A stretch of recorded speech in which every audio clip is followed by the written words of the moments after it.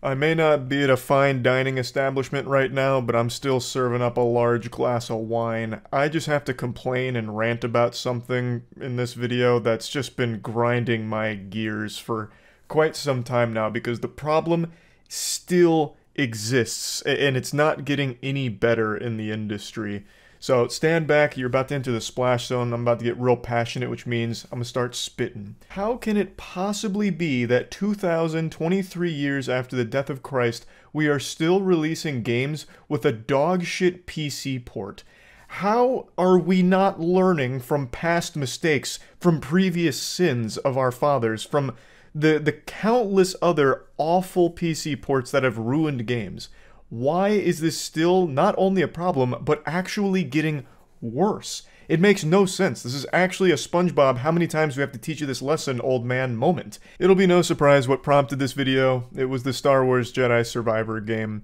I'm sure all of you have read the headlines and seen the reviews about how awful the performance is on pretty much every platform, but most notably PC. Unforgivably bad on PC for most people. Now, I'm currently playing it on PC, and not only was installing it an unbelievable headache because we've entered the age where no one gives a fuck about actual optimization at all, so it was a 128 gigabyte download, and then after that was finished, I got fucking slapped, double-fisted with the 129 gigabytes of unpacking that needed to come after the 128 gigabyte download. For that fucking file size, I felt like I was downloading another human being onto my computer. Shit had me installing an entire new solar system onto my SSD. I feel bad for anyone, like my heart is breaking for anyone that doesn't have like top-of-the-line internet because this probably still isn't even done downloading for you on PC right now. You probably still have another week or two on that, baby. You gotta let that shit cook, because it is rough. They don't bother compressing things anymore, I guess, and they just let it take up as much space as possible, as if it's some kind of, like, achievement if they take up, like, fucking 140 gigabytes or whatever. It's ridiculous. But that's not even the big point here. So on PC, and pretty much everywhere else, you will probably not be getting 60 frames per second. And I know, oh, entitled gamers wanting 60 frames, oh, that's so goofy. Well, bah humbug to you as well, Ebenezer Scrooge.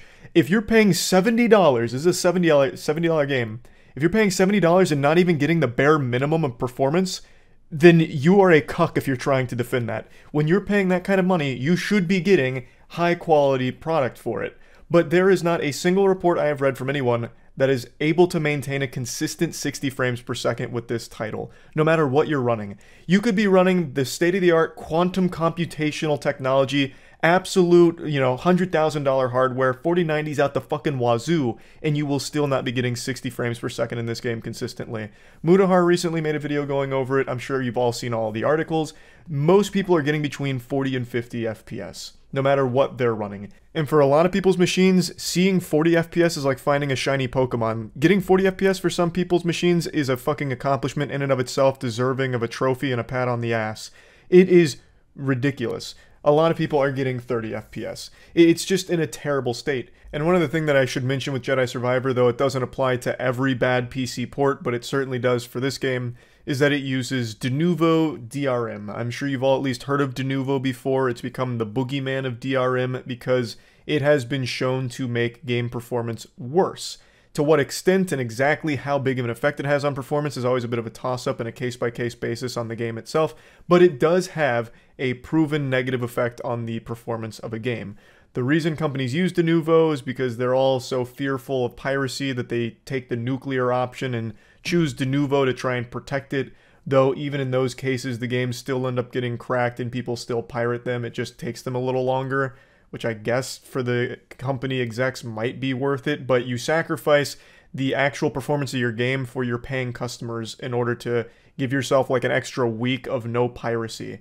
But what ends up happening, and I'm getting a little sidetracked here because this is a little off the path that I wanted to talk about with just bad PC ports in general, but Denuvo in particular, what ends up happening is when a game has this and a normal person buys the game, like me, I buy the game, I'm subject to that Denuvo DRM.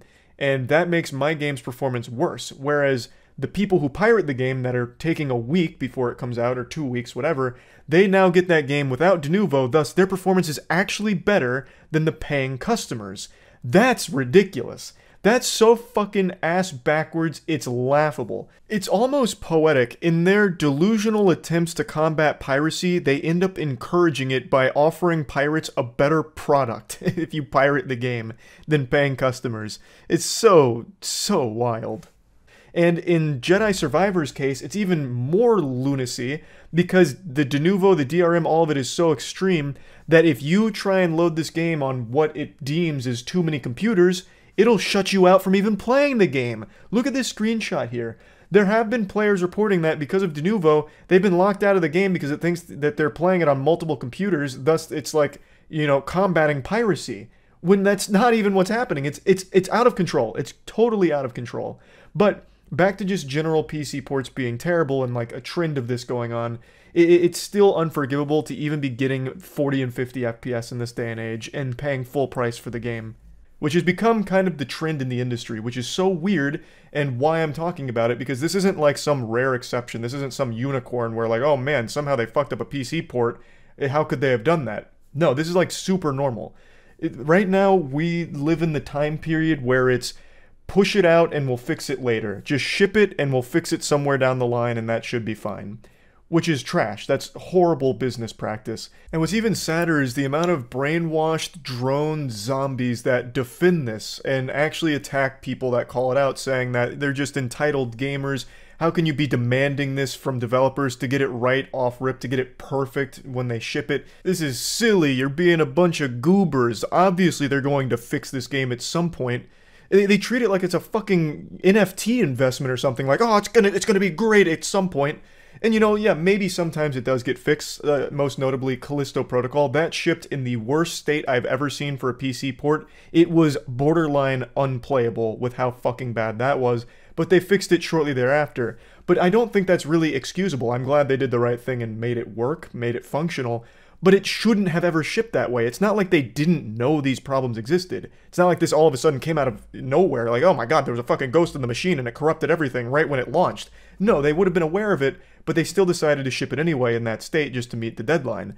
I'm glad it got fixed, but it doesn't change any of the damage done to the initial buyers here, and it ruined the reputation of that game forever. Completely fucking tarnished it, wiped their ass with it. And right now that's happening with Star Wars Jedi Survivor. A game, when it launches, should be in a good state. Bugs, of course, are always going to be there. I never really hold bugs against a company too harsh unless they're obviously game-breaking and like maybe there's an incredible amount of them. But I understand bugs are always going to be present. There are just some things that you can't always get in QA testing. But just performance problems like never getting 60 FPS, constant stuttering, those kind of things, you know they're there when the game's about to ship.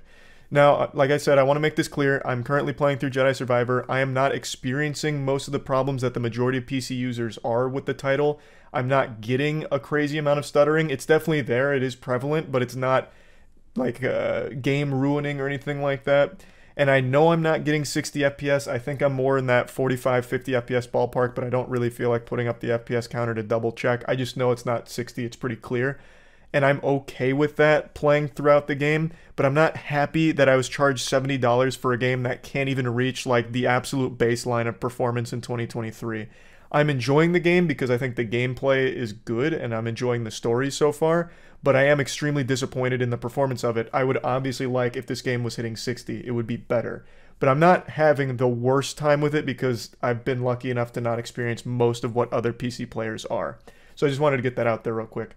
But anyway, Jedi Survivor developers, they put out a statement today on Twitter, and I want to kind of go over that as well real quick. We are aware Star Wars Jedi Survivor isn't performing to our standards for a percentage of our PC players, in particular those with high-end machines or certain specific configurations. Within the first sentence here, just a full poopy diaper on display. It's not a percentage of PC players, it's all of them, whether it's high-end machine or not. Also, it's not performing up to the standards that you'd expect in 2023 for consoles either.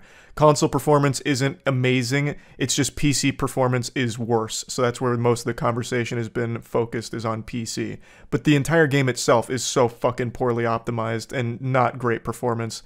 While there's no single comprehensive solution for PC performance, the team has been working on these fixes we believe will improve performance across a spectrum of configurations. We're committed to fixing these issues as soon as possible, but each patch requires significant testing to ensure we don't introduce new problems. Thanks for understanding and apologies to any of our players experiencing these issues. We will continue to monitor performance across all platforms and share update timing as soon as it is available. Star Wars Jedi Team. So this is baloney. We're looking at an actual load of horseradish here. These aren't problems that were brand new once the game shipped. They would have been aware of these. But because of the higher-ups at the company, I imagine suffocating, you know, fucking strangling them like Bart Simpson's neck, making sure that they're going to be on time for the deadline, they forced the game to come out as scheduled, as slated, which didn't give them the optimal time to refine the performance problems. Thus, now they're going to have to play catch-up and be eating shit publicly for this in the meantime. And even after they fix it, they will still eat shit for releasing a game that was poorly optimized with terrible performance. It's just a lose-lose. Like, the only benefit here is to the higher-ups at their bottom line, like, oh, look at all these day one sales. But then there's going to be a drastic drop-off because of all the negative press, because everyone's talking about how fucking awful the game is because of the performance. No one's talking about the game being good right now. And the game is good. I'm having a great time with it. The gameplay is fucking fantastic. Like, I actually think I'm enjoying the gameplay more than in Fallen Order. But no one's talking about that because everyone's focused on how awful the game performs. That takes precedent over a good game. If you release a game that is shittily made, right, if it doesn't run well, that's all people are going to focus on. For obvious reason. I will just never understand this like speed run to get games out no matter the cost. Come hell or high water, this game's going out there even if we left in all kinds of game breaking problems. Who gives a fuck as long as it's out there in the wild? That's what matters. It's dumb. You would stand to gain far more from a good PC port and a well optimized game. I can't wrap my head around it. I understand that there's so much bureaucracy to it now that maybe it's just totally out of the hands of the developers and really just in the hands of the suits that force it. So there's only so much they can do. I really do think that's probably a large part of it. It's not like the developers want to release a game that they know is in a bad state because they're the ones that catch the most flack for it. I mean, that's just the way it is. So I'm sure they don't like it either. It's just such a shame that this keeps happening with good games. It is very rare to have a good PC port these days, which is crazy to me. I feel like we should have learned from the past, where when you have a good PC port, everybody wins. You get more customers, it has a long life now on the PC as well. It just, everyone wins when you make a good PC port to a game. I just don't understand why it continues to be an issue. Fucking Last of Us, the PC port they released, is a joke. Like, it just continues to happen. Why? I really don't understand why there is not any amount of care given to these PC performances for their games, when there is really only upsides to it. I just wanted to rant about this because obviously I play most of my games on PC. I do still console game occasionally, but it's pretty rare. Almost everything now I do is on PC. So it just always hurts to have such a shitty experience for these good games because they didn't bother to put any amount of polish on the PC port. So I just wanted to rant about that, and that's about it. See ya. I'm not the tallest man in the world. I'm far from the smartest man in the world. I'm not the most athletic man in the world. But you know what I am? A Walmart shopper. For a long time, I've always sung the praises of Walmart. If you tallied up every store I've ever visited, Walmart would be #1 by an overwhelmingly large margin. I've spent more time at Walmart than I have in my own house, probably. Everything I've ever needed or wanted, I'd always immediately resort to Walmart to find it. It was like this repository of everything humanity's ever created for a really good price. I'd get things from Yu-Gi-Oh cards to groceries to a little freeze beam wart remover, which never got cold enough to actually freeze off the wart. It was like putting an ice cube on the wart, so it never actually solved any problems, but I didn't blame Walmart for it. They just put it on the shelves and I was the stupid idiot that trusted it would work. That's not on them, that's on me. The point I'm making is I've always been a loyal Walmart enthusiast. I've always felt a special bond between myself and that location. So you can imagine my sense of betrayal when I learn that right now they're peddling bootleg versions of my merch. A dagger to my heart to see my beloved Walmart housing such evilness. Now, of course, this isn't a serious situation by any means. It's pretty goofy. I just wanted to talk about it a bit because I found it pretty interesting. I'm not surprised that knockoff versions of YouTuber merch exist. That's been something that's been around since the dawn of time. on like Etsy, Redbubble, AliExpress, like every single site where you can pretty much upload whatever you want. But what was surprising is that it was on Walmart, because for me, I thought there was like a vetting protocol for Walmart, because you always hear about how like big it is when something gets into a Walmart, like the process of getting there. Like when pink sauce ended up on the Walmart shelves, that had me and everyone else going, goodness gracious, how is such a thing possible? And then they always talk about like the year-long battle with Walmart to convince them to put it in the stores and shit like that. So I've just always had this impression that getting into Walmart is no easy task at all, with a lot of hurdles you have to overcome. But then my very understanding of how it works was shaken when I saw that bootleg moist merch is already there. Now, I don't think it's in physical locations or anything like that. I haven't seen any physical evidence that it exists there. I think it's only on their website, which I guess is a whole different kind of beast that I was just blind to. Ignorance is bliss, and I was living in a fantasy world where the Walmart website was just an extension of the Walmart store catalog. But I guess that's not the case. It seems like you can go on there and pretty much put up anything for sale, no matter what or who you are. I guess all you have to do is click a captcha saying I'm not a robot, and then you can immediately start selling shit through Walmart. I really don't understand exactly how it works, but I just want to show you what's going on at the moment. Also, one thing I've learned from all this is that since all of it's on Walmart's website, and that's such a powerhouse of a company, it's actually the first thing that comes up when you search for my merch. Google prioritizes the Walmart version over my official website, moistglobal.com. So when you look for like Moist Global merch, Moist Esports merch, Moist merch, whatever, the very first thing that comes up, like buy it now, is all of the Walmart knockoff versions of it. So I have to compete with the guy who's like hot pressing this in his fucking living room and using a Sharpie to write Moist on some shit and claiming that it's mine. It's actually beating out my actual site because it's on Walmart. This is kind of interesting, actually. Walmart is selling knockoff Moist Global merch. At least I think it's knockoff. I think it's third-party produced Moist Global merch.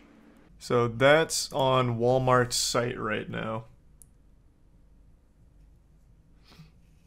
So they've got a knockoff Moist hoodie and Moist Esports hoodie. I'm pretty sure they're not actually from us, because there's a couple things that are way fucking off about it. For example, these are completely different, and the coloration is also super washed out here. Same with this. So I'm assuming what they've done is they've taken the Moist Global designs and offloaded it to some complete podunk stinky facility to churn out like cardboard versions of it and sell for 30 bucks on Walmart.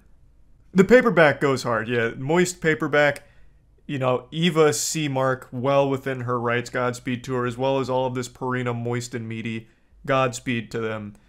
But this asshole, hold on, what was his name again? It's one person doing it. The seller is literally just random characters. It's not even a real person's like brand or name, and it's only knockoff merch that they're selling through Walmart. Does anyone know how Walmart works? Can you just put anything up there? Just like this giant cum dumpster of whatever? Walmart online is like Amazon online. Okay. Best Buy used to have the same thing, marketplace like Amazon for lots of stuff not sold in stores. I thought you still had to be a verified seller to sell through Best Buy, for instance. Is that not the case for Walmart? You can just fire this shit up as Bubba Long Johnson and just put up anything? This is Resub Hunter and Ostiago. That's news to me. I thought you still had to be a verified seller. So this actually comes up when you look for Moist Esports or Moist Global merch. Well, the Walmart SEO on, yeah, that's what it is, right? SEO on Google is so high. I guess if they have any kind of product related to what you're searching, it'll be on top. That's a little unfortunate then if it's actually above our actual site. No, this isn't a resell, it's a knockoff. So it's not the same thing. Plus, another thing, all of ours has little water droplets in the back. Every single one of them. It's part of the brand. So it's just the cheapest thing they could make and then slap on something comparable. I also imagine this will feel like sandpaper on your skin. It'll be like a little acid touching you. So the Walmart results show up first before Moist Global for everyone. You're first on Bing. I can't believe Bing even still functions. That's news to me. Who's surprised it's Walmart? Well, I'm surprised because I thought you had to be a verified seller to sell through their site. That's all. That's why it caught me off guard. I didn't know you could sell bootleg merch, which is the whole brand here, or the whole account here. It's a random assortment of characters that just sells knockoff merch. So, for example, Takeoff Migos merch airplane hoodies, Juice World, Tyler the Creator, Aaron Carter, Harry Styles, even Cyberpunk Edge Runner. They took all of that. So I'm guessing this is probably a small company that has some access to a facility where they can just print on demand and bootleg knock off all of this, like all of these brands and people. Oh, I'm sure there's ways of reporting it. That's not what I'm saying. I'm not saying it's like hopeless. Like, holy fuck, we're finished. We're gonna be run out of business by SLZZBBB44451. Fucking Star Wars droid. Like, I'm sure you can probably have like some kind of form to submit that they have to take the shit down. I'm just saying that this was a pretty shocking thing to learn. I'm sure all of you know that Dr. Disrespect has been working on a game for quite some time right now. And that's pretty exciting, until I feed you the poison here. I'm about to roofie your drink with this one. It's not just a game, it's a crypto-based game. It has a very strong NFT component to it. In fact, it seems like NFTs are the focal point of the game. That's the #1 thing they've been mentioning in regards to this project. So it's a play-to-earn experience, and these buzzwords, NFT, play-to-earn, crypto, are beyond detrimental to the hype of any project in 2023. People run away faster when they hear NFT than if they had heard someone shout bomb in an airport. It is a very negative implication when that word's tossed around because it's become so synonymous with scams and people losing their money or getting deceived by NFTs in the crypto space.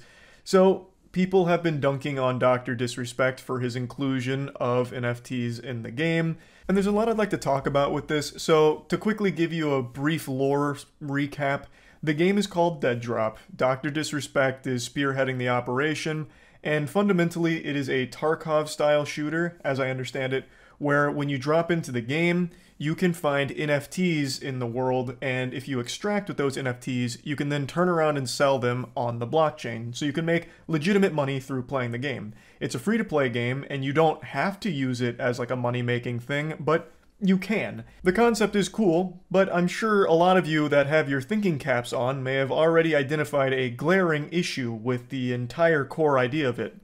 But before really diving into the meat of it, I'd like to at least say, I always appreciate and applaud creators who go into different areas and try and create bigger things and make wild content, big projects. I always think that's great. And I'll shamelessly plug real quick, speaking of creators doing bigger projects, Godslap, issue 3's out right now. Issue 3 just dropped, baby. It's available at godslapbook.com. Also, issue 1 and 2 are of course still for sale there, and we got the 2 variant covers for issue 3 as well.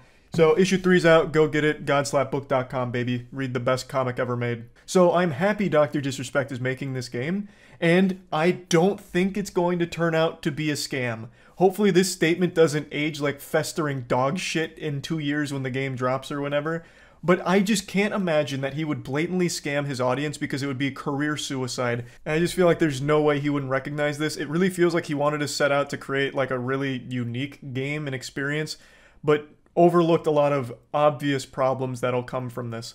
So let's talk about it. He posted this tweet a couple days ago. Imagine trying to extract with an item you discovered worth $100,000 on the chain. Think about the entertainment value as a viewer, let alone player. A new PvP experience is upon us. The concept of digital collectibles in an online game is so exciting to me, especially an extraction type of game. People saying scam and are just brain-dead headline followers. Same people that spend a ton on skins for an annual release game. Same skins everyone has too. Now, let's really peel apart this onion here. You've got to be huffing a fucking unreal amount of shungite to think for even 1 second with $100,000 on the line in your game that people won't cheat. cheating is going to be a full-time occupation. It will become a real job to cheat in his game if there are items worth up to $100,000. Even if the items only go up to like $500, it'd be stupid not to cheat. You get cheats for fucking $10 and then try and steal items off players that are worth hundreds. It's a no-brainer. And in the crypto space, this is very common with something like Axie Infinity. Axie Infinity is a play-to-earn crypto game where the more you play, the more money you can earn. And do you know what's happened? It's become an absolute goddamn fucking disgusting, yucky cesspool of cheating, exploitation. There is an entire market for people paying less than a minimum wage overseas to have workers full-time grind Axie Infinity for them so they can make money off of it through the game. And not only that, they had this big hack where they lost $600 million. I'm going to say hack in air quotes here. I'm using that term real loosey-goosey because it's a very shady situation. They just so happen to get hacked and lose $600 million in the process. So more like Haxie Infinity, am I right? And this is a game worth billions. Meanwhile, Dr. Disrespect does not have billions behind his game. So how the fuck is he going to prevent something like that from happening in his? The point is, in the play-to-earn space, there is a lot of bad actors. In fact, there aren't any normal players left, really, for like Axie Infinity, for example. I'm sure there's like a couple pockets, a couple of holdouts, people playing for fun, but it's very rare. It is mainly just this stinky vehicle for exploitation and making money off the play-to-earn model with as little effort as possible. It's pretty gross. So that is absolutely going to be the case in Dr. Disrespect's game, where the only people playing are going to be the ones exploiting it for money-making purposes. Dr. Disrespect seems to believe that because it's free to play, and will hopefully be fun to play, it'll incentivize players to hop in the crucible with their boys, normal gamers like you and me, red-blooded, Gabe Newell worshiping gamers. They're going to be the ones playing my game, not these cheaters and these people looking to abuse our system. When that's just absolute wishful thinking, that is a pipe dream. You have to be Kegeling Shungite to really think that's going to be the core player base for a project like this. With a $100,000 fucking golden snitch on the line, $100,000 real world schmeckles, do you really think that Darren and the boys on the JV football squad are going to be hopping in to try and duke it out on the battleground to fight for that legitimately with honor? Absolutely not. It is going to be cheaters. And since it's an extraction type game, if the normal players happen to be the one to find the item, the cheaters are going to be the one to come around, kill them, and take the item and then extract before you ever even have a chance to fight back or do anything about it. And since it's on the blockchain, it's immutable. You can't really uncheat it. You can't funge the unfungible, goddammit. The non-fungible will stay non-funged. Like, it's a problem that you won't have a solution to. There isn't a single AAA gaming developer out there right now that has solved cheating. Every single developer has cheaters. Billions and billions of dollars go into anti-cheating and to prevent cheaters because it ruins communities and it ruins the longevity of a game. If there's a lot of cheaters, people will stop playing the game because the cheaters push them out. No one's been able to solve that issue. What chance does Dr. Disrespect Studio have of making sure no cheaters exist here? And with this kind of money on the line, can you imagine the frustration, the misery, and the unbearable sinking feeling of finding an expensive item only to have it taken from you by someone that's playing unfair? It's an experience that is going to be completely new here. He's not wrong. This will be a new PvP experience, but it's the worst possible one because you won't be able to combat cheaters. It just can't happen. People are cheating all the time in every game where it doesn't even matter. Games that don't even have like a ranking system or a leaderboard or anything, people still cheat in. Can you imagine how many people are going to cheat in a game where you're literally incentivized to do so monetarily? It's going to be non-stop. You won't have normal players because they're going to be pushed out by the bad actors that are playing the game for nefarious purposes and just greed, playing it to make that money, so they're doing everything possible to cheat and get those items to sell for money. Now let's take for example a game like Counter-Strike, where you can make like an actual full-time living through selling skins in that game. But the difference is, you're not actually earning the skins in-game. You're not competing over the same skin in a match, right? So you're not having to worry about cheaters, which there are a ton of cheaters in Counter-Strike, obviously, but they're not cheating in order to get skins through playing the game. Whereas here, the thing you're competing for is literally real-world money. So it's completely different. The way you make money in Counter-Strike is you're getting cases, you're getting keys, and you're hoping that you get good rolls on your skin, or you're doing some other shady shit under the table for skins, but you're never actually earning them in the game itself through playing against other players, whereas here, you're going head-to-head for those NFTs that are worth the money. It's a completely different landscape. And when asked why he's chosen to have it be blockchain-stored digital items as opposed to a server-side storage like CSGO, he replied saying that he likes the idea of having the digital collectibles have functionality in a different game that comes out 7 years later. That is a cool idea, long-term functionality of the things that you've collected, albeit it is a little unrealistic to assume that whatever you collect in Dead Drop right now will somehow still be able to be implemented in future projects without knowing what those projects are. The developers are going to have to program those things in. It's not just going to be able to slide over. Like, let's say you collect a gun in Dead Drop 2, or in Dead Drop, but the next game they make is a fucking hack-and-slash folk rhythm game. How the fuck is that gun that you've collected in Dead Drop going to somehow make its way into that game? They need to program it, right? That's a lot of development heavy lifting to implement 7-year-old items into a modern game that they're working on that there's really no crossover and probably no actual usage for. But it is a cool idea, and let's say they do decide that it's worth that time investment. This is an idea that can completely work without the blockchain entirely. We'll use Counter-Strike as another easy example. If I wanted my CSGO skins to translate over to CSGO 2 that comes out 7 years from now or whatever, they can deem it worth it to program a way of having those skins be in CSGO 2. It would just take development effort, just like it would in the NFT example. Like, the blockchain just provides the receipts to verify who owns what, but you can verify that outside of the blockchain too. You'd verify my CSGO skins right now for CSGO 2, be like, okay, he owns this, this, and this, and here's what we've done to program them into CSGO 2. Like, you don't need it to be NFTs. It can exist without it. Overall, I don't think this game is a designed scam. This isn't Dr. Disrespect trying to fuck his audience or anything. I really think he wanted to create something special and very ambitious. And he liked the idea, as most people would, of being able to play a game and make a living through playing that game. Like, who doesn't love that as a concept? But all of this assumes that everyone's going to be playing fair, and when it comes to money, when you're putting monetary value on the hours you play that game and the items you find, people are going to take the easiest path to get that money. And it'd be stupid not to, honestly, with $100,000 on the line for some of these items, apparently. Everyone is going to be trying to cheat to get those items. No one's going to be trying to play legitimately to obtain that level of wealth. And I don't blame them for wanting to cheat for that. That's a life-changing amount of money in this game. But yeah, anyway, I just wanted to talk about this a little bit because it's clearly a huge issue with the project entirely. And I haven't seen a great explanation for how they plan on combating the cheating that would come from all of this. So it seems like an impossible task to ensure no cheaters exist in a game like this. But anyway, that's really about it. See ya.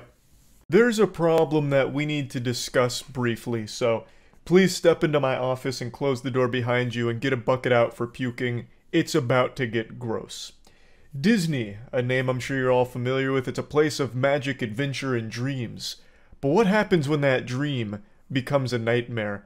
And I'm talking about a sleep paralysis demon that's recently been paying Epcot a visit. And more specifically, Remy's Ratatouille ride at Epcot. Remy's Ratatouille has become less of a ride and more... Hello, Io. She heard Ratatouille and, you know, sprung into action. She's a huge fan. But yeah, anyway, I don't know what it is about Remy's Ratatouille, but they are summoning the pervert devil. It's like a full-blown exorcism, but instead of dumping out ectoplasm and a haunted spirit, it's actually dumping out cum. There have been 2 separate instances of park guests going to the Remy's Ratatouille ride and exposing their penis. One of them was actually wanted for other sexual pest degeneracy crimes and was caught on Remy's Ratatouille smoking, watching porn, and masturbating, even finishing a full-blown climax and just dumped his DNA all over the Ratmobile. So he literally turned it into just a fucking cum dumpster. And then the following day, another park guest was getting trespassed outside of the Remy's Ratatouille ride. And during this situation with the park authorities, the guy just dropped trouser exposing his penis to the public, as if he was doing a show and tell on cock. Both of these cases happened only a few weeks ago, so Lord only knows where we could be in another month if this continues, if it becomes some kind of trend. You know, maybe this is the curse of Remy's Ratatouille.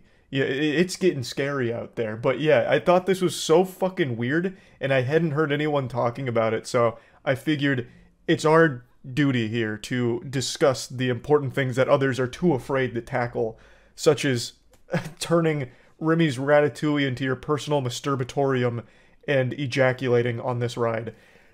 It's a fucking ride made for children at a Disney park. It doesn't get more degenerate than that. It's unbelievably fucking disgusting.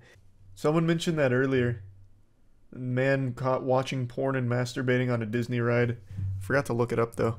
New Jersey man caught smoking and watching porn on Remy's Ratatouille adventure in Epcot. That'll get you every time. I don't even know why they bothered to include smoking. That's like the least startling news here. Robert Fitzpatrick was arrested and charged with a misdemeanor charge of exposing his sex organs. That sounded like straight out of biology class. Was there no one else on the ride? There are warrants for Fitzpatrick's arrest for sex crimes in California and New Jersey. Further details on those out-of-state charges were not included. Disney cast members were first leery of Fitzpatrick when he wanted to sit alone in a rat or ride cart on March 29th. Generally, guests share the cart with other people. It was suspicious that the guest was in the cart alone. Why though? Why would you ever want to do that? Is it the ride that brought it out of him, or just like that? It's not even like exhibitionist. It's like literally alone masturbating in a weird location. Several cast members monitoring the attraction and surveillance room saw Fitzpatrick smoke and touch himself. Twice they stopped the attraction and made a loudspeaker announcement that smoking was not permitted. They should have just called him out by name, like, Ryan, put out the stogie and put your dick back in your pants, please. Just ruin the magic for a moment. Ride continued on, and Fitzpatrick began looking at porn on his cell phone and put his hand down his pants. Fitzpatrick then pulled his penis out in the open and continued masturbating inside the ride cart. One cast member said he ejaculated before leaving the ride vehicle. Holy shit.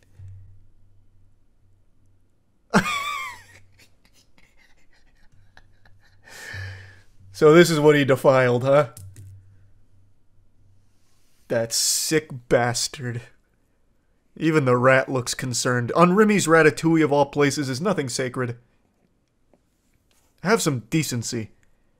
Take that elsewhere. Take that to Dueling Dragons, but not Remy's Ratatouille. Please. The rat is pregnant now. I know. And they're gonna have to retire the vehicle. Or rather, they should. At that point, that it's gone through too much already. Don't subject anyone else to the horror. Like, yeah, you can clean the cum, but the cum never fully leaves. The memories last forever. Just get rid of the cart, like a jersey, like a jersey number. Just retire it. Should be noted that although Robert was alone inside the cart has vents open to the public and is constantly being recorded while the ride is in motion. I haven't been on Remy's Ratatouille, but is this not a ride that, like, turns the carts around? Because I remember in a lot of these, like, I don't know, what do they call them? Like, slow movers?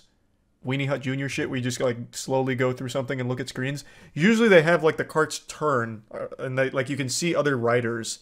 Is that not the case for Remy's Ratatouille? Because I feel like at that case, there's a lot of families that got a lot more than they bargained for out of this show. It's trackless. So it does turn. I can already imagine, like, the parents, like, shielding their eyes. Oh, Jesus Christ! No, he's also got a chef in his pants, and he's cooking over there. Please, God. No. Oh, my Lord. The following day, Disney and law enforcement dealt with a second incident at Epcot where another man was arrested for exposing himself. There's an outbreak. There's a plague sweeping through Epcot right now. Good Lord. Man, Remy's Ratatouille just really gets the juices flowing.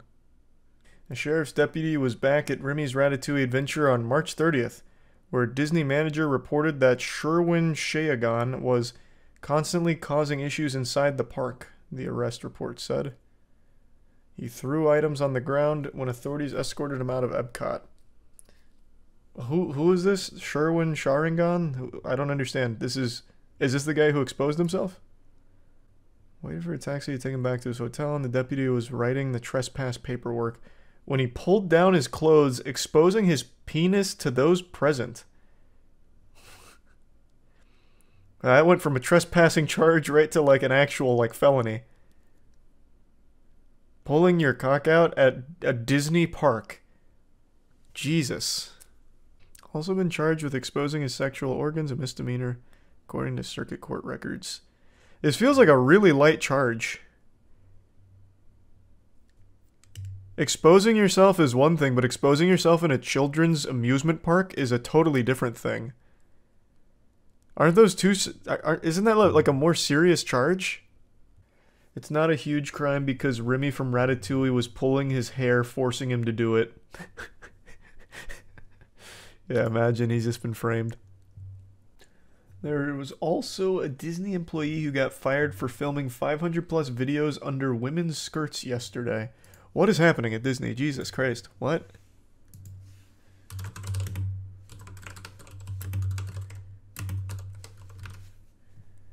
Disney employee accused of taking videos of park guests' dresses and skirts for years is fired and arrested. Man, there is no magic left at Disney. Just terror. Authorities responded to Disney Hollywood Studios March 31st after an employee was witnessed recording an upskirt video of a female guest at the Star Wars retail store, according to an affidavit. Jorge Diaz, 26, told authorities in an interview that he had been taking videos of dresses and skirts of unknown females in Disney World theme parks for approximately 6 years. The man just openly admits it.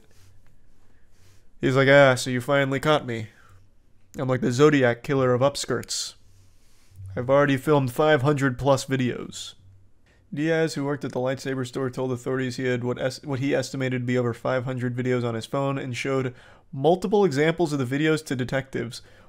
This guy, like, seems very proud. Like, happy he got caught. You guys finally got me. This is great news. Here, come check my camera roll. Look at these. He told the detectives he took the videos because it's hard to find them online and they bring him sexual gratification. Jesus fucking Christ, man.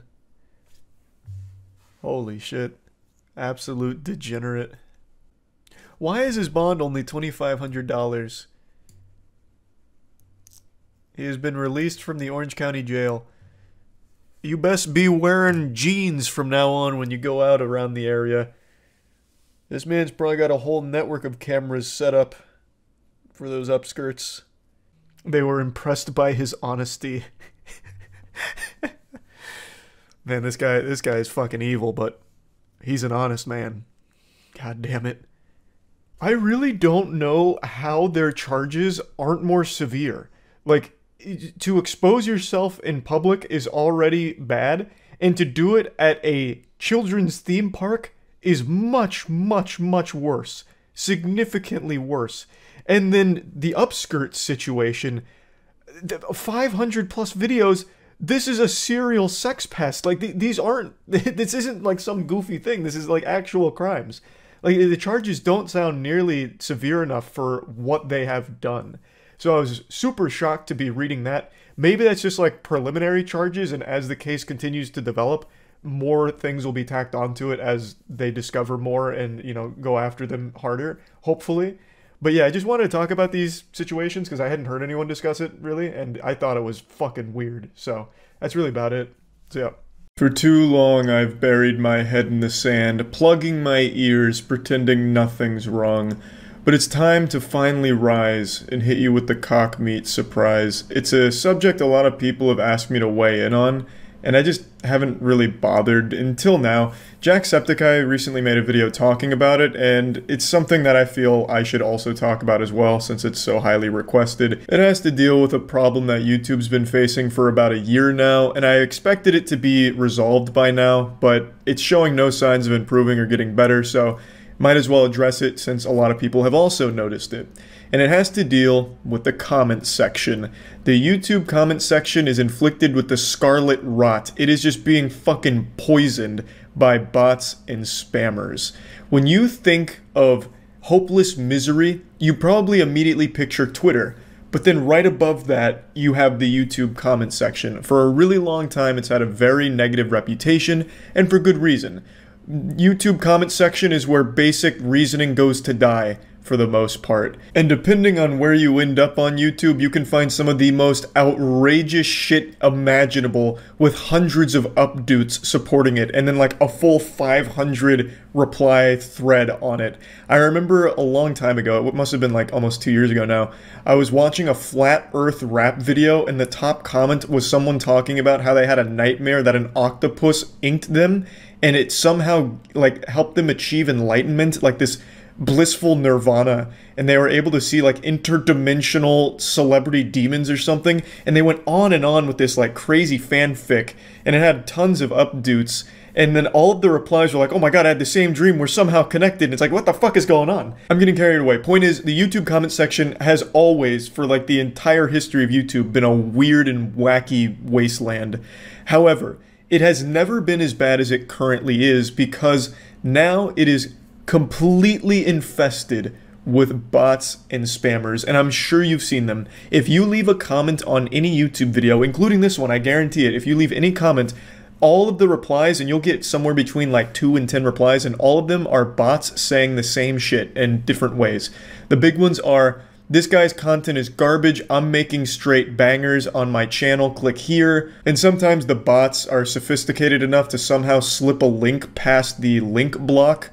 So they'll sometimes just drop a link to something, whether it's a YouTube video or a website, be like, this video is super sucky, this is a stinker-rooney on the highest level, look at this link, this video is amazing, or I just found this guy's chat logs on this website, click here to look at it, I've been crying all day after reading it. And if you make the mistake of clicking on any of these channels or clicking these links, you'll find that on the channels there's no videos.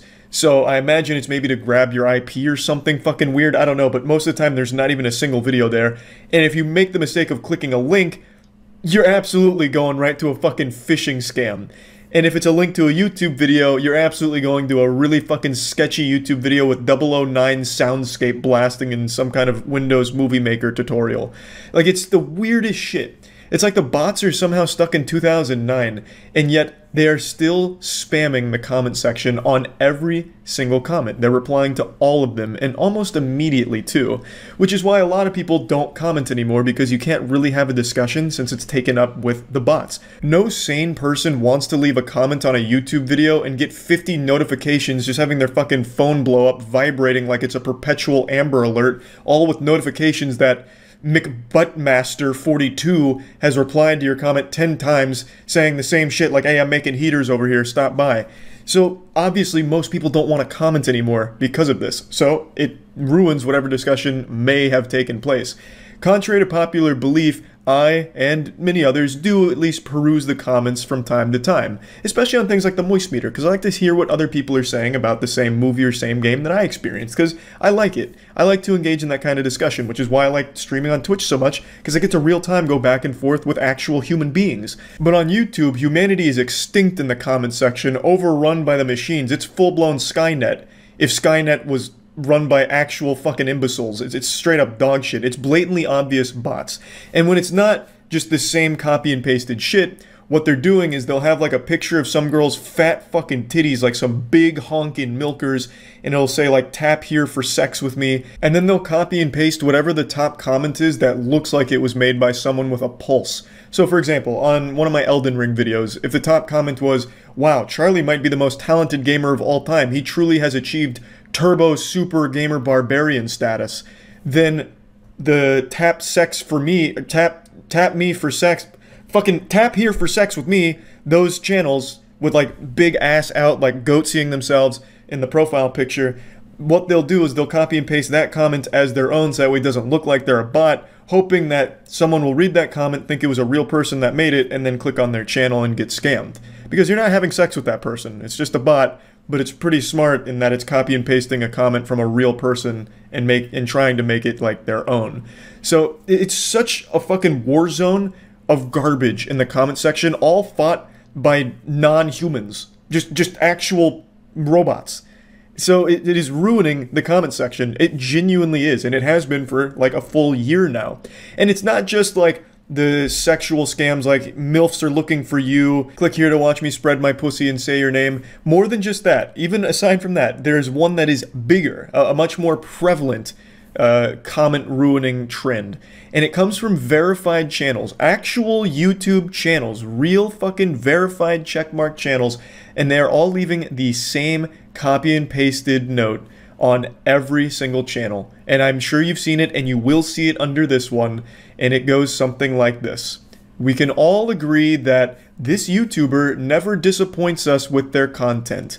And it usually has like a lot of, thumbs up, the updates off the charts, because it seems like a positive statement, and it's coming from a verified channel, so people that are human beings are most likely just clicking the up dude on that, and they'll say like, oh yeah, that was sweet, agreed, super sweet, this YouTuber's amazing.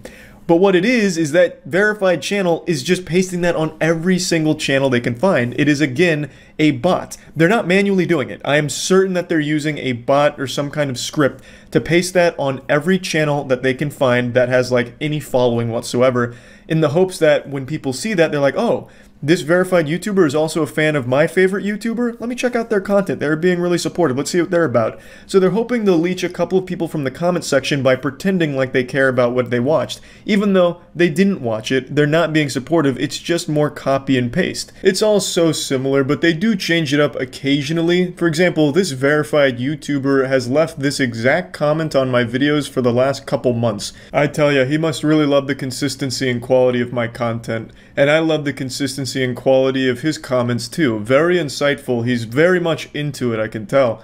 So like I said, it's a ton of variations, but they're all saying the same shit, and it's copy and pasted everywhere on the platform. We can all agree legendary creators like this make our days. We can all come to an agreement here that fucking epic YouTubers like this make our dicks rock fucking hard, baby. Make sure to click my channel. I'm verified. Check it out. Don't forget. It's disgusting. It's shameless. And I can't imagine it even works, because when you go to their channels, and I have made the mistake of checking it out, they only get like maybe 10 views on the videos. Like I don't want to give any of the channels away here because they're looking for attention, obviously, but one of them had like 500,000 subs and all of their videos had less than 200 views. So either this YouTuber fell off harder than Simba's dad in The Lion King, or it's a bot. Fake. And their subscribers are not humans. They just paid for it, and they're all bots, not a legitimate account. Now, there's really nothing to do as the YouTuber here to combat this phenomenon happening in the comment section. You can set like blocks on certain phrases, words, links, and all that, but they somehow always find a way to get around it. Just like Jacksepticeye mentioned, they'll change certain phrases, they'll change a couple of things, and somehow it just slips on by again. There's just no way to really stop it. It'd have to come from YouTube's end to verify whether or not the account posted in the comment is a legitimate account or a bot. And I don't have like the real solution here. I don't have the answers. I just wanted to talk about the problem. There is no solution at the moment, but I would love if the comment section could actually be going back to human beings discussing things and human beings embarrassing themselves instead of robots doing it and trying to scam each other. So yeah, I just wanted to talk about this since Jacksepticeye brought it up, and a lot of people have noticed it in my comment section as well and have been asking me about it to do something. There's not a whole lot I can do. This would have to come from YouTube's end as a platform-wide change in how they identify what are and are not bots. That's like the only way to stop it, and I don't know if that's coming anytime soon. I don't even know how they do it if they tried, but I just wanted to at least bring it to your attention and let you all know that yes, I see what's going on too, and I'm also not happy about it. So yeah, that's about it. See ya. Yesterday, a very popular YouTuber named Corey Kinshin posted an absolute bombshell of a video accusing YouTube of some awful things and explained the whole situation that led to the claims, and he does not hold back. The gloves were off and the chef's hat was on because he just started cooking their ass. Now, of course, it's not unusual for a YouTuber to make a video criticizing the platform. It happens every day because YouTube is a company that very, very rarely gets anything right. So it's constantly catching more shit than a Walmart toilet, and rightfully so. But even with hourly uploads of everything wrong with YouTube, the problems that Corey Kinshin highlights are some that I haven't ever really even seen discussed before. The video's titled YouTube Racism and Favoritism, and it was actually the #1 trending video all day yesterday, and right now it's the #2, which means this is the front page of YouTube. This is the #1 video on YouTube, so I bet they're thrilled about that. Corey Kinshin has over 14 million subscribers, so this is a video that carries a lot of weight. You guys either play favorites, you are racist, or it's a mix of the two. These are the three options, YouTube. It's a pretty aggressive intro, but he is rightfully upset about unfair treatment he's been experiencing. So, after going through what he's gone through, he believes that there's only really 3 possible conclusions to draw from it, where it's either YouTube policy team playing favorites, members of the policy team being racist, or some combination of the two. Now, before getting into the specifics of the situation, I'd like to say I think most people have been aware of favoritism on YouTube for quite a while. You know, it's not exactly like the Krabby Patty secret formula. It's not hush hush. I think everyone has recognized that there is some level of favoritism on the platform. I mean, there's even that viral video from a few years ago where the CEO of YouTube said to Juice WRLD that they need to pump his numbers up, which indicates artificial growth. It means that they have at least some capability of boosting channels, whether that's through the algorithm and pushing it to more people, or just inflating it themselves for channels they deem worthwhile and good for business, and the inverse is likely true where they can hide channels they think are problematic and bad for business. So favoritism is something that people have been loosely aware of for a long time, and also when it comes to, you know, mainstream media sources, like late night show hosts have much more leeway than an average YouTuber. They can say and do a lot of things that get normal YouTubers demonetized or age restricted or straight up striked. And that doesn't apply to the big boys in the scene. So favoritism is something I think most people know exists on YouTube. That's not like a conspiracy theory. However, the claims that Corey is about to make against the YouTube policy team in regards to racism are pretty interesting. August 18th, I uploaded The Mortuary Assistant. A lot of you would know it got age restricted. I saw that all these other YouTubers were playing The Mortuary Assistant and only my video seemed to be age restricted. So I appealed the restriction. Hey guys, I'm not sure why mine got age restricted. Could you look into this? Appeal rejected. This isn't the whole situation, it's just the beginning. I already want to talk about something in particular though, the appeal system. Corey mentions that after appealing, he was denied, rejected pretty quickly. That's the norm. I can count on one hand the amount of times I've ever even heard about an appeal being overturned. That just never happens. The only time an appeal doesn't lead to rejection is when you make a trending hashtag about it on Twitter. You make a big hoopla on Twitter and then YouTube will go to your appeal and, you know, make it in your favor. But if you don't do that, if you don't stir up a shitstorm and start throwing sand in YouTube's face on Twitter, they won't bother. I'm very confident that there is no human being in the review process for appeals. In fact, I would wager my anal virginity that there is no human being that looks at appeals. And if I'm wrong, then I fully invite the YouTube policy head to come raw dog me.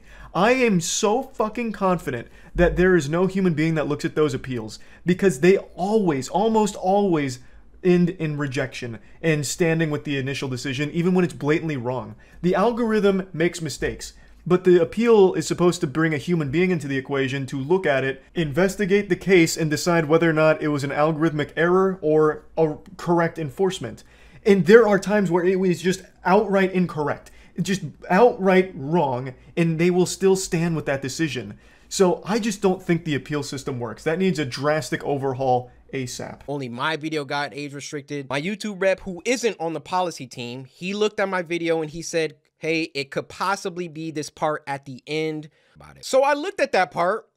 The first thing I did was try to find other YouTubers who had that part, or at least a part similar. So I go to Markiplier's Mortuary Assistant Part 3, and he had the same situation going on, and his video wasn't age restricted. Corey explains that after the appeal was rejected, he talked to his YouTube rep who speculated as to why they decided to enforce the age restriction, and he highlighted a potential problem with the ending of the game that was in his video.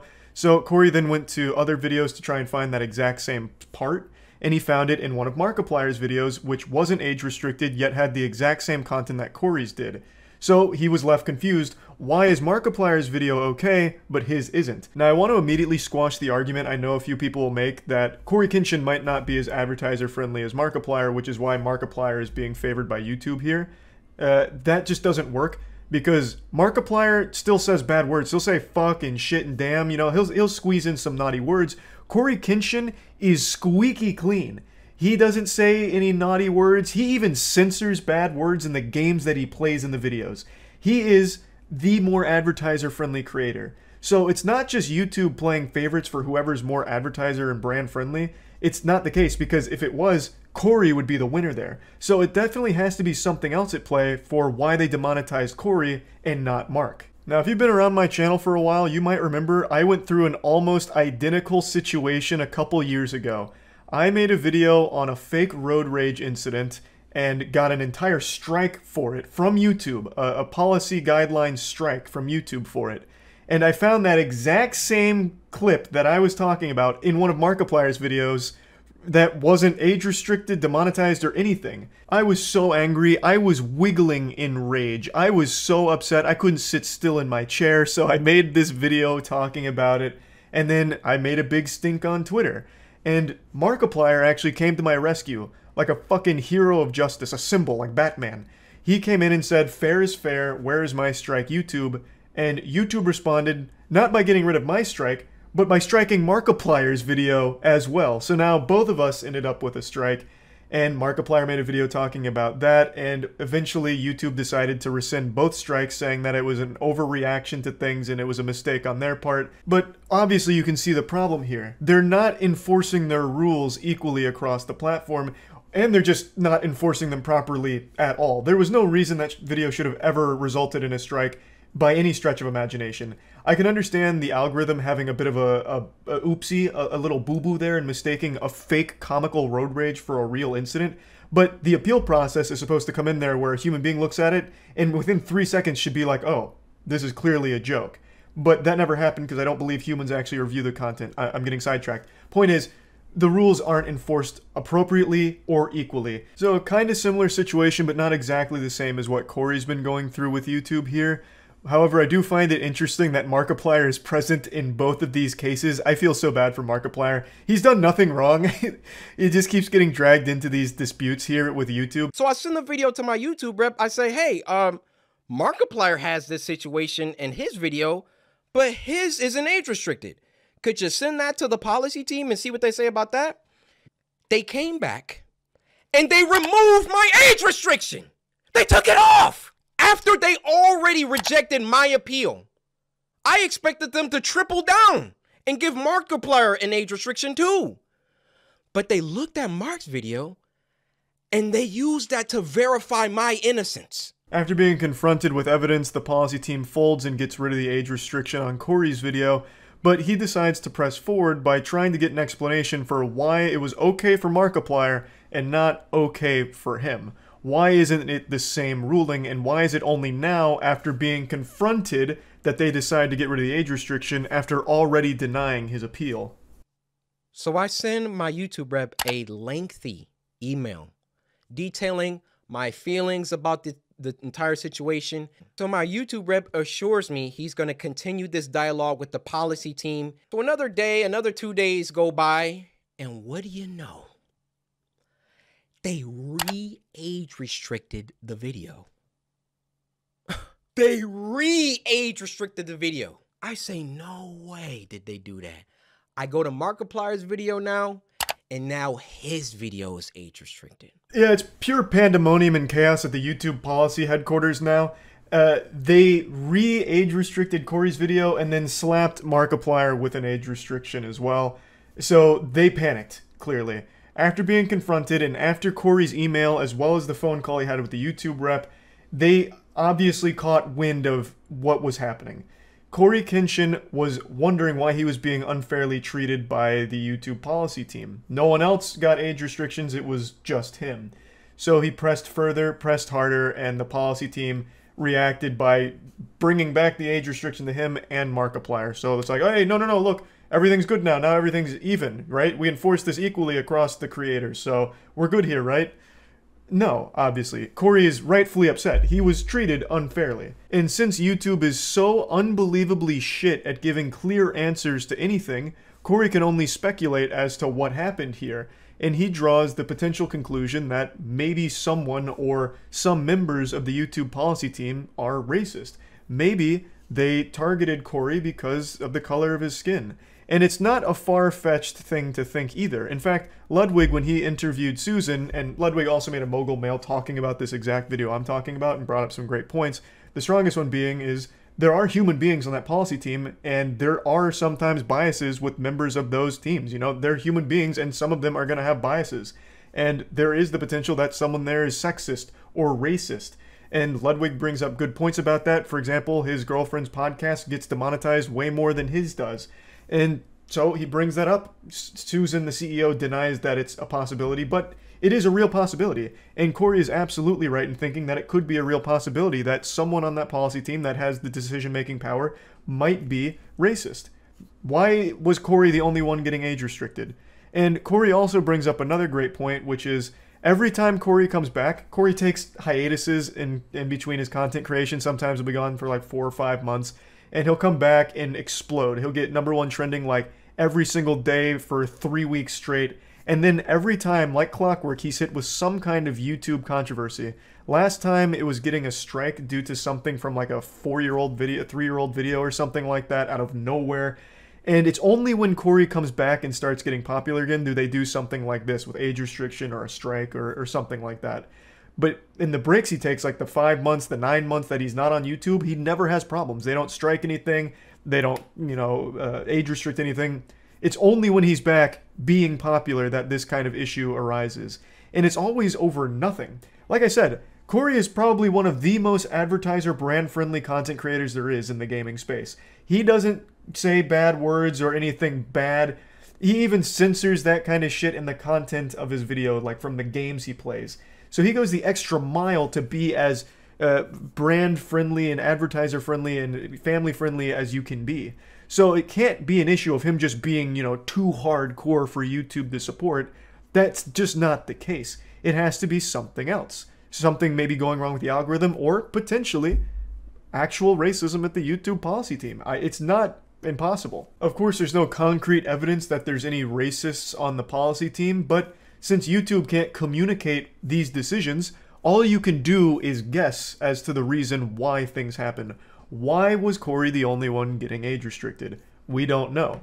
His YouTube representative doesn't fully know. The only ones that do are the policy team, and they don't communicate. So all you can do is take your best guess. So yeah, I just wanted to talk about this situation, and that's about it.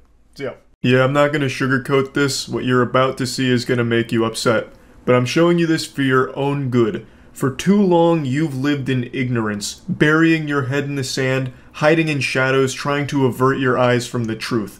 And now it's my job to drag you kicking and screaming into the light. OnlyFans. All of us have heard of it. This platform has blown up significantly over the last 2 years. It's become like the peanut butter and jelly of porn. Every single person has tried to make an OnlyFans at this point. But I don't think many people, myself included, realized how much money the top creators on OnlyFans are pulling in.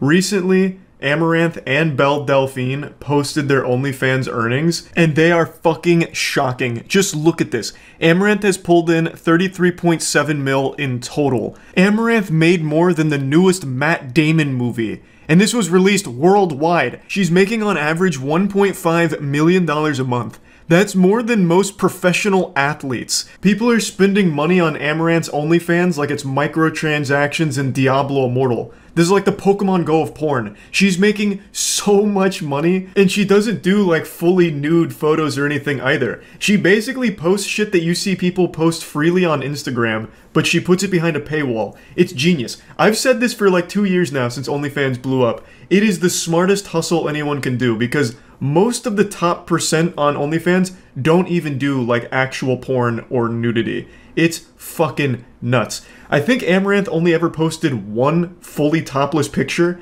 and made $500,000 off that single picture. Just one photo of her titties made more money than the majority of people will ever see in their entire lives. Imagine if she did that once a week. Like one picture every week of her bare honkers, she'd probably outsell lottery tickets. And Belle Delphine's not far behind her. Her melons are also working overtime here, bringing in fat stacks of cash. She made right around $30 million here. This was a screenshot she posted in her most recent music video.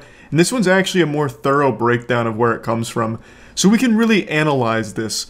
Clearly the bulk of it comes from subscriptions, 22.8 million just from subs. But then in second place at almost 7 million is messages. And then deeply in last place is tips at 240k.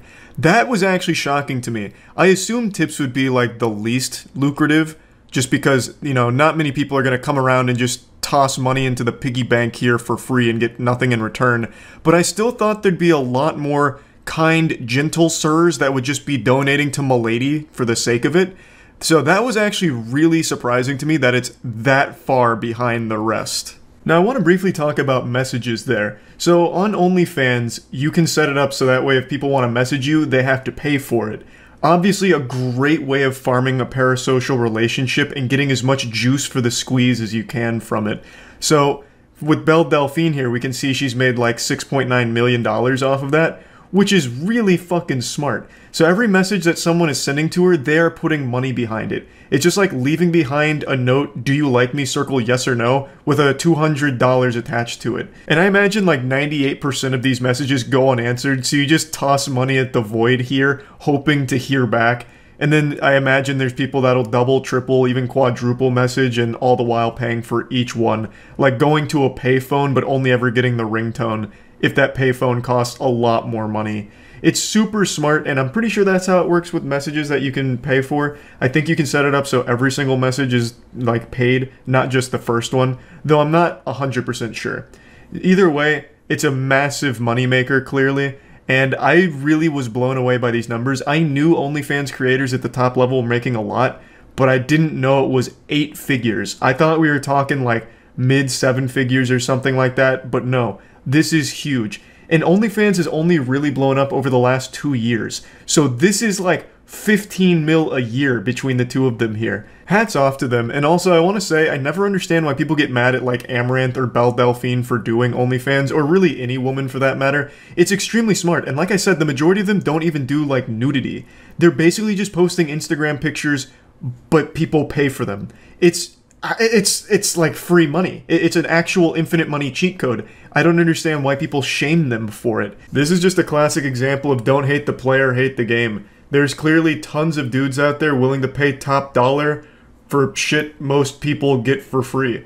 And there's no reason not to hose them down for those doubloons. Like, again, they're not even really doing nudity or anything. They're just posting, like, shit you see all over Twitter for free, but behind a paywall, and getting rewarded for it. I don't know what there is to get upset at them for. You can be mad at the dudes paying for it, I guess, if you want to, but I don't think it's healthy to be mad at them either. Like, why not just make your own OnlyFans? That's the perspective I had when I made my secret feet OnlyFans.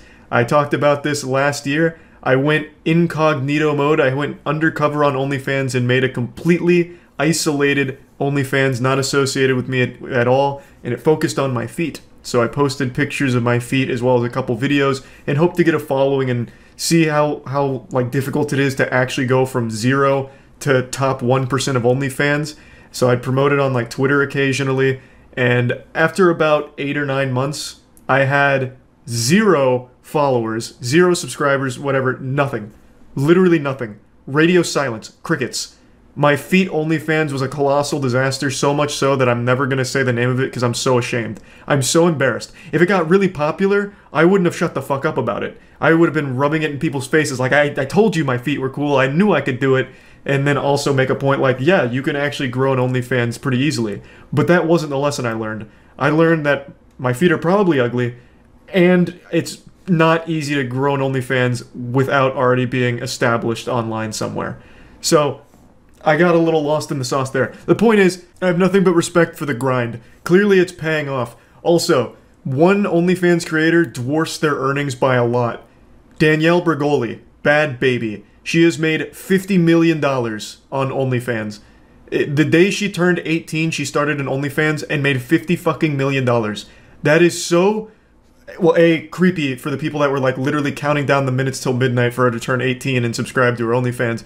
And B, fucking wild how much money there is on the OnlyFans platform for people. That's so nuts. That is actual insanity. I really do wonder how much the #1 male earning OnlyFans creator is pulling in, because I have to imagine it's nowhere near these numbers. It's probably not even in the same ballpark. Dude's probably made like 80 bucks on it. Like, I have no idea, because I feel like 99% of every user on OnlyFans are guys who went there specifically to sign up to one person's OnlyFans that they found on Twitter. Like, if you go to pretty much any comment thread on Twitter, could be about anything, like, hey, good news, just published my newest book, and then the comments will be like, yeah, but I just published this new shit on OnlyFans. Like, any profile you click on Twitter is going to have a link to their OnlyFans, and I feel like the majority of users on OnlyFans are these people, these desperate people that found them through Twitter or whatever, and just followed them to OnlyFans and signed up. And then are like desperately paying to toss messages at them or get their attention somehow. Like, I don't think there's a massive organic audience that goes like through a bunch of different OnlyFans. I feel like they go there specifically for individuals that they've found online or have already followed in the past. I don't think there's any massive market on OnlyFans for male creators. At least I don't think so. I'm just talking out of my ass here because I have no data to back it up. I haven't seen any male OnlyFans creators post these kinds of screenshots to talk about their earnings. I obviously know some of them do well for themselves. Like, I know Tyga has his own OnlyFans that actually does decently for itself. But even there, I don't know how much that's making compared to these. It's definitely significantly less, if I had to guess. Yeah, I just wanted to talk about this because I found the topic super interesting, because this is just pulling back the curtain on something I think a lot of us wanted to know, which is how much the OnlyFans top level are pulling in. And it's way, way more than I thought, and probably most of you watching expected as well. So yeah, that's really about it. See ya. Stop everything you're doing right now. I don't care how important it is. I have news that'll blow it out of the water. And trust me, you're going to want to get this sitting down. So if you're in the operating room watching this, it's time to put down the scalpel and pay attention. YouTube has just made a massive change to the platform, and in standard YouTube fashion has done a horrible job at communicating it to the community. So it's up to me, Ace Reporter Charles here, to tackle this topic from the front lines, just riding through like Paul Revere lighting the lanterns, letting you all know that another awful set of changes are coming to YouTube that have already overnight tanked some creators' source of income from their channels, demonetized like half of their videos with no explanation, and more channels are soon to follow as this continues to roll out. And I'll let it be known right away here that yes, my channel has been hit extremely hard by this new shadow policy that they've slid into the equation here.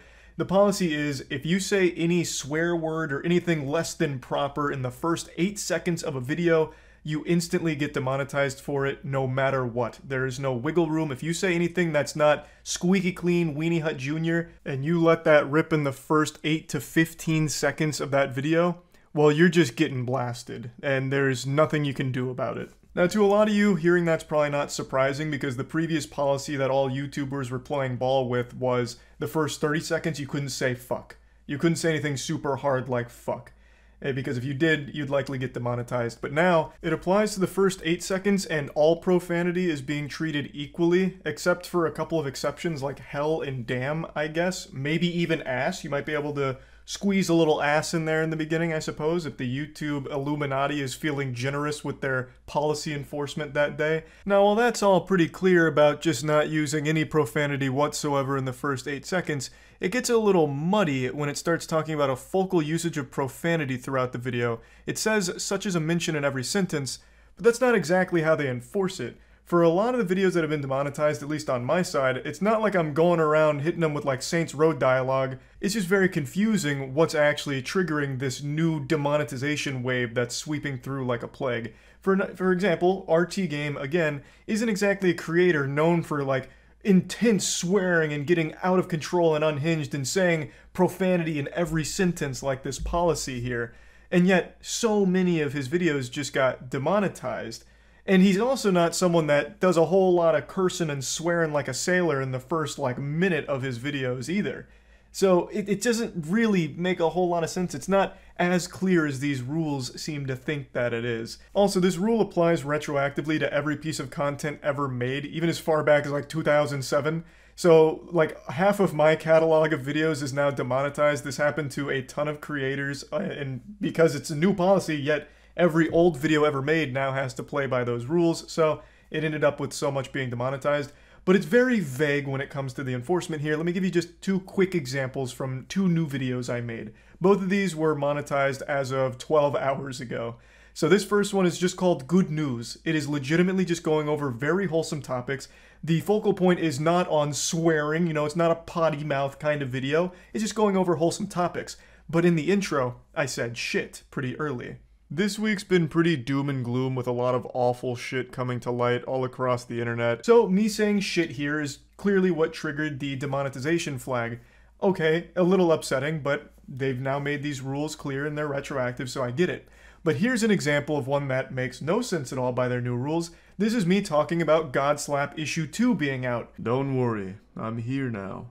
I know for the last few months you've been cold and afraid, the uncertainty eating away at you, wondering what comes next. Well, I'm here to show you what comes next. It's issue 2 of Godslap, baby. I probably don't need to explain what Godslap is, you already know. It's our comic book series that's become more popular than the Bible. There's no profanity at all, not even low-level profanity. I don't mention ass or butt or anything like that at all. I'm just talking about Godslap and getting excited. It's a comic book series we've worked on for a long time, and I made this video just going over everything and letting you all know that it's available at godslapbook.com. This wasn't supposed to be an ad for it, but it's a great example here because there is no profanity used throughout this video until 5 minutes and 37 seconds into it after giving a plot summary for issue 1. Surrounding Sal, finishing them off with more finger flicks which blow their fucking head off. They share a brief conversation. So then what could have possibly triggered this demonetization? Is it using profanity at all that's going to result in demonetization? Because that'd be very concerning if so. The best guess I can muster is they must have been really upset about the animation because we had an animation made for issue 2 and it's a pretty gory animation. So it comes in at around a minute into the video and there is some animated gore and violence, but that's a minute into it. And again, that's not the focus of it. And I wouldn't think anyone would be like disturbed or shocked by the content. It's not anything that's, you know, egregious or over the top. It's just violence in a comic book and animated format. So would that really now result in demonetization for any channel that has anything that's even close to this level of violence? Because that's really strict. Like, what you see there is something you'd find in like any M-rated or even T-rated game sometimes. Like, it's not that extreme. Like, I don't see why that would warrant being demonetized, but it is a bit scary because this has all happened overnight with no explanation. And it's not just, you know, bad words and things like that. This applies to so much other shit that they're now enforcing heavily. But it's not just for getting a little wacky with your language in videos that'll result in demonetization now. If you're getting a little wacky with your game choice, if you're a gaming YouTuber, you can get demonetized for it, even age restricted in some cases. If you're playing a game that's kind of violent, you're very likely to get demonetized for it. And if there's bad language in that game, especially early on in the video you make covering that game, you're likely to be demonetized for it. And in fact, Callisto Protocol is the most recent example. You can get age restricted for it too. Callisto Protocol was deemed too gory, it's too much, this is very unholy stuff we're seeing here. So anyone that made videos on Callisto Protocol got age restricted for it, including me. A couple of them I know slid under the radar, but for the most part, anything that had Callisto Protocol did get age restricted, which is almost poetic because you might remember that Callisto Protocol is inspired by Dead Space, and Dead Space 2 had the worst marketing campaign of all time called Your Mom Hates Dead Space, and it was all about how offended mothers were getting at Dead Space. It was very silly, but now it's like become reality for YouTube. YouTube is now that Dead Space mom when it comes to violent video games. It's pretty pathetic, but what's the saddest part about this whole situation is YouTube's refusal to be transparent with this and make it clear that these policy changes are coming, I had to find out, as did everyone else, after being hit by it and then doing digging, because anytime there's a policy change, YouTube treats it like a government secret, like the Krabby Patty secret formula. They just refuse to share it. So I had to learn by searching around online, talking to other creators, as well as talking directly to YouTube in order to get answers for what was going on. And even my YouTube contact wasn't aware of this until I brought it up and he did digging on his end. And that is absolutely not any fault of his own. That just goes to show you how split YouTube is internally, where things just aren't communicated effectively even on the inside. So how the fuck can they possibly manage to inform the community, I guess? It is so laughable. This policy is a game changer for a lot of channels. You have to completely alter your content strategy depending on like what you do. Like if you play like a certain game that could now be deemed a little too violent for ads. Like this is something that changes a lot for many creators. And you have to find out by going through fucking Twitter and then talking to people in whispers on Discord in order to figure out what was happening. That is so pathetic. That YouTube's repeated inability to communicate even their biggest changes to the platform just makes no sense. It just can't be that hard to put out clear documents letting people know what's around the corner and an estimated arrival date. I don't see what makes that so difficult and why they struggle so greatly with it.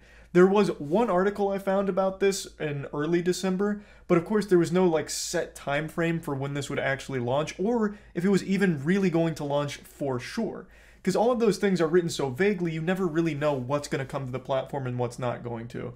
Like, it's just so frustrating to have them constantly make these awful choices without ever consulting creators or users of the platform, obviously, but also just not telling them either. Unfortunately, it's all just another common YouTube L here. I had to unmask the Scooby-Doo villain, and per usual, it was YouTube.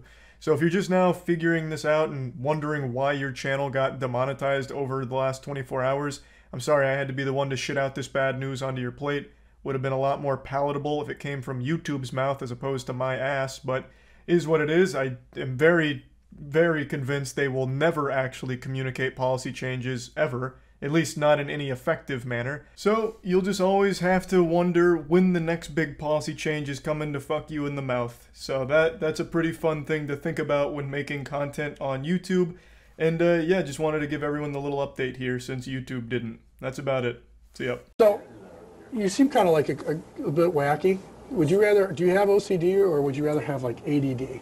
It seems like you may have possibly both of them. This is a pickup artist class, but your small little dick probably doesn't know about that. These classes will turn you into a champion of the male species. This will teach you how to go outside and get pussy immediately, sodden panties within a 1-mile radius just because you left your house. These classes are guided by PUAs, pickup artists. They are the finest heroes of the male population. Now I want you to sit right there with that micro dick of yours and learn from the masters. Obviously, lesson 1, is try and diagnose the girl that you're flirting with either OCD or ADHD. That's basic shit right there. That's page 1 of the pickup artist book. So I hope you're ready to get completely enlightened. No, I don't have either one. Well, which one would you choose? I wouldn't. I mean, you wouldn't choose one. Well, why would This is a scenario in which I'm asking you a question. Why wouldn't you choose one? I just don't want to. Well, are you scared of having one, or is that like it's? Yeah, what's the matter, huh? Are you afraid to have OCD or ADHD? What kind of coward are you? You probably can't even handle my follow-up question. Would you rather have herpes, chlamydia, or both? Here's my number. Please call. No, I'm fucking kidding. I'm a virgin. Please, I don't have either one of those. Just call. No, I just. It's a hypothetical situation. I mean, is Right. that really that hard for you to imagine which one you would rather have? Okay, I love this woman because she is so mean.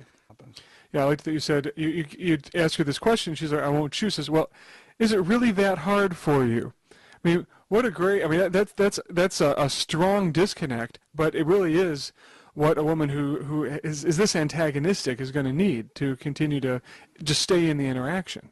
Now, to give a little explanation on what this all is, the video is from a lesson that was given to a class which was led by that man right there asking about OCD and ADHD, the guy that looks like he coddles an anime lolly figurine every night before bed, and occasionally they cut the footage so that way that guy and the leader of the pickup artist organization cult That way they can chime in and break it all down for us laymen to understand. So that way we too can employ these expert tactics in getting laid. So that's what you're hearing right there where he says, I love this woman because she's so mean. And she is very mean. Like, why wouldn't you just, you know, pick OCD or ADHD? It's not like a weird question. Like, that's some pretty standard shit. So honestly, I think the fault's on her for making this interaction a bit weird. I mean, to me, like ADD, like you seem to have ADD because your eyes are twitching all over the Okay, I'll place. pick ADD. Or OCD, because it seems like you're obsessed with small little details. I mean, which one? OCD, yeah. Well, which one is it? The question was to ADD. pick one, and I'll now pick you're ADD. fluctuating as though you don't really have a formulated opinion. So I don't really I'll understand pick that. ADD. But notice that she's laughing. He's pushed her, but she's laughing. That's an interesting point from Ace Asshole Artist here, where she is laughing about this absolutely psychotically odd question, and it seems like he doesn't understand there's a difference between getting laughed at and getting laughed with. She's very clearly laughing at this fucking goober. Now, this is a woman, I don't think we have any shots of her standing up, but she has large enough breasts that she gets approached all the time. And she's probably used to being a total bitch to guys, or just turning and walking away if she doesn't like their approach. You know, this is a woman who will bitch shield you pretty hard in a bar, for instance. And if you're not willing to have conflict and get into some heat, you're gonna get nowhere. I was spoken like a true red-pilled Redditor right there. These kind of guys are genuinely frightening, 100%, like actually scary individuals with their mentality and how they view women, as if these kind of guys are God's gift to girls and titties, and that they're entitled to all these women, and women that aren't interested in them are just bitches that, you know, just because their breasts are so large, their milk tanks are so full of milk that they only go after NFL quarterbacks and not the nice guys like these guys. These kind of men are 100% scary and just downright embarrassing to like the entire human population. What is your name? Jennifer. You're not going to shake my hand? Are you scared? Like, do you think am I that I heinous think you're looking? a creep. Yeah. Oh, okay. You said that with such a smile, though. Is that Because it's funny. I mean, it's funny when creeps come up and talk to really? you. But it happens Kinda all the time. funny. But you're not running away. You're sitting there. Well, I'm being paid to sit You're here. being forced to. Yeah. That's what all women say to me, is they're being paid to sit next to me.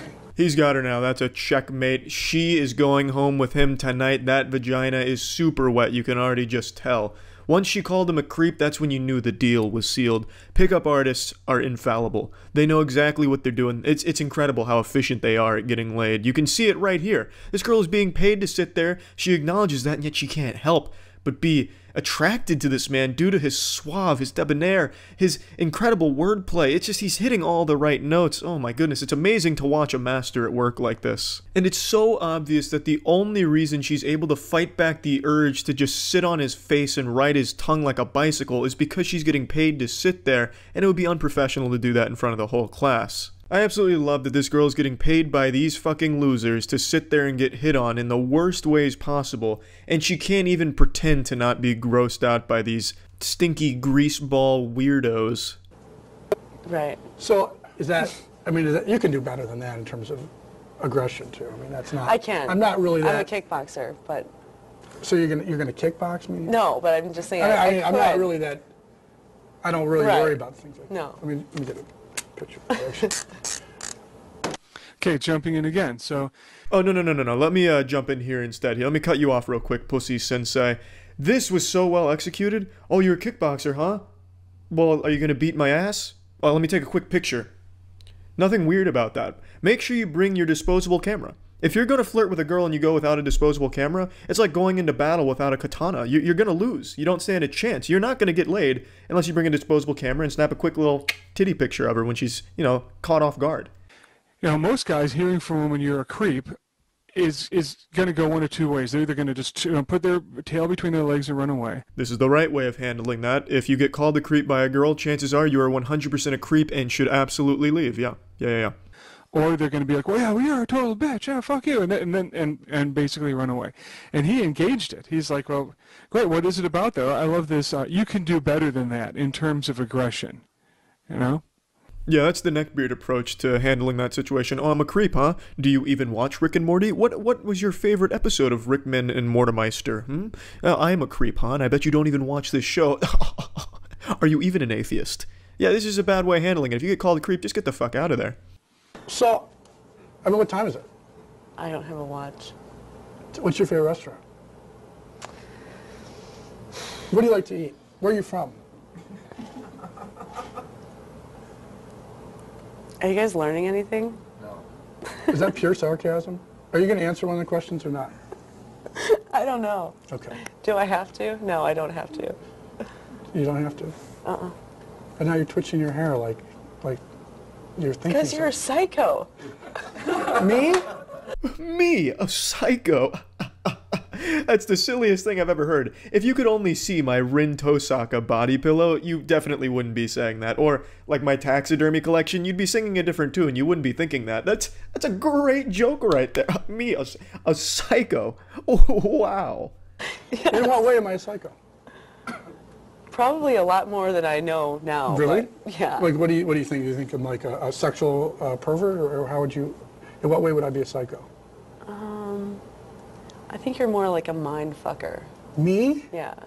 I can't imagine how you would come to that formulation. Honestly, I don't know how she arrived at that one either. You strike me as more of a wears diapers to bed, shits in them, and then cries about it type of psycho. Who then gets angry at women because there's no girls in his life to help change his diaper. So she says you're a psycho. Now, how would you respond if a woman said you're a psycho in a bar or something like that at a party?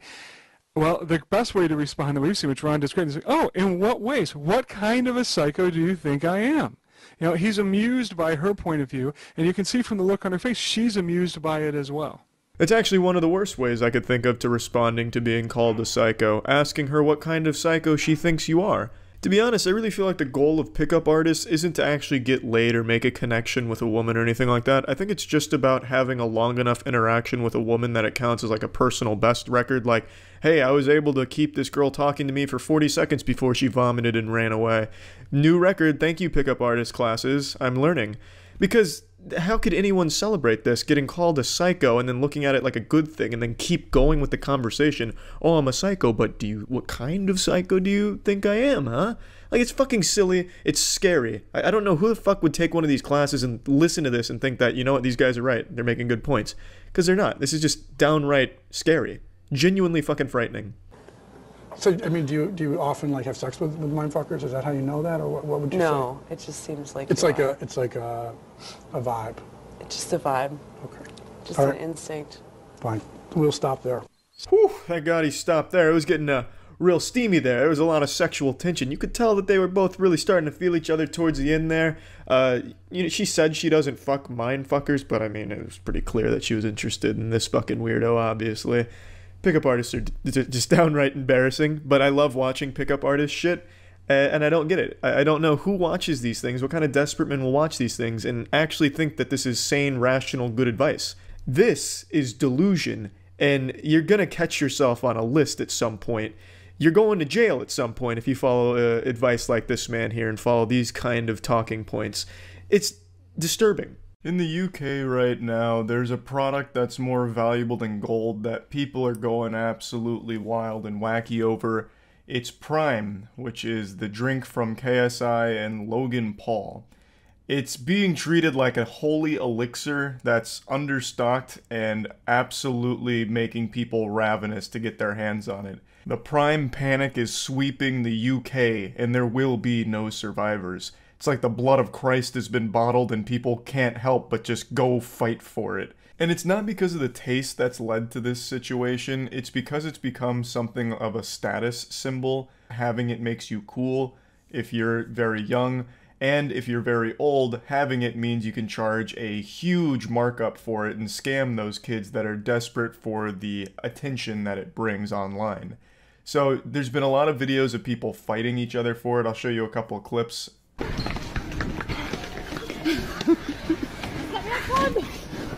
Oh my god.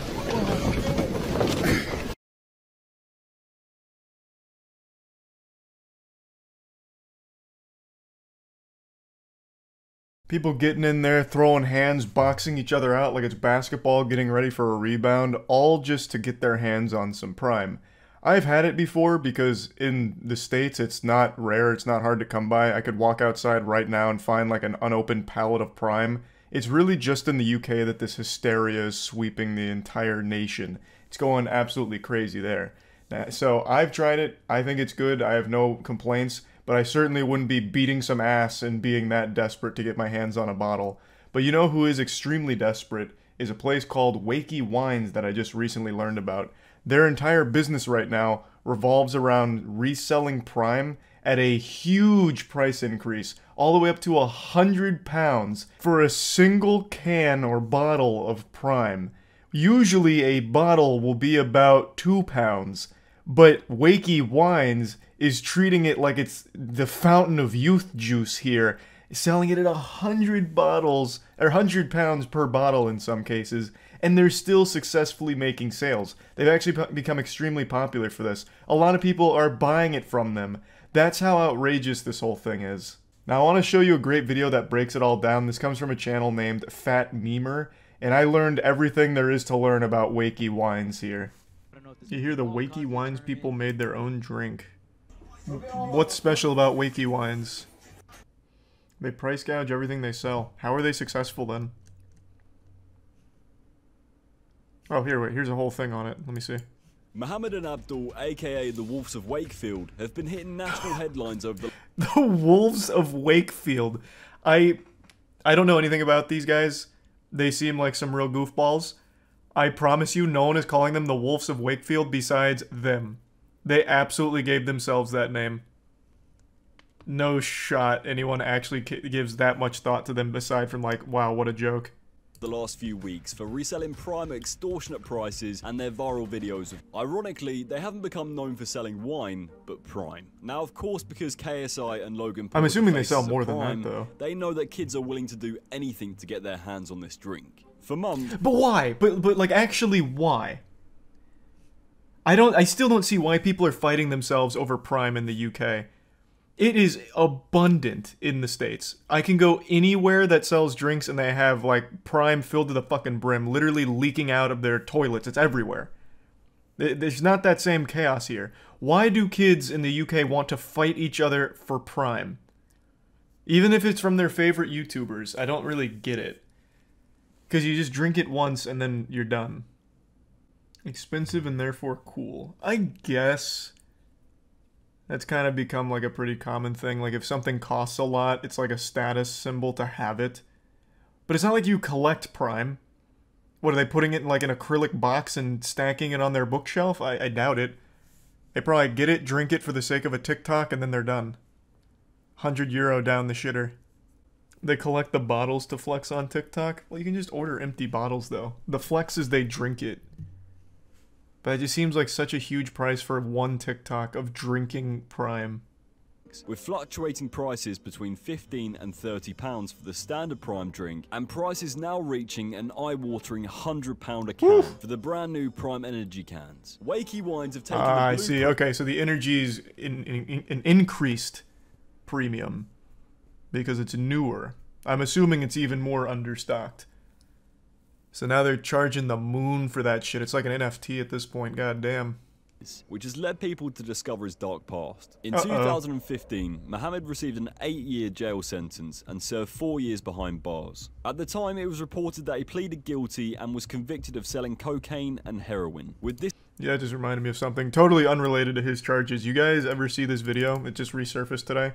About the turtle that was smuggling $53 million worth of coke.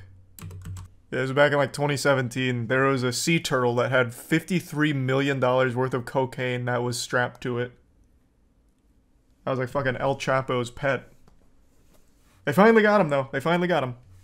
That bastard. He'd been importing this shit for years. 1,800 pounds worth. How long did the turtle serve for? I don't know. I didn't see anything about his trial. All I can tell you is Crash did not take it well after the flop of Finding Dory. Shit was rough. In all seriousness, I hope the turtle's alright. Yeah, I imagine they probably got the cocaine off of it and then just set it free again. Like, I don't think they actually threw it in cuffs or anything. I don't think it's currently sitting in, you know, county. Thanks, Recent Panda. Did I get the name of the turtle from Finding Nemo wrong? Isn't it Crash? It's Crash and Squirt, right? Why are you saying it's Crush? Oh my god, it is Crush. Oh, I'm such a fucking idiot. hard for my money now. I've got a shop. My dad bought me a shop, and I work hard, and I don't sell drugs now. So I just thought I put it out there rather than everybody else saying Azza's doing this, Azza's doing that, and I'm a changed person. I'm reformed. Thank you very much. Yeah, I see no reason to doubt him. He served his time. I think he doesn't even need to deal drugs anymore. He's selling something far more addictive, and that's clout.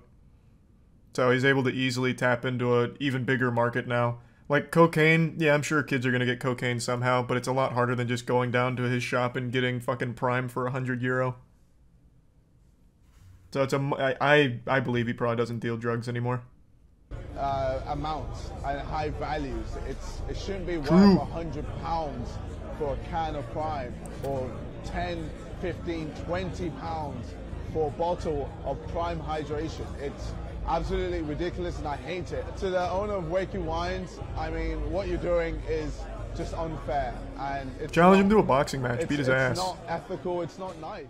Although to KSI drops the gauntlet. If you can beat me in boxing, you can actually double the price and I'll endorse it. But you lose, you shut down the shop. Make some high stakes out of it. Scalpers are dicks. Yep, no one likes scalpers, literally. I don't know how they're in business, to be honest. They must just be very lucky that some people are so starved for the clout of that TikTok flex of drinking the Prime that they'll pay the £100. But, yeah, no one likes them. Literally no one likes them. I think scalpers are probably like one of the only unanimously hated career paths in the world. Like even a drug dealer, you can make some arguments for like a good drug dealer.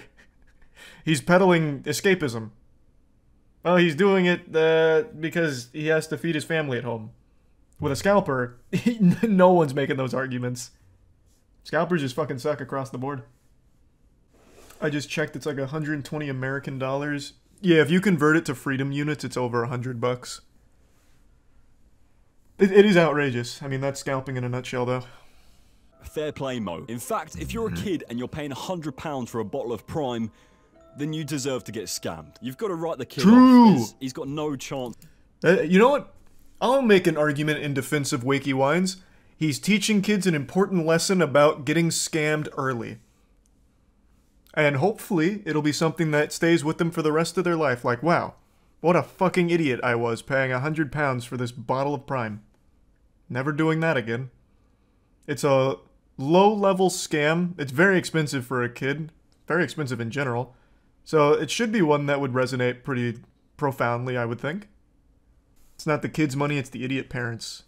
That's possible, I guess. Well, it'll teach the parents an important lesson about not raising a dumb kid. I don't know.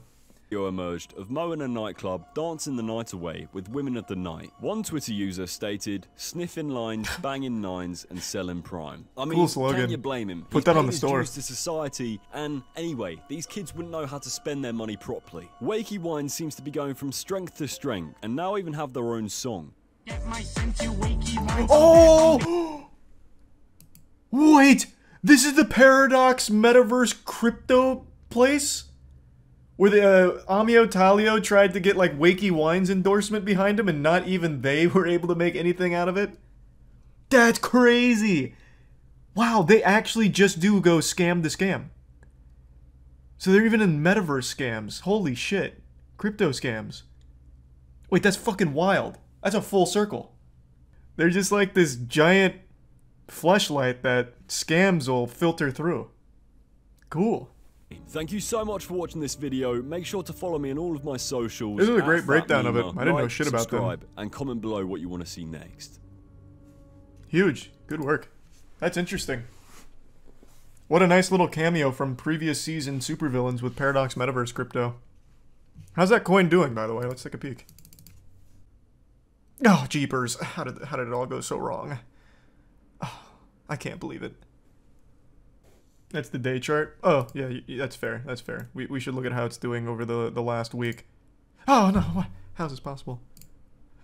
Whoa! What was this little pump here? Amio Talio buying on bot accounts. Good work. That was a nice little pump and dump for a day. Literally a day. And then back to rugging it. Did you see kids opening Prime at Christmas? They reacted the same way as a kid getting his first Xbox. That's so cute. It's always adorable when a villain or clown from a previous season of YouTube drama pokes their curious little heads out from the shadow just to remind everyone that they're still out there and still an insufferable loser. That's what we're dealing with today. It's a YouTuber named TechLead, and a couple of years ago, CoffeeZilla threw him into the Thunderdome and smacked him down and exposed to the world that this guy is a superstar scammer. And this week he tried to puff out his chest and spread his invisible, non-existent lats by copyright claiming and taking down a video another YouTuber made about him that hurt his feelings. Internet Anarchist made a video kind of just going over the CoffeeZilla vs. TechLead saga from a while back, and TechLead decided to copyright strike him and openly, on camera, with 4K video evidence, admit to falsely flagging him and abusing the YouTube copyright system. This delusional douchebag attempted to take a victory lap over Internet Anarchist's corpse, gloating about his abuse of the YouTube copyright system. His sensitive little feelings led to the hatred blinding his eyes like cataracts, and him not realizing that he is openly admitting to something you are not allowed to do and can get into big trouble for. As I've mentioned in the past, there is a very popular case where YouTube themselves actually stepped in when someone was notorious for false flagging other YouTubers' content, took them to church and put the fear of God in them. Like, the false flagger back then got slapped with massive fines per instance of their abuse of that copyright system. So it is something that is taken very seriously, and this dumb, insufferable asshole is openly admitting to it on camera. That's not even doing it justice. He is so proud of it, he was wearing that like a Boy Scout badge on his jacket. But I'm assuming the stupid potion that he drank must have wore off, or maybe someone in his life kicked down the front door and told him how terrible of an idea that video was, because he has deleted it as of this afternoon. So the only footage I have to show you is from the Internet Anarchist, who was kind of just cutting the most shocking bits of what he openly admits to. I tend to copyright strike down any expose videos on me because I understand that these are not real exposés. There's no journalism involved in here at all. Journalism is probably the boogeyman that keeps him up at night, haunting his nightmares. Because any journalist that ever looks into TechLead will find the most filthy and foul resume ever. This guy super sucks, and any journalism that's ever done on him only further exposes how much of a scumbag he is. I also just have to mention that the title of his video where he talks about this actually gave me a bit of a belly laugh like fucking Santa Claus. He had the chutzpah to call the YouTubers he's referring to in the video scam tubers and put it in his title. Marinate in that for a moment. That's like Justin Timberlake calling someone else an alcoholic. Welcome to the world of business where people are afraid that they're going to be doxxed. Well, if you're going to come into business and do business in this world, yes, you're going to be doxxed. You better have an identity. And so then he takes to Twitter complaining he's going to have to dox himself to the TechLead. So you're saying I have to share my personal information to TechLead or let my video be taken down? He's afraid he has to be doxxed if he wants to counter the dispute. YouTube jumps in and says, well, you can also hire an attorney if you want to represent yourself. Well, yeah, this is business, right? People have a complaint against you. You can't just be a nobody and hide behind anonymity, right? You don't even have a real complaint. You have hurt feelings and thinning hair from the stress of being such a whiny loser. This is a ridiculous statement that just because you're in that field, you need to be doxxed. It's just, the way he talks about it just comes with the territory.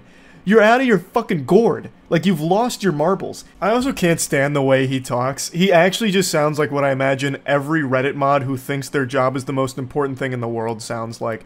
One of the main reasons I will actually copyright strike a video, though, is I want to know who's behind the video, right? I want to know who these people are.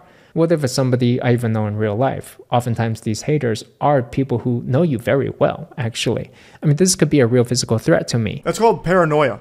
Like, that's an actual mental disorder that you've got here. You might want to get yourself checked out for that one.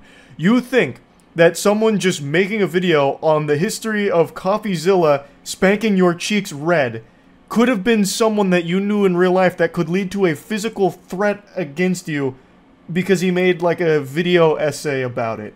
Come back to reality, TechLead. Snap out of the genjutsu that you're trapped under here. I don't know what world you're seeing. Like, that is a crazy perspective to have on it. Like, legitimately, that is unhinged. Now, I don't think he actually believes it.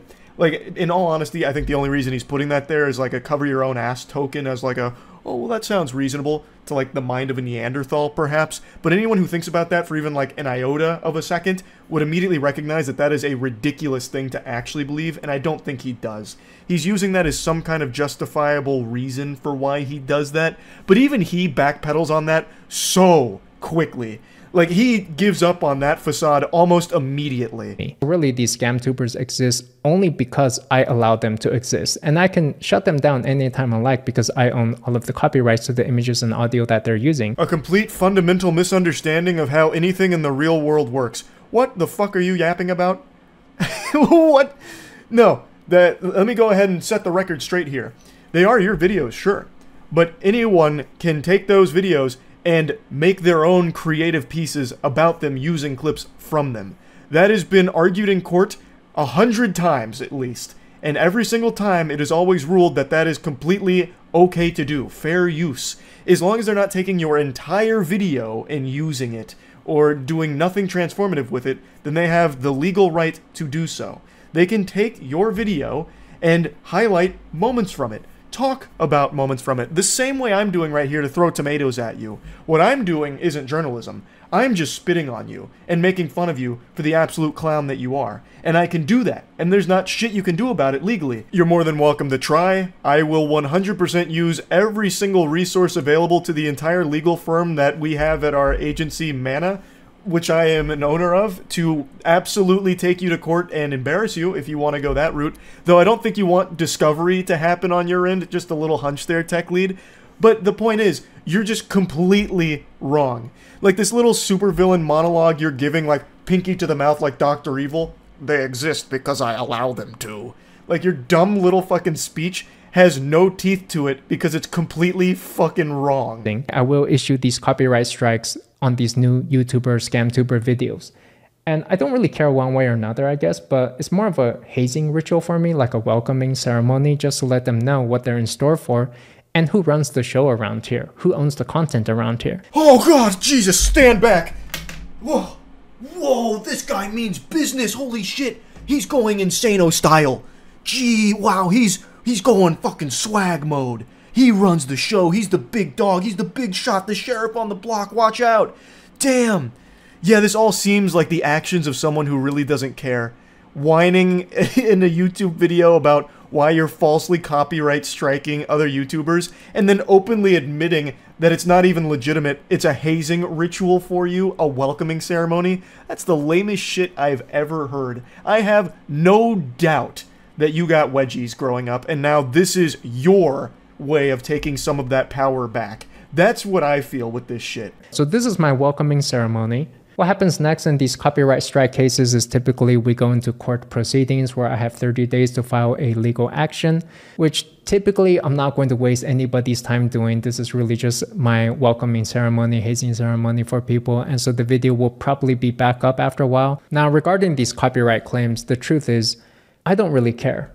If I wanted to, I could go find all of these expose videos about me and copyright strike each and every one of them and take them down and take them to court if I really cared, if I wanted to. You could absolutely try and do that. Just like I could try and do a backflip right now and probably break my fucking neck. But you can definitely try it and you would 100% fail. Just like me if I tried to do a backflip. You are openly admitting here, this right here would be evidence if you tried this. Because you are openly admitting that it's just a hazing ritual, welcoming ceremony, and not real. They're fraudulent strikes that you're issuing, blatantly abusing the copyright system. So, if you did actually take these to court, like the big shot you are, you would probably incur huge fines as a result of it, just like the last guy that YouTube beat down financially for this exact thing that you're talking about here. How dumb can you possibly be? He is with his whole chest talking about how he's abusing the YouTube copyright system here. And that is something that YouTube does take very seriously. So I'm very curious to see what they're going to do about this going forward. He has deleted his confession video already, and now Internet Anarchist video has been reinstated as well. At the very least, it seems YouTube is aware of this situation, so it's just a matter of what are they going to do about it going forward. But yeah, I had to talk about this a little bit. This guy, Tech Lead, is a complete fucking loser. That's really about it. So yeah. I've thrown on the formal attire today because we need to discuss something very important. A huge loser named Bintellect. Big goofball, weirdo, lame-mo, behemoth creep. He is a big TikTok creator, and that's a word I'm using very loosely here, with 11 million followers, and I'm sure only people under the age of 10 have ever heard of him before. What he's become known for over the years is looking at tweets or comments, reading them out, and then going, heh, yeah. That's literally it. But sometimes it's a little hard to even muster a laugh, so what he'll do is he'll read one of the comments and then go, yeah, true. And then that's the whole TikTok. But I'm not here just to give him a little wet willy and laugh at him for all of his cringe. I am here to talk about something far more degenerate. But before doing that, I'd like to give a quick honorable mention to something else this piss stain of a person is notorious for doing. Threatening legal action against people that make fun of him. I've seen a couple videos on Bintellect now, after I've been informed of the situation, so I did a little digging. Apparently when people make fun of him, he gets super offended, and will either try and copyright strike, take down the video, copyright claim it to make money from it, or even go as far as to just threaten to sue the person that made fun of him. You disgusting goblin, you make me sick. You're a mean one, Mr. Grinch. Now, while I do think a legal battle with Benjamin over me making fun of him would be hilarious, I still just don't really feel like showing you any of his clips because it's just going to rot your brain and it's yucky. It's just trash. So, no reason for that. Let's get into what I want to discuss, the new information that came out about this weirdo. So, Bintellect recently made a podcast, I suppose, and he invited someone on named Jordan Max, and then things got really odd. He got super hostile, and she ended up posting about it, which led to this dam breaking, and we were flooded with cringe about Bintellect's behavior over the years with women. So this horny little goblin asks her before going on the podcast, do you want to make a video for OnlyFans? To which she says, when? He says, today. And then she's saying, no, you need to be tested within the last 14 days and have an OnlyFans creator account. But then he says, I mean a video for your page. Oh, what a benevolent saint. He was actually just thinking about her the whole time. He thought this would be a good opportunity for her to make some OnlyFans content with the great Big Bintellect. So she says, doing what? And he goes, I don't know what performs best on your page. I can literally see him doing this. Well, I mean, I don't know what we do. I mean, what do you do on OnlyFans? Maybe we could do that? So it's become pretty clear that Bintellect uses this podcast as a way of just fucking. It seems to me like the whole podcast existence is only here as a way of trying to get Bintellect laid. So he tries to leverage his big follower count to then invite on OnlyFans models and then ask if he can make content with them. It's pretty pathetic stuff, but we're only just beginning. He continues by saying, I was just thinking you're helping me with doing a video for my YouTube, so maybe I could help you with your OnlyFans. And she replies, I'm good, thanks. So then he goes, no worries. And then, hey, I'm going to do the pickle video with someone else, thanks though. To which she asks, why? So the pickle video he's referring to is the podcast was going to be a pickle tier list mukbang or something like that. A pickle mukbang. And it was her idea. It was Jordan's idea. And he's now kicking her out because she declined to do an OnlyFans video with him. So his answer to why was, to be honest, I thought it would just be fun to film and see where things go, but I got it. So he gets real sad and pitiful, like, no, I get it. I just thought it'd be fun, but clearly it won't be fun. I'm gonna do it with someone else then, how about that? So he goes real Neanderthal mode here. My wiener no get wet, we no eat pickle together on podcast. Goodbye. How dare you not do OnlyFans video with Bintellect? So then he says he's doing it with someone else. So Jordan, of course, gets really weirded out by this exchange. She posts it on Twitter. And then Bintellect himself, the man, the myth, the legend, reaches out in DMs to threaten to sue her if she doesn't take down the post. She even did a video proving that the DM is real from the real Bintellect account, just to 100% silence any possible doubt. Also, her response to it is great. She said, I will just be waiting to hear from your lawyers then, which is hardcore. Obviously, Ben's not going to sue her. I don't think he's ever actually gone through with a lawsuit. He uses it to try and bully people to do what he wants. To do what he wants them to do, rather. So, I don't think any lawsuit was ever coming. This was just a last-ditch Hail Mary from a desperate, lonely guy to try and get rid of the evidence of him being a creep. So, That was the whole interaction between Bintellect and Jordan, but after this tweet started popping off, well, the series of tweets started popping off, she then started getting DMs with more screenshots and more evidence of Bintellect doing this to tons of different women. This comes from someone else who had a very similar experience to Jordan. So Ben opens with, "Do you work tomorrow?" They say, "Crazy busy day, but I don't work." And then Ben goes, "Let's make some content tomorrow." Not like that, but just film a podcast. So he immediately alludes to like, oh, not OnlyFans type content. I'm talking about just a wholesome podcast, you know, one the whole family can enjoy. Doesn't get an immediate response, so he goes, "What do you think?" He then waits about 2 hours more and he goes, "You're killing me, gorgeous." So fucking embarrassing. Jesus Christ, that's so fucking awful to read. Yucky. And then he gives her about 3 more hours and then he goes, "You know what? I've been thinking about this OnlyFans thing, and I think I could make us a lot of money, straight up." And then she finally does reply saying that she's just been busy taking a mental health day. So he can't even go more than like 3 messages without bringing up OnlyFans. It seems like the only thing on this guy's mind is sex, and how he's never getting it, I guess, but is very desperate too, and will do it by any means necessary to try and achieve coitus. From everything I can tell, Bintellect has never done any kind of OnlyFans content on his own, or like any type of explicit content. He's just a professional TikTok giggler. All he does is giggle at Twitter messages or comments, and that's it. So clearly he's not wanting to dip his toes into OnlyFans for the sake of becoming like an OnlyFans creator. He just wants to have sex with these women, and he's using his podcast as a vessel to try and do that, it seems. After she told him about the mental health day she was taking, he responds with, "Hey, thank you." And then the following day at 6:52 a.m., so this guy must have been up all night masturbating, because it seems like that's the only thing on this dude's mind, he sends her a message saying, "Do you want to come over tomorrow night? Actually, are you down to come over tonight? Or are you just a flake?" Doesn't even give her time to respond, just immediately gets combative. He immediately just goes into fucking ballistic bin mode. "So you coming over tonight, or are you just a flake? Huh? Are you just a fucking succubus? Huh? Is that it? Huh? So you coming over tonight?" And then he waits only like an hour and 40 after that, and then he's like, "You know what? Okay, Jesus Christ. Yeah, sorry, babe, but you're just too much of a flake. Bye." So then obviously she's like alarmed, like what the fuck is going on? So she says, "You know, if you wouldn't have texted me so rudely calling me a flake after 1 day of not texting you, you might have stood a chance. I can see why you're single now. Goodbye." Which really just sends Ben off the rails. "Yeah, whatever, go fuck yourself," says the girl who's trying to make an OnlyFans. Good luck. Brother, all you talk about is trying to do OnlyFans content with them. It seems like you're trying desperately to get into OnlyFans but keep getting rejected and can't handle it. So how can you have the gall to try and shame them for it when you are desperately trying to do it yourself? Here's a wacky little Snapchat one. "Do you want to come over here and spend some time with me? Because on a side note, I do think I could probably make us some money on OnlyFans. Bintellect fucks crazy into oblivion." That's redacted right there, like a CIA document. I really wonder what he said. I think it's Bintellect fucks crazy pussy into oblivion or something.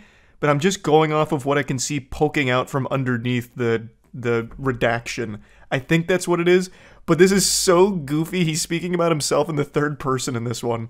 And then he even tries bribery. "If you come over, I'll give you $1,000. I just really want you." And they respond, "I'm good right now. Don't try to bribe me with money. That's weird." And then he's like, "No, that is weird, but I want to see you." This one's a lot more vintage Ben, so this was a different kind of relationship these two had as opposed to just the podcast OnlyFans hustle he keeps trying to run. So they start by saying, "I guess it's just not meant to be." Ben says, "Facts, no hard feelings, but yeah, it ain't working." So then they part ways, or so it would seem. Ben has a couple of parting words here. He says, "For your future self, if you're going to turn around on a guy and say, 'Hey, I'm not down for friends with benefits shit,' just say that before you go through all the bullshit. Boring as fuck. Not my problem that you turned around and quit drinking because you're an alcoholic and now pass out at 8 p.m. Fucking peace out, bitch." So Ben really, he went crazy. Ben lost it. This man, he was punching pillows, sending these texts with tears in his eyes, and he got real nasty. They respond to it saying that they're far from an alcoholic, and then Ben just keeps going crazier saying, "No, you're an alcoholic, and you're full of shit." And then he's like, "Anyway, I'm done. I just had to say that because you're full of shit." They respond saying that they weren't interested in being with Ben, and he should have taken the hint a while ago, but then Ben he goes absolutely berserk again. She says that she's wasting people's time and that she needs to just shut up and go to bed. And then she says, it sounds like you need some anger management help, which is a very fair assessment. I think he desperately needs some assistance with this anger management. And then Ben tries to flip this shit around like, how dare you? Are you kidding me? So he goes, be careful who you say that to, Maria, because there are people who really need help with that. So Ben lets out a gasp. That's super disrespectful to say that to somebody, and also a very basic-ass bitch thing to say. Benjamin, it's a very fair thing to say here. It's not disrespectful. You legitimately need some help. Like, it very much seems like you do. So then he then goes, you know, there's a reason you've been single for this many years, and it's because no one wants you, and no one cares about you. You're full of shit. Basic, boring loser. He just goes on, and even has this little monologue here that ends with him saying, God help any guy that you gets involved with that loose pussy because you're just lame. Mic drop ho. This guy just typed out mic drop ho. He just typed that out. He's over 30 years old. I think he's like 34 years old or something like that. I already forgot. This is a 30-something-year-old man, and he just typed out mic drop ho. To which she responds, I'm sure your TikTok fans will love the way you talk to women when I post these screenshots. And then he's like, you know what? Good luck. I stand by every single word that I just said to you. So, did he stand by every single word that he said? Let's look at his initial apology, which he deleted pretty shortly after posting it, and then also hid replies on. Let's look at his first apology. I've recently been accused of some heinous actions and would like the opportunity to share my disgust at these accusations. I'm a firm believer in the rights and equality of all humans, including women. If that's not the biggest red flag immediately, I don't know what else is. I stand by the rights for all humans, and that does include women. Those creatures. I am including them in that statement because that's the kind of angel I am. It makes it sound like he's drawing a distinction between women and every other human on the planet, like they're a totally separate species that aren't included in humanity. What an absolute incomprehensible weirdo. I grew up in a home with 3 sisters and no brothers, so I learned very early on the importance, power, love, and abilities women have. They deserve to be cherished and uplifted and treated with respect, and that's how I live my life. I do not condone the statements or accusations that have suddenly been hoisted upon me, and I hope to speak to anyone who feels they have been wronged. He's actually going with the, I have sisters. I can't hate women. I have sisters. No, I have 3 sisters. You guys don't understand. I could never do this to women. Like, you're misunderstanding. These are all baseless accusations. I have 3 sisters. I legitimately cannot be mean to women. And not only do I have 3 sisters, but my mother is also a woman. So you should see how ridiculous these claims are now, knowing this context with my 3 sisters and mother. So that should hopefully clear up all of the air here with these accusations. Like I mentioned, he did delete this apology post, but today he did release a new apology on TikTok. He released an apology video, so let's take a peek at that. Also, Ben, I know you're still watching. You probably plan on suing me if I show your apology video because you've employed this tactic before against other YouTubers. If they've shown clips of your content to make fun of you, you allege that it's stealing your work and you have a legal ground to take it down and come after them. You don't. That's not how that works. Me showing this is not any kind of violation in any way, shape, or form. So if you do try and sue me or copyright claim this video, copyright strike the video, anything like that, I will 100% respond with every single option at my disposal in order to follow this legal case through to its fullest conclusion.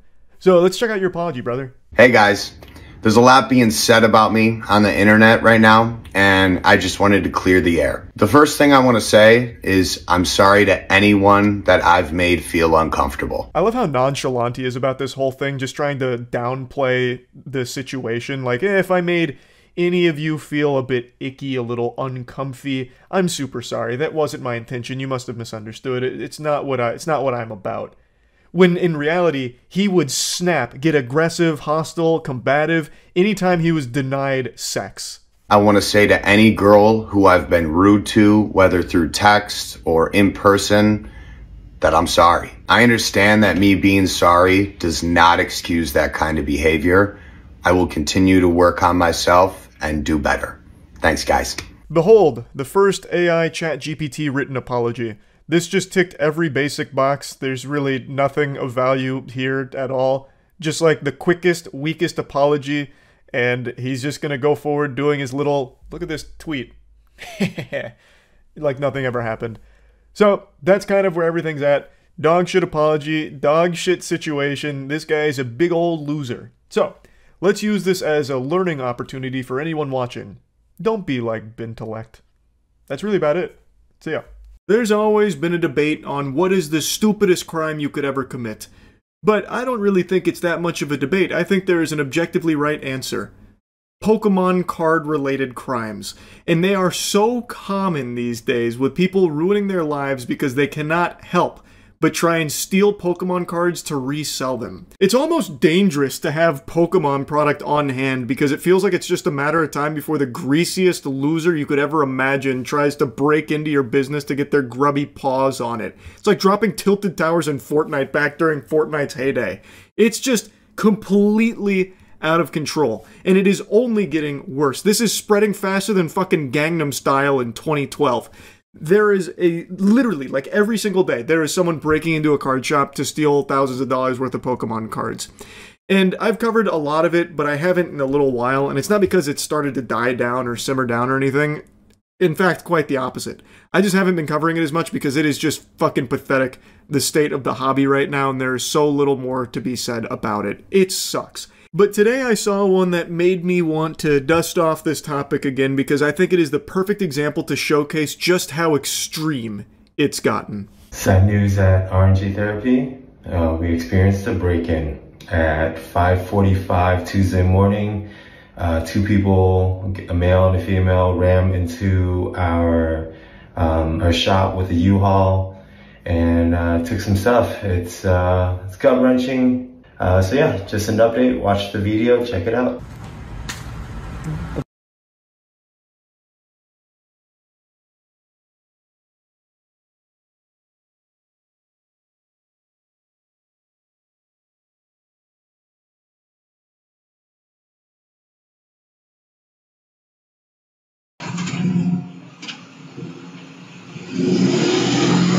This couple rented a U-Haul seemingly with the sole purpose to ram it through the garage door of this card shop so they could steal Pokemon cards and then make a quick getaway. There's so much to unpack with that. They rented a vehicle to commit a crime. I feel like it probably won't be that hard to find who they are, assuming they had to provide some identification and payment information to even get the U-Haul in the first place. God willing, hopefully they don't get away with it. This is a level of insanity that dwarfs even some of the most absurd that I'd seen prior. They rented a U-Haul to crash it through this building to steal Pokemon cards. Holy shit. Also, they're just like manhandling the Pokemon cards. They're doing it au naturel, the way our forefathers used to steal Pokemon cards. They're not even using bags or anything. They're literally just grabbing like two fistfuls and walking it back and forth. Like they didn't even bring like bags or something to do it more efficiently. They are that fucking stupid. You are witnessing actual Neanderthal mode. You are seeing laid bare in front of you the dumbest society can provide you with. Holy shit. And you get a pretty good look at this girl's face, one of the perpetrators here. I'm hoping these two turbo idiots get caught pretty soon. I'm pretty optimistic that they will. It feels like there's a lot of information that you could probably get from the vehicle they rented here for it. Plus, you also have pretty solid surveillance footage of what they look like. Hopefully they will get caught. Now, the reason I wanted to yap about this is because of just how over the top it is. They fucking crash a truck through this card shop to get the Pokemon cards. In almost every other card shop break-in and robbery I've seen, they just bash the glass in. They'll hit it with a brick, a hammer, something. They just walk in and then start breaking all the glass in order to steal the cards. But here, there's no glass for them to break through. It's a fucking garage door. It's a huge garage door. You would think that would be more difficult and like a deterrent from people breaking in. But no, these morons still find a way. Like, you are just not safe. If you have Pokemon cards, somehow these vermin will sniff it out, and come hell or high water, they will fucking bust through those walls like the Kool-Aid Man. It is shocking. They crashed a U-Haul through this garage door to get to these Pokemon cards. Next, like, you're gonna have to start putting your Pokemon cards at Fort Knox, but even then, idiots like this will probably still find a way to try and gain access. It'll be like Wile E. Coyote. They'll get the Acme Dynamite out and the plunger and try and like blow it up to get in. It's just so sad, the state of this hobby. And I feel terrible for this business. Like, I would have thought, given the location of this business being, you know, pretty secure behind a garage door and everything, that they were likely going to be safe and be able to provide a nice little hangout card shop spot for their community. But no, still no. They crashed the car through it. Now, I watched some of the updates here from their Instagram page. They have replaced the garage door, which is not cheap, mind you. And they are trying to, you know, keep their heads held high, moving forward into the future here. So they are back open for business, which is great. They were only down for a little while here after this. But it just sucks to see this, man. Like, I just feel so bad. It's not like these card shops are rolling in money. Like, it's not like these businesses are just raking in millions and millions of dollars. And yet they are just getting absolutely pillaged. Like the fucking Vikings are running through here and just dismantling their inventory of Pokemon cards. It's just dangerous. It's sad. It's fucking sad. And like I said, this is very, very, very common now. Like, when I was looking for this to try and find it on my own, an unrelated story of 3 separate break-ins all in like a week came up. And like I mentioned, it's the standard song and dance that a lot of these robbers like to do, where they just bust in the glass of these card shops and then just start breaking everything to get to them. In and out in 30 seconds. That's all it took for this thief to make off with about $6,000 worth of Pokemon cards. They smashed our showcase, so they knew where they were going. On top of the... Like I said, that's typically how it goes. They come in, break the glass. In the rest of this news segment here, they interview a couple of other shops that experienced very similar break-ins, losing thousands of dollars worth of product. And typically, it's just a big old... In one of them, it was just a big old piece of concrete. They broke the glass and then kicked in the rest of it and then just walked in, stole the shit, breaking the shit. It's awful. It's just awful. It is so shameful. And it is showing no signs of slowing down. Like, you're not even safe if you are behind a garage door. A reinforced door is not safe because you never know when the dumbest couple on the planet's gonna rent a goddamn bulldozer and just blast through it. It's just despicable. I am so tired of the degeneracy in the Pokemon card community. Jiminy Christmas. And like I've said from the very beginning, even if you do steal all of these Pokemon products, they're not easy to resell. You're not going to make a huge killing selling the couple of $1,000s worth of Pokemon product that you lifted from these local card shops. Like, it's not going to sell immediately, even if you do mark it down significantly. And a lot of people in the community are always aware of what's been stolen, so many times what's happened in the past is people that have stolen it have been caught when they've tried to resell it because people know, and they don't want to have that hot potato of stolen product. Like, it's just so fucking dumb across the board from these idiots, these absolute losers that are stealing all of these TCG products. It's so fucking dumb. Anyway, though, I just wanted to yap about this again. That's really about it. So, yeah. Another day, another whiny, entitled loser having a meltdown and freak out in a fast food drive-thru. This time, the temper tantrum is caused because he was declined a pup cup. I'm going to have to ask you to leave, please. I'm doing a video. I'm going to need you to leave, sir. Why was the reasoning why you won't give me a pup cup? We're not allowed to do pup cups. Yes, you are. I come here 2-3 times a week, every week, and get a pup cup. As a dog owner myself, I am very familiar with this item. It's super simple. It's just a cup of whipped cream. It's not winning any Michelin stars, but it's just a nice little treat for your dogs if you're going to a couple of fast food places that offer it. I think the main one is Starbucks. But I didn't even know it was like super common outside of that. So it's not surprising that they're saying, no, you can't get a pup cup here. And also, 2 to 3 of those a week? That's excessive. At that point, just get your own can of whipped cream. Like, what the fuck? Every time I come here. They're not supposed to do pup cups. If they're doing it, they're not doing what they're supposed to be doing. Do you not understand? It's just a little cup of whipped cream. So I need you to leave, please. Why won't you give me a pup cup? Because we do not do pup cups at this establishment. Bullshit. Came here yesterday and got a pup cup. Somebody hand me the phone, please. Call the police. She's calling the police because I want a pup cup? She's calling the police because you're an annoying pest that refuses to leave, even though she's told you multiple times they don't do pup cups. Now, if you've received some of those sacred treasures here, that wonderful cuisine in the past, it means you got lucky, and the workers probably just didn't want to deal with you because you're a headache and decided to just oblige and give you those pup cups, but it's not something this establishment normally does, and she's telling you that. You're also making a problem for the workers that were nice enough to you to give you those pup cups by snitching on them here.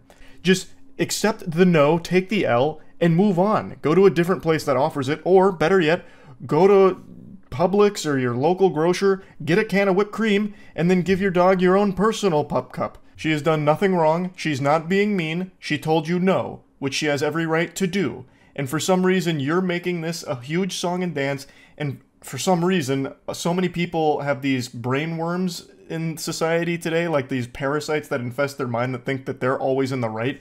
So he starts filming this interaction himself. What should be a shameful moment for him that should keep him awake for weeks to come is something that he is proudly posting online himself. It's embarrassing. It's super fucking embarrassing. You're delusional. You're not in the right. No one's on your side. Just leave. They don't do pup cups. And stop saying that word. It grinds my ass. It chafes my fucking butt how many times he says the word pup cup throughout this video. He spams that word more often than a Rocket League player spams what a save. It drove me nuts. It was so fucking grating. Let's see what the police have to say because a person wants a pup cup? Seriously, you're calling the police because someone wants a pup cup. That's absolutely absurd. It's absolutely ridiculous. Cassopolis, Michigan.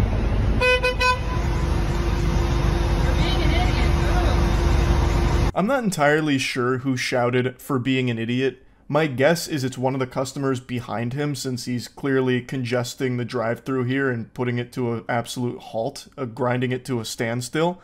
So I'm guessing they were getting mad and started shouting at him, just throwing tomatoes at this clown here. Just boo, boo, you stink, please stop, you're being an idiot.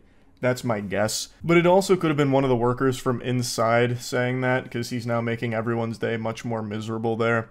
He just doesn't seem to grasp that it has nothing to do with the pup cup, it has to do with his refusal to leave after being told no. No. That's absolutely ridiculous. All you have to do is put some goddamn whipped cream in a cup, and so that my dog can have a pup cup. And I was paying for it. I asked to pay for it. So fucking what? They still said no. It doesn't matter how easy it is, they don't do that here. Your dog's not gonna die from lack of pup cup.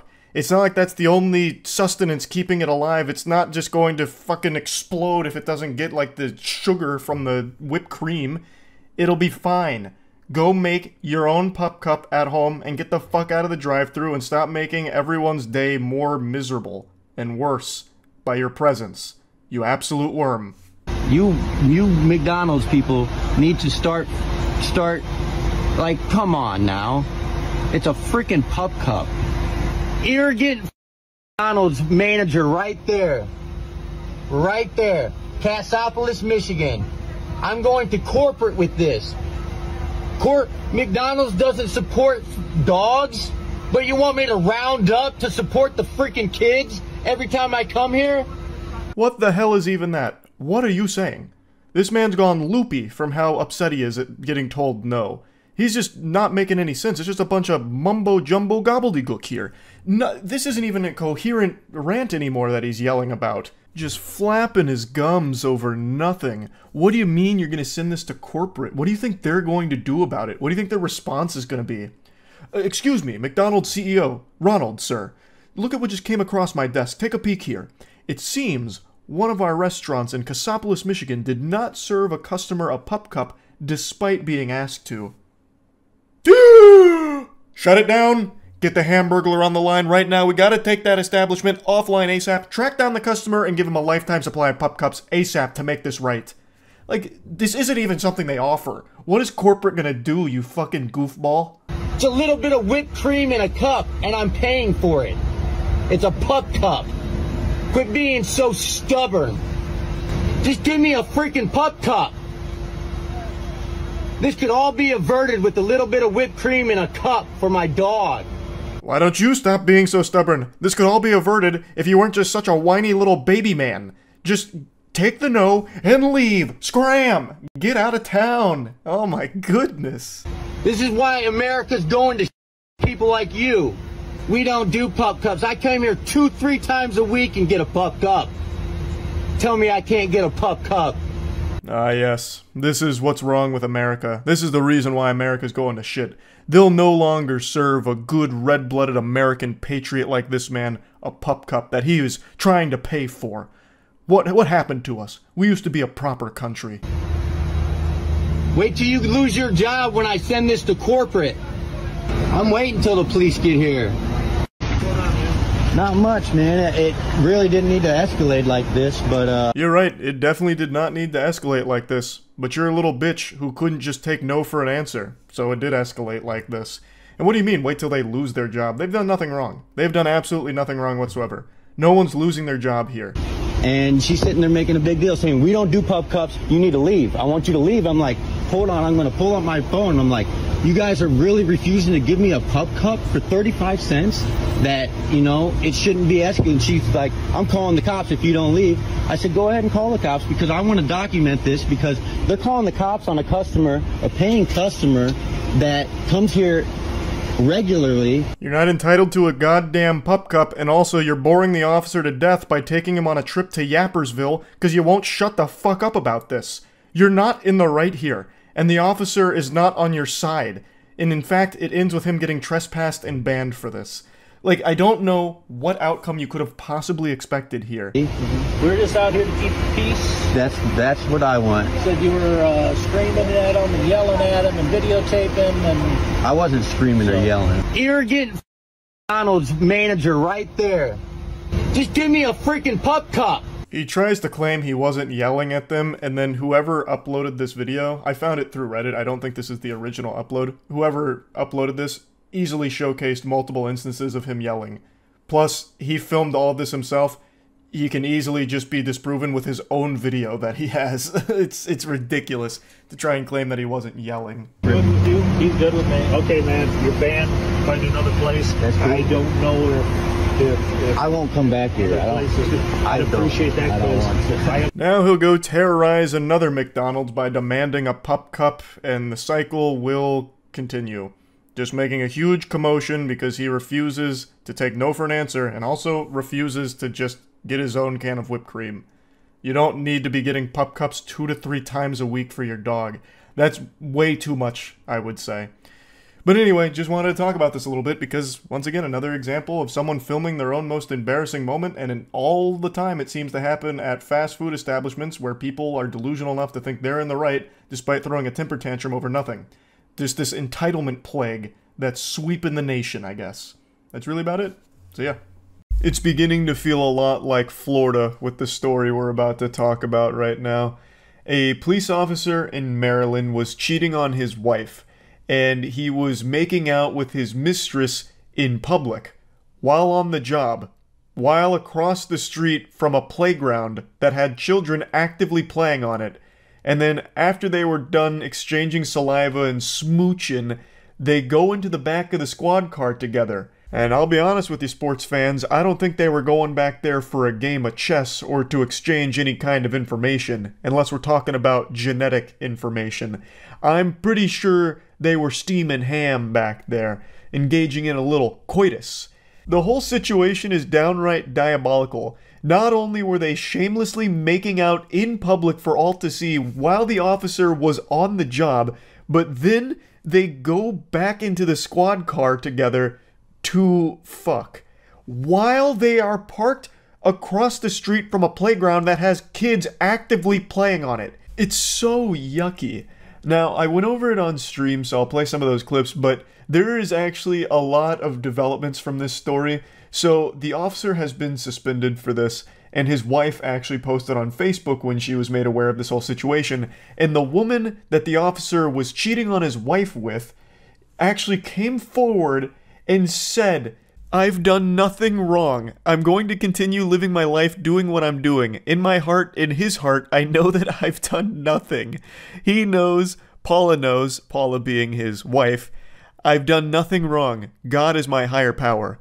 God has abandoned you after this act of sin. You broke 11 of the 10 commandments with this act alone. You got your donut glazed by a married man on the job, in public, in front of children. That is downright diabolical. And you have the gall to say that you did nothing wrong? Mind-blowing. Now, she did say more about this situation, which I'll get to in a moment, but I want to play you the footage first so you can be caught up to speed on the lore here on what unfolded. But, again, in a nutshell, basically, she got her spaghetti meatballed by a married officer on the job in the back of their squad car, in public, middle of the day, across from a playground that actively had children playing. It is gross. See here from last night are being investigated. It appears to show the uniformed officer paid vacation. Yeah. Get in the back seat, you can see here, of this cruiser. Now, a man taped it all with his phone at a neighborhood park right next to Oxon Hill High School. What the fuck? Why there? He slabbed up outside of a high school to have sex with her in his car. What a weirdo. I still love that everything addresses X as formerly known as Twitter, or just straight up Twitter. Such a disastrous idea to try and change it to fucking X of all things. I was like, oh my god, there's kids around here at the time, and all the time, and he didn't care, and it was not dark. He doesn't respect the uniform, he doesn't respect the police car, I can't believe that. FOP89 has been made aware of the videos circulating on the internet. We have no information as to the investigation of the videos or the officer involved, as that's handled by the department's Internal Affairs Division. We ask that our officer be given the same consideration that any other person would ask for, and that you reserve judgment until all the facts are known and videos are put into context. He is on video making out, literally like sucking the lips off of her face, and then they go into the back seat of his police cruiser. What do you think happened back there? They didn't just go back there to keep smooching. What the fuck do you mean? In what context? What context? It's all just right there. He's just openly making out with her in public across the high school. Across from the high school. He was investigating her mouth. Yeah, I guess she had a bomb in her pussy. And his cock was the only thing that could defuse it. He actually ended up saving the whole school. It's like a speed situation, and you had to keep your thrusts above 4 pumps per second in order to keep the bomb from going off in her vagina. That's a crime, right? Like 100%? Having sex in broad daylight outside of a high school? Like, I guess you're in your car, but it's not like it's private. You're still in front of the high school in public having sex. Body cam footage? Oh wait, yeah. They need to release the body cam footage. Maybe that'll be all the context we need. Perhaps it was some kind of deep sting operation and they go into the back seat in order to exchange information or something. I don't know. I really want to see the body cam footage now. We need the context. Can't find where to get Critical's comics at? Oh, badegg.co. First OnlyFans with police POV. That would be big. Well, since he got suspended, so maybe he will need to turn to OnlyFans now. Let me see what the rest of the report says. Arlette, and this is not his first suspension. Now, the incident happened right here in this parking lot at South. Not his first suspension? Is it for the same thing? How many times does he fuck women on the job in his patrol car outside of a school? This viral video. A Prince George's County police officer appears to be kissing a woman. Then they both get into. What do you mean appears to be? Hold on, let me get the unblurred version. What do you mean appears to be? It's not like they were just like pulling a quarter out from behind her ear or something. Like, that was the sloppiest makeout session ever. That's like 15 brewskis deep at a dive bar and you're like blurred making out with someone and just slobbering all over them. Where's the non-blurred version? Because that leaves nothing to the imagination. He was conducting an oral swab. Yeah. You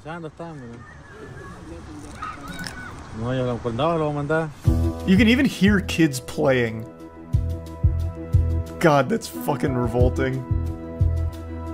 Now that you've seen the evidence here, which is pretty substantial evidence, let's go back into more of what she said. Luckily, she was kind enough to explain that this was not a one-night stand. She said, that's the main story, that this isn't a little thing. Of course, since he's a police officer, it looks bad. But I just want people to understand that this was not a one-night stand. I just love that that's her priority. Like, this is the #1 thing she's addressing. Like, okay, listen, everyone. You know, stop all this hoopla. I'll set the record straight. This is not a one-night stand. We've actually been seeing each other for multiple years now behind his wife's back. You know, so get that straight. I'm tired of rumors circulating.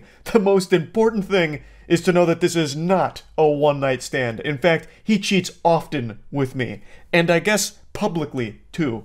What's so exciting? He's a cop. I'm a civilian. We got caught. It sucks, but this will pass. She also has a kid of her own, and she just doesn't seem to care about this at all. She's reacting to this the same way I react to finding out I'm out of ketchup. Just like a, geez, darn, oh well.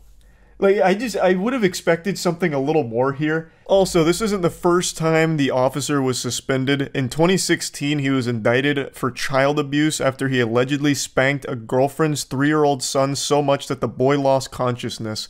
But then it was later ruled that the allegations were unfounded. But the mistress here said that the incidents in this current scandal don't get in the way of her feelings for the officer. Now, you know, I don't think you needed any more evidence that this might not be a good guy. But I think this is an important little tidbit of lore to have around this officer. But yeah, I just found this to be a pretty wacky story here that I wanted to talk about a little bit. That's it. See ya. I'm about to scare you with one little word: moderators. When I say Twitch mod or Reddit mod, Discord mod, you immediately get a picture of someone in your head, and it's not a very flattering image, I imagine. You're probably picturing someone that looks like Urgot out of League of Legends.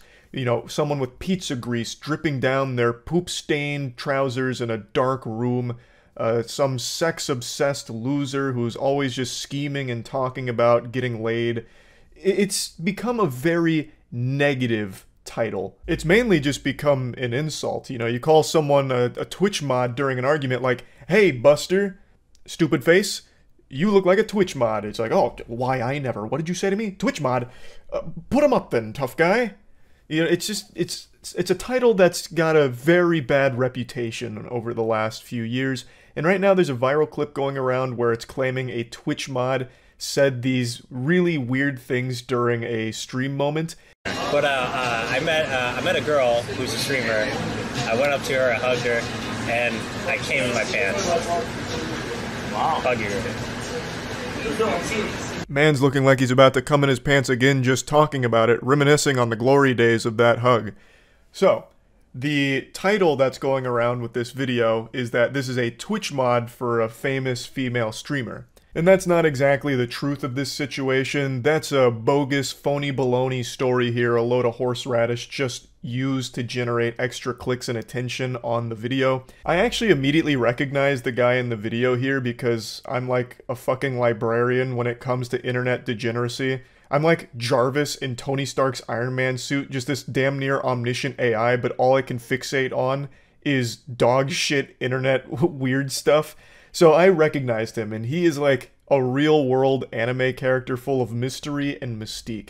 There is actually an entire pseudo-documentary about him, which I'll talk about a little bit more, but let me show you the rest of the clip before doing a full dive. I think you need to get laid a little more often. Exactly. Exactly. Yeah, I was gonna say, was she hot though? Was she like super duper duper hot? Yeah. Like, I mean, it's forgivable if she was super duper duper hot. Yeah, yeah. Now, if she was only super duper hot, this would be unforgivable, but she was super duper duper hot, and I mean, I think we can all understand a little premature ejaculation from hug contact there, obviously. I mean, that's the threshold, that's the rules. So that's the clip that's really popped off, because it's a goofily, awful, embarrassing moment captured, and he is very proud about the ejaculatory experience here from a simple hug. Like, actual busted nut from a hug. I mean, that's something that you couldn't torture that information out of me. Like, you couldn't waterboard me enough to have me admit to ejaculating from a fucking hug. And yet, here's this man at a bar just telling it like it's an old war story or something. And he's got, like, an audience around him that's like, oh, interesting there, brother, what the fuck? Yeah, it's a very weird clip. And people keep pointing and laughing at him, obviously, but they also keep calling him a Twitch mod. And that's just not accurate. Now, full transparency here, there is a possibility that he was at some point someone's Twitch mod, but it's not who they were claiming, and he's not known for being a mod of any popular streamers or any female streamers for that matter, but there is a chance that he does or has modded for someone or some people in the past. That information I don't fully have knowledge on, but I do know a lot more about this guy than most people seem to. Which is surprising because he's actually very well known in the Twitch community. There is a whole documentary about him. He was a 27-year-old virgin at the time of filming this video here, and it's a very open and honest look into his whole life. He became known for his extremely aggressively sexual comments in people's stream chats, female streamers' stream chats, as well as his tweets, where they're all just sexually charged. A lot of them are about pegging and just how often he's nutting, making his cum face, his orgasm face. Like, it's all very sexually charged stuff. So he got a reputation for being, like, creepy for that. And what's very interesting is that he actually opens this interview with the channel Built Differently with the exact same speech, the exact same proud monologue that he just gave in this viral clip that came out 2 days ago. Well, there was one time when I met ST Peach. She gave me a hug. I met her the first time, and I ended up jizzing my pants. I ended up leaving the convention, going back to my hotel room, changing my underwear and my pants, and then going back to the convention.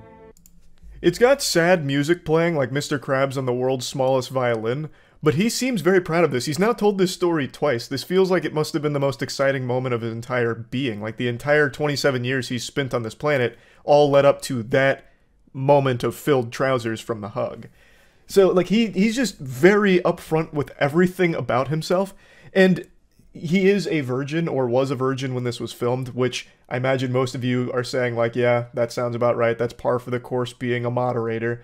But his story, like, his X-Men origin story is probably a little different than what you're expecting.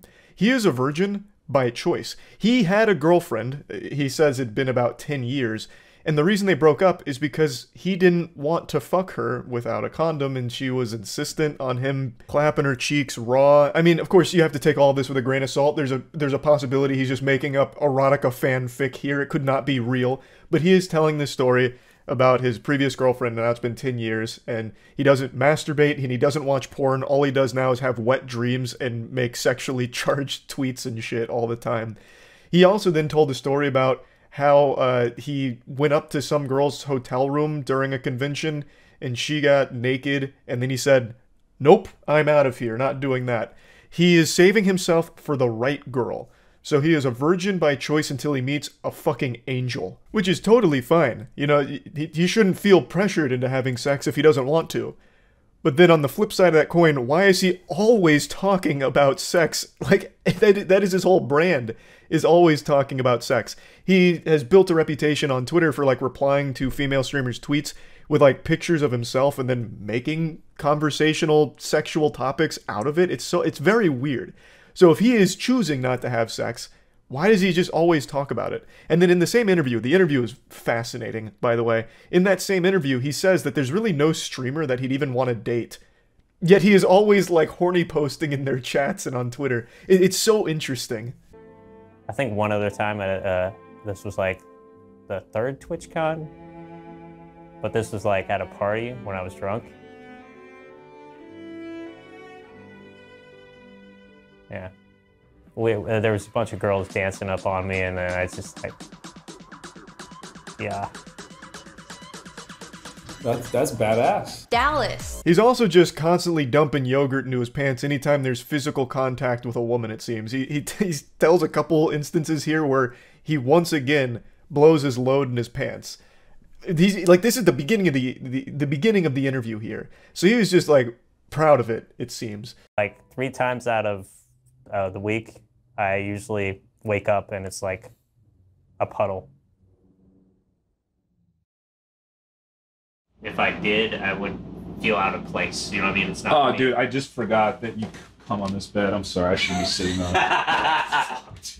Alright, yeah, Now, since he doesn't masturbate, allegedly, it sounds like his body is rebelling against him, so he says about 3 times a week he wakes up in puddles of cum. That's a terrible way of starting your day. Waking up in a puddle of cum, just splish-splashing in cum every time you wake up, that sounds fucking terrible. And what I want to talk about briefly here is the way his room is decorated. You can see all of the Twitch merchandise, Twitch everything, and then a Twitch streamer's photo on the shelf behind his bed. So he very clearly lives and breathes the Twitch ecosystem, and I legitimately do find that very sad. I don't think anyone should make a hobby their whole personality, no matter what it is. Whether you're a big fan of Twitch streamers or anything like that, it should never become your whole personality where everything you do kind of revolves around it, and that's the impression I kind of get from him. Where he spends so much time in all of these streamers' chats, and a lot of what he says is sexually charged, and it translates into the real world where he has all of this Twitch stuff everywhere, including like a picture of a streamer that he really, really likes. It almost makes it seem like something out of Hey Arnold with Helga and like the, you know, the monument she builds for Arnold. It's just, it's an obsession, and that's not good. Fear because I ejaculate so much in my sleep that the first girl I ever have sex with, I'm gonna end up getting her pregnant. I also know that because like I got tested for my sperm, and it's like I got like those double-headed. My sperm count is up there. The potent god seed, I suppose. Talking about, like, double-headed sperm. Man's got fucking chimera sperm, I guess. Wild stuff. Like I said, it's a very fascinating interview. They eventually take him to a strip club. It's all very wacky. But yeah, I guess the only thing I really wanted to focus on is that the story is wrong around that clip. He's not a Twitch mod. He's something much more than that. He's been well known in the community for a long time now. And still, of course, a very weird clip. In fact, a series of very weird clips from him, and very weird tweets and Twitch chat messages over the years. But yeah, I just want to talk about this a little bit, and that's about it. So yeah, boy oh boy do I have some good news for you today. It's time for a little holly jolly celebration because Santa Claus came early with the gifts. This loser has finally been arrested. Now, I'm sure none of you recognize this guy. This is probably not a face any of you have seen unless you're a woman in New York, and in that case, this is probably a face that you swiped left on Tinder for. But this is the face of the man known as Squeeze Bins, the infamous street racer who's blown up on Instagram and YouTube over the last few months. This isn't like a really stunning revelation, he just looks like a normal asshole. It's not like some kind of big twist like it's Bruce Wayne behind the Batman mask or anything. But I actually recently talked about Squeeze because he went on Neon's stream and did his street racing stunt maneuvers and ended up getting in a hit and run live on Kick. So of course I was making fun of him and tossing tomatoes, shouting boo. I think it is so incredibly lame to do the kind of shit that Squeeze Bins was, where he'd just go out on public roads and put everyone's lives in danger around him, just driving fast and recklessly for his content. And this is a criminal who is addicted to attention, which has to be the worst combination for a human being ever. If you are a criminal, the last thing that you would want is a lot of eyes on you. But this guy, Jiminy Christmas, he was absorbing it like a sponge in a sink. This guy was more addicted to attention than a heroin addict is to the needle. This guy couldn't get enough of it, so he took every opportunity imaginable to promote himself. So this was always inevitable. He was either going to get arrested or get himself or someone else killed. Luckily, he was arrested before the second thing happened. Now, before really diving into the weeds of the arrest here and everything around it, I want to show you a little bit more of the lore to Squeeze, so you can get a big taste of the cringe that is Squeeze Bins. You mix danger, but there's also other people at risk when you do that. Innocent civilians. So what do you think about the element of danger for that? I've been doing this since, like, real shit, since I was 9. I used to take my dad's car out, and I used to just bug out. I've been doing this for so long now that I feel like I did some professional. This guy must have found a moron potion at some point in his life, and he has not been able to break the curse. The effects still linger. He did an interview with Tommy G, a very popular video, over 8 million views here, where he's revealing some, like, pretty sensitive information, really, all while acknowledging that he's one of the most wanted people in the area by the authorities. How stupid can you be? He's going on a press tour here to promote himself, while actively engaging in illegal activity and putting himself in as many places as possible, giving authorities all the evidence they could ever require. He also has the gall to call himself a professional. He is a talented driver, no doubt, but the only thing he's a professional at is not dying. That's it. He's going out there and gambling with everyone's lives and his own, and nothing beyond that. He's not a professional at anything, he's just currently surviving. Is all. That's how I drive. There's been incidents where I've gone out with people and they try keeping up with me and they've crashed. How fast do you go? I mean, there's been a video on live where I've gone one-handed 210 miles an hour. Filming with one hand, driving with the other, 210 miles an hour. Yeah. That's insane. Did that scare you? Not really, just to build up a tolerance of just speed. Do you feel like the police watch your Instagram? 100%, they do. Let's pop in the... 100% they do, which is why I'm doing all of these interviews to help them in their pursuit. It reminds me of this classic story where the police put out a post on Facebook asking for information about a woman who was an accessory to a murder, and the woman they were looking for actually commented on the post asking about the reward money that was being offered, and so they were able to find her because of that. Squeeze and that lady are two sides of the same coin, just pure degenerate dummy. Anyway, though, he's finally been arrested after an incident that happened back in April where Squeeze allegedly made an illegal turn and proceeded to elude the police at high speeds.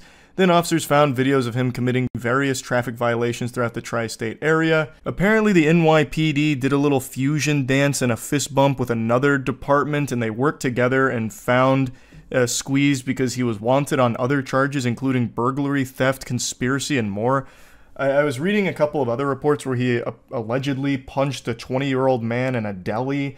So I'm not exactly sure what all went down there, but ultimately it ended with him getting arrested and the NYPD commissioner taking a victory lap here and dunking on him on Twitter by saying Squeeze Bins is in custody thanks to New York's finest. And then he posted a picture of his Instagram with the word apprehended slapped across it there, as if it's some kind of like busted thing in Grand Theft Auto. So Antonio going from Squeeze Bins to Squeeze Mins here, being shoulder to shoulder squeezed into a cell with other dudes, hopefully. But there's no telling if he's actually going to face real prison time. It seems he's been released because after all of this, he did make an Instagram post about how he can't go live on there. So then he made a Twitch account, which I can't find. I do see a Squeeze Bins account there, but there's nothing on it, and I think that's just an impersonator trying to capitalize off of this. His original Instagram account appears to be banned, and the only one I can find is another one that appears to be an impersonator, but maybe it really is him. I have no fucking clue. I also can't help but giggle that he decided to make a Twitch account instead of a Kick account. Like, not even this blatant criminal who has already broadcast crimes on Kick wants to make an account over there and stream on purpose. He still decided to go to Twitch first and foremost. That's kind of crazy to me because Kick is the home of broadcasting illegal activity. They don't do shit about it there. They give you like a subtle thumbs up because it's driving more traffic to their site. That should be home turf for Antonio here. Squeeze Bins would be hoisted on their shoulders like a golden goose. And yet he still said, ew, I'll just go to Twitch instead. That boggles my mind a little bit. I did laugh when I read that he made a Twitch account. I wish they'd make an example out of him here. He's not like the only one doing this kind of content, the lone alpha wolf or anything here. This is a pretty popular niche of content online where people just put on a helmet or wear some kind of mask and then just commit crimes. And like, taunt authorities driving around recklessly, endangering a bunch of innocent people's lives on the road for content and views on Instagram and YouTube and shit. He is far from the only one doing this. So I think if they would actually give a fuck here and pursue real serious charges and actual repercussions for his actions, it could help to dissuade others from pursuing this.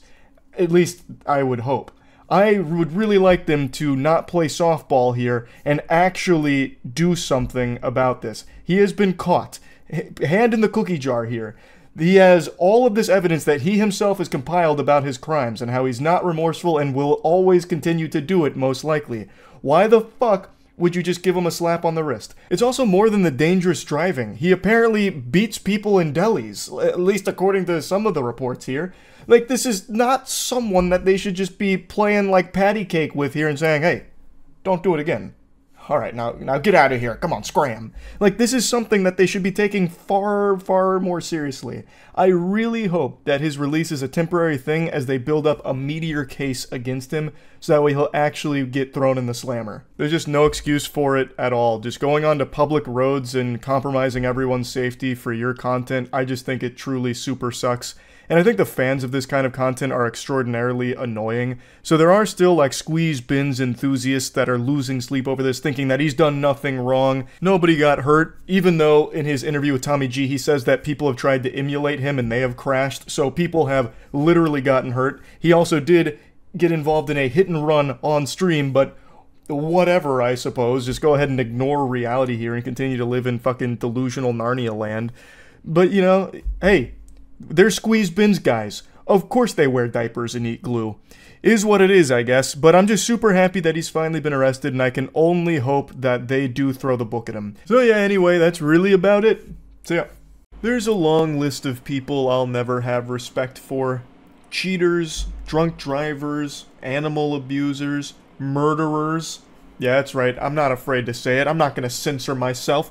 I think you gotta be a real jerk to kill someone. Standing wipers is another one. I don't understand what kind of psychopath would stand up after doing their business to wipe when the toilet seat already spreads your cheeks, giving you the optimal angle of entrance to your butthole. Doesn't make any sense. You're adding extra steps and more of a nuisance. And another thing that I'll never have respect for are pathetic scumbags that abuse the YouTube strike system because their feelings got hurt.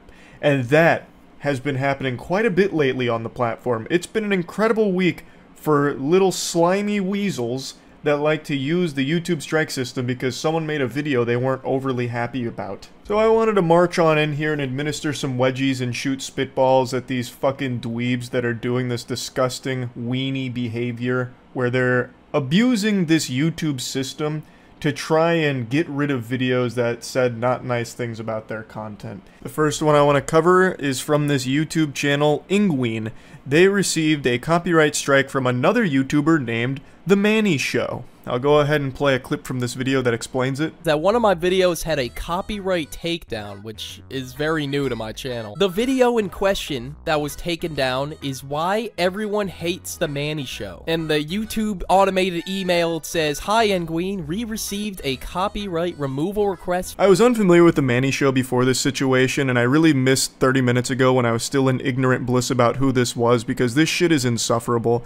It's a massive YouTube channel that just aims to fill the shorts algorithm with brain rot content to try and farm subs off of it. It sucks. It super sucks. Copyright strikes are a huge deal. It's more than just the video getting taken down. It affects the entire channel. I'm sure all of you are familiar with the strike system on this platform. It's the nuclear option. When someone does that, it's a declaration of war, and that's when things get extremely serious. And it's also an unforgivable sin on the internet. If you ever have that little devil on your shoulder that convinces you to file a copyright strike, just know that blemish is gonna haunt you for the rest of your fucking life on the cyberspace. People don't forget that. So if you're filing a strike on a channel, you better hope that that channel is publicly beheading puppies or something, because otherwise, everyone's going to hate you for it forever. Strikes, in an ideal world, would be reserved for repeat offender channels that are publishing like borderline criminal content. Anything aside from that, and you could just file a normal copyright claim and block. You don't have to choose to strike the channel. You can just take down the video you think is in violation of your copyright or whatever, and have that be that. But when you go the extra step here and put the cherry on top of the shit cake with a strike, then it becomes a huge, deal. But in a situation like this, the Manny Show would still very much be in the wrong, even if they took the lesser of two evils and just removed the video without the strike. Because they have no grounds for removing the video whatsoever. They have no legs to stand on. It's a completely fraudulent claim that blatantly abuses YouTube's system. The channel that was struck, Penguinz, is a commentary channel that will play a clip from a piece of content, let it play for like 10 or 15 seconds or so, and then talk about it, giving their commentary on whatever they're going over, whatever the subject is. Looking at the removal request, we can see that 13 seconds of the video was enough to lead the Manny Show to strike the entire fucking channel here. That's some fucking filthy fish paste right there. 13-second clip was enough to have the Manny Show bring the hammer down with the iron fist on the channel, because Penguinz was saying some less than stellar things about the Manny Show, I guess. But you can't strike someone because your feelings were hurt over what he was saying about your content. That's just not how it works. He hasn't violated any rules at all. You are totally fine to play bits and pieces from other content and then talk about it, transform it with your commentary, your jokes, your input, whatever it is. It's not like Penguinz took the entire video from the Manny Show and re-uploaded it without adding anything to it, without changing it whatsoever. There was no rules that were broken here, at least not from what I can tell. I also will just never understand this strategy of doing something like this, because as the Manny Show or part of the Manny Show team, you would have to know that Penguinz or any commentary channel ever would see this and immediately talk about it, because this is just a big no-no. This is like an unwritten rule on YouTube that you don't strike another YouTuber just because they hurt your feelings. That will always backfire on you in the biggest possible way, and it puts all of the eyes on you as the bad guy, as the villain. You won't get support for that. No matter what Penguinz was saying about you, and I can't go watch the video since it's been taken down, but I imagine he was calling him cringe or something. Now you have made things significantly worse for yourself. The video title that got taken down was Why Everyone Hates the Manny Show, and I don't know what the reason behind it was, but I can tell you what it will be now. The reason why everyone hates the Manny Show is because they're very sensitive and file false strikes on other YouTubers' channels. I can now answer that question for why people hate the Manny Show. And that's because of your actions. Not even because of your content, it's because what you've done when someone criticized you. It's fucking stupid. It's so dumb. Speaking of dumb and stupid, we have the actual fucking mascot for those things, Tech Lead here. He is apparently still filing false DMCA claims. I just made a video talking about him. I called it Complete Loser. I went over his last fraudulent strike that he issued on Internet Anarchist. Mudahar posted this on June 29th, so only a couple days ago. This appears to be a screenshot of Tech Lead filing a DMCA takedown request. This is a classic SpongeBob, how many times do we have to teach you this lesson, old man moment. This one is particularly enjoyable though, because this means that YouTube automatically declined Tech Lead's attempt to falsely strike another channel.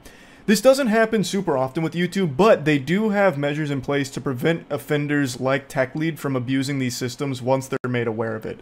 So what happens, and I've seen it a couple of times, what happens is you take one of these fucking worms like Tech Lead, they file a takedown removal request. YouTube will then start processing it and realize that this is just a bunch of hooey. So YouTube will actually send you an email making you aware that someone tried to target a particular video for a particular reason. In Mudahar's case, that video from a Tech Lead segment. And they tell you that they are not going to take any action because they believe it's fair use, but they want to put it on your radar in case you want to do something with that information. The reason they state is in case you want to delete it just to be safe, to avoid any kind of like legal ramifications if they decide to go above the YouTube strike system. So they just give you that information so that way you can plan your next steps accordingly, whether it's deleting the video or contacting the party directly. So that's why Mudahar has that copy there of the Tech Lead DMCA. It's because YouTube thought it was such a load of barnacles that they didn't even bother fucking with it. They just threw it into the trash pile right away, but sent a copy to Mudahar to basically use as toilet paper if he wants. That is so poetic for Tech Lead. YouTube won't even take him seriously anymore. I'm surprised they haven't taken legal action against him since he has openly on record admitted to abusing their system, which is a legal problem. That is actually him admitting to some very bad activity that YouTube could absolutely slap him for. And I think they probably will. This is leading me to believe that YouTube is now very much aware of TechLead and what he's doing, and I really think YouTube might take actual action against him for this garbage. Now, maybe I'm huffing copium like crack here, but it really to me does seem like YouTube might do something. They're declining his DMCAs without even bothering to process them anymore because they must be aware that this is just bogus. Like, it's fake, fraudulent. So maybe they'll do something against TechLead. I think they absolutely should. And this has nothing to do with his false DMCA takedown strike crusade that he's going on, but I have to talk about this because it was so pathetic. A few nights ago, actually by this point it's probably like 5 or 6 nights ago, maybe even like a week ago, I'm losing track of time, everything's blending together. But I was streaming Elden Ring, I was playing the DLC, and I saw TechLead poke his curious little head up in my chat. And he would cheer on whatever boss I was fighting at the time, like, go get him, demon guy, beat his ass, that kind of thing. You called me a complete loser, well look at you, you're dying to this Elden Ring boss, loser. And nobody in the chat even noticed he was there. He's such an insignificant fly that even his attempts to try and stir up shit in the chat didn't work. It just flew under the radar because no one gives a fuck about him. But I saw him because I'm always paying attention to the chat. It's the most fun about streaming is interacting with the community. So I saw TechLead in there, but I didn't call any attention to him. I just sat there and just looked at what he was saying. And I know he started fuming because I'm actually good at Elden Ring. So he came in during the Mother Finger boss fight, and it only took me like 5 tries or something on that boss. And he came in there at like the third or so try. So he only got to see me take 1, maybe 2 deaths until I beat the boss. And then he just had to sit there and say some other nonsense outside of that because I wasn't struggling on the bosses. And I just found it to be so embarrassing that this grown-ass man would take like 30, 40 minutes, whatever it was, out of his evening. And it was late too. It was like 2 a.m., 1 a.m., something like that. To hopefully watch me struggle on Elden Ring bosses and then not even get the pleasure of seeing that. Now, if he came in later and saw me on the final boss, he would have had quite a spectacle because that boss is fucking brutal. That took me like almost 3 hours to beat. But he came on the bosses that I was able to just fucking slap around and put the smackdown on. And he just had to sit there and just say nonsense and no one responded to it. And I just see it and kind of like smile internally about it. I just had to point that out. I found that to be, like, so embarrassing. I don't know how he went to sleep that night with that level of shame. Going into my chat to try and start shit only to have no response from anybody. Just straight up crickets. So I had to mention that since we were already talking about this loser anyway. But yeah, I just wanted to talk about these 2 cases here because within just a week, we've already seen 2 YouTubers, again, falsely strike or attempt to strike other channels for nonsense reasons. And I think that shit sucks. That's about it. See ya. Today I thought it'd be nice to give you all a free lesson in negotiating. Negotiations when it comes to doing business are a bit of a headache, a nuisance, and it's just this push and pull battle back and forth, and sometimes it just doesn't go your way. But what if it did? Every single time. What if every time you entered into a negotiation, you knew you would be victorious? You want to get yourself a new Stanley Cup but don't feel like forking over 50 clams for it? Well, then it's time to employ this negotiating tactic and get yourself a 100% off discount. That shit will be free. In fact, this is so effective that they'll probably start paying you to take the items away from them. It's that powerful. I first learned this forbidden jutsu from an anonymous hero on the Facebook marketplace who really opened my eyes to it. So I want to do the same for you. And I'll just go ahead and say it now. You're welcome. So it all begins with an individual trying to sell their motorcycle on the Facebook marketplace, and then they received this message. And I don't think they were prepared for this. That motorcycle was as good as gone the second this was sent. So they reach out and they say, "Hello, I know this is a lot to ask, but would you consider letting me have the motorcycle for free?" Pause. That's how you do it right there. Immediately letting his intentions be known. There's no guesswork here. There's really no haggling either. It's like, "Excuse me, have you considered letting me have this for free? I know you're trying to sell it for money, but what about just letting me have it? Now, I don't want to scare you away with science, but I do want to dive a bit deeper here on why this is so effective. There's a psychological explanation for this. People love to have their questions answered with another, stupider question. It makes us feel great. It's like this nice euphoric high. It's like smoking the crack pipe, but much worse. So in this instance, I know the guy selling his motorcycle had never, even for a fucking iota of a second, considered just giving away his motorcycle for free to a total stranger. But now that the idea has been planted in his head by that stranger, it's given him a lot to think about. And that changes the whole dynamic of the negotiation. Now, all the power is on the guy who's asking for it for free. You see how it works? It's very clever. We're dealing with a true genius. And he wastes no time getting very personal here to get an emotional investment from the seller, trying to tug on his heartstrings. So he's going for like this extremely powerful 1-2 combination wallop here to try and get this bike for free. So he says, "It's for my elderly dad, and he lost his car due to financial issues, and he is dirt poor on a super low pension, and I don't work as I'm looking after him until I get another job, as I lost my trucking company to a fucking rotten," and then he drops a slur. If that doesn't bring a tear to your eye, then I don't know what will. You have no soul. His elderly father, he lost his car due to financial issues, and now he needs a motorcycle. As all elderly men need. Like, how is he supposed to get from point A to point B without a free motorcycle now? What do you expect him to do? Walk? It's ridiculous. He's elderly. And the individual here doesn't have a job to provide for him, so he's doing the best he can to get him some transportation, which just happens to be a fucking motorcycle. Maybe he's trying to get his dad killed. I have no idea. Maybe this is all an elaborate assassination plot. I am looking for someone with a heart that is willing to help a person in need. And then caps lock. My dad is 78 years old and is at his breaking point, and the next person who refuses to say yes and help will be held responsible if anything happens to my dad, as he is ready to let go of life. So now the stakes have never been higher. His father is 78 years old. At his breaking point, the only thing keeping him alive is the hope of a free motorcycle. Will you do it? Do you have a heart to save his life?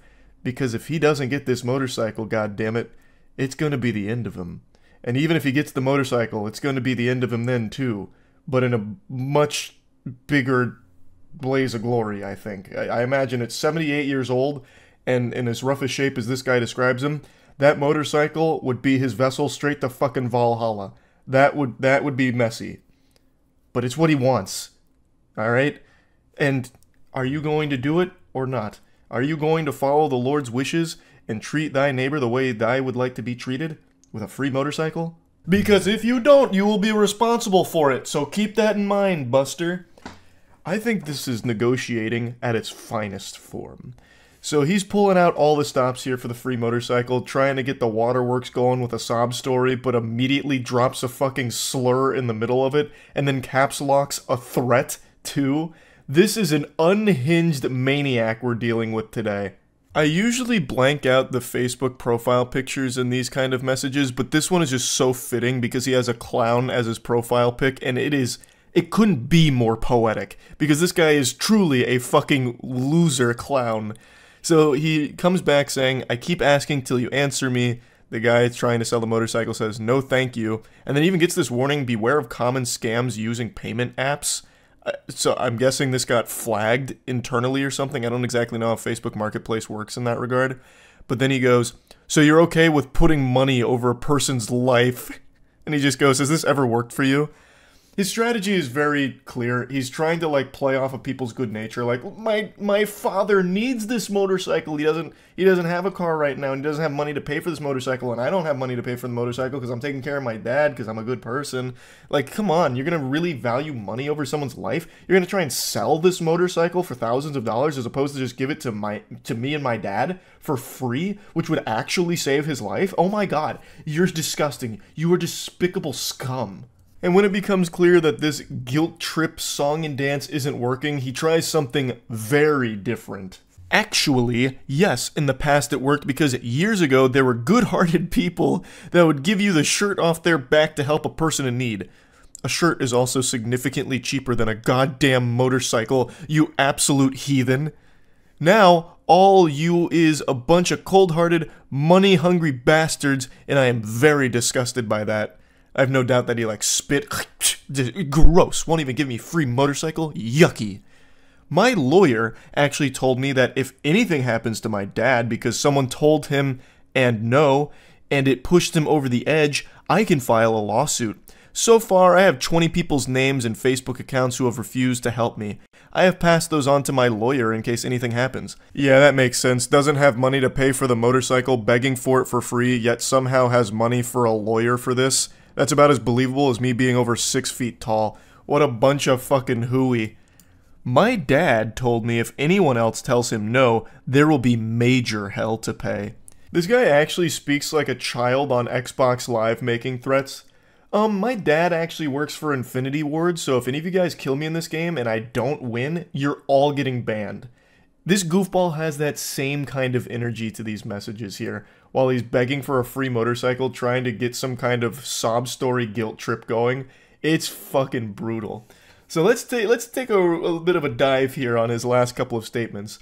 So he's saying that he has a lawyer that has told him he can file a lawsuit if something happens to his dad because someone refused him free shit, basically. That's such an entertaining idea to play around with. Like, you can't tell this guy no because he's old and he might die. So be careful. So he's trying to get the legal threats out there. If Pops kicks the bucket, if he buys the farm because you didn't give him a free motorcycle, I'm taking you to court, so you better give me the free motorcycle. The guy's like sweating like, oh my god, alright, I've got to give him the free motorcycle. I really wanted to get a couple $1,000s out of this because I paid so much for it, but this guy's dad's life is on the line and I'm threatened with a legal lawsuit. Like, what did he possibly think would happen? No one's gonna buy this story. Nobody in the world, no rational person in their right mind would get these messages and think anything of them beyond, wow, this person that is talking to me right now actually needs some kind of mental health evaluation, because this is unhinged. It's also super laughable how he tries to make his dad come in here at the end as like the big head honcho tough guy. My dad said if anyone tells him no, there will be major hell to pay. In what way? He's 78 fucking years old and apparently has no way of getting around and has some demented loser of a son that's trying to get free shit for him on Facebook Marketplace. What is he gonna do? What major hell is there gonna be to pay? There's nothing getting paid. You're just asking for shit for free in the most pathetic way possible. That's the worst threat ever. I have no doubt in my mind this has never worked for him. Shocker, I don't believe he's actually got 20 people's names and Facebook accounts in some kind of dossier that he's about to send to his lawyer to sue. Or if he does, the lawyer's just going to be trying to hose him for money off of this absolute cringe. Like, this is just ridiculous. You can't sue someone because they declined to give you something for free when they weren't even offering it for free to begin with. Like, you can't tell my dad no? What the fuck is that? It's so wild. It's so weird. So yeah, I just wanted to talk about this a little bit. You might want to try this negotiating tactic though once or twice just to see how it goes. Maybe it might be worth trying. Why not? Let it rip. It seems like a good time, a good bunch of fun. That's really about it. So yeah. I've got good news and bad news, and I've always found it's better to get the bad news first. Just go raw and no rubber and hit you with the cold water right away. Force feed you the vegetables so that way the dessert tastes even better. The bad news, I'm about to show you an insufferable asshole, perhaps one of the most miserable people to listen to on the planet. The good news, he's about to be arrested. Let me introduce you to Johnny. Johnny is the epitome of turbo virgin. I know this word gets tossed around a lot, but he is a self-proclaimed incel and one of YouTube's most prolific stalkers / woman harassers. This goofy goober looks like if Raymundo from Rocket Power and Tommy Wiseau did a fusion dance and created the world's most socially inept asshole. Now Johnny's whole shtick was he would wait outside of bars, clubs, and even parking garages, literally just fucking live in parking garages until he saw the slightest hint of a human female nearby. And then he would get his phone out and start recording himself, following them, insulting them, and demanding they fuck him. And he'd follow them for what felt like miles. These videos would go on for so long, and always it would end up the same, them threatening to get the authorities involved because they were literally scared for their lives around this guy because he was completely unhinged. And he continued this shit for about a year. I've known about his pitiful existence for quite some time, but just never really wanted to bring any attention to it for obvious reasons. But now he pushed the envelope a bit too far and flew a bit too close to the sun, and his tiny little micro dick burned up. He actually assaulted a woman who defended herself from him. He pepper sprayed her, and it was after he instigated the entire conflict. And now that video has surfaced and the authorities have gotten involved and they're looking to arrest him and potentially charge him with assault with a deadly weapon, as well as a hate crime and the discharge of tear gas. The article also alleges that he was recently arrested after getting kicked out of a club with his friend, and while getting escorted out basically claimed white power and some other shit like that, which sounds par for the course for a fucking homunculus like this guy. Imagine evolving for millions upon millions of years and ending up like Johnny. What a bad fucking deal. Just an actual shit stain on the planet. But anyway, I'd like to show you the video that is going to lead to his arrest. What triggered it all here and started this chain reaction where finally it looks like he will no longer be terrorizing innocent people on the streets. Can I hang out with you? My guy just stole my car, so he's... Where'd he go? Newport Coast? Huh? Can I hook up with you? What kind of vagina do you have? Is it an innie or an outie? Does it have beef curtains? I'm gonna call the cops if you don't. Yeah, fuck you. Yeah. You're annoying, dude. Why are you calling me? Because I wanna fuck. That's his real voice, by the way. He's not putting on some kind of show, he's not playing a character, he genuinely sounds like one of the Looney Tunes character Inhaled Helium forever. It actually just sounds like he's making fun of a stereotypical incel demanding tendies from mommy. That is just his normal state of being. He does it unironically. Man's collected all the infinity stones of cringe and ascended to a level beyond pathetic. I'll go ahead and play the rest of the clip. My fat ass cock is ready to get hard for you. Cops are coming right Why now. would you call the cops on me, bro? I'm just speaking. It doesn't matter. Fuck you, you little bitch, you little void. Oh, you little. Whoa, what's wrong with you? Chill out, chill out, chill out. Hey, chill out. Chill out. Chill out. You just kicked me in the balls. You back up. You back up. You back up. Throw that at me, you're gonna.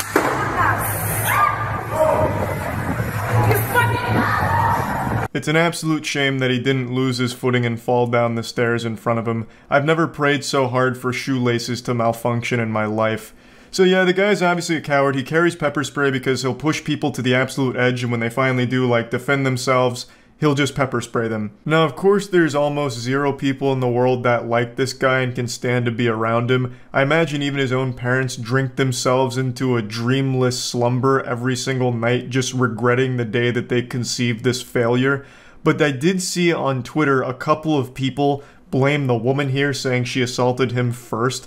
Now, of course, Twitter is just this disgusting cum dumpster of the most brain-rotted clowns imaginable, but I did want to at least talk about it. There's such a drastic difference between throwing a shoe after being verbally harassed for however many minutes before filming, because he was doing this even before he started filming. This is only a piece of the video.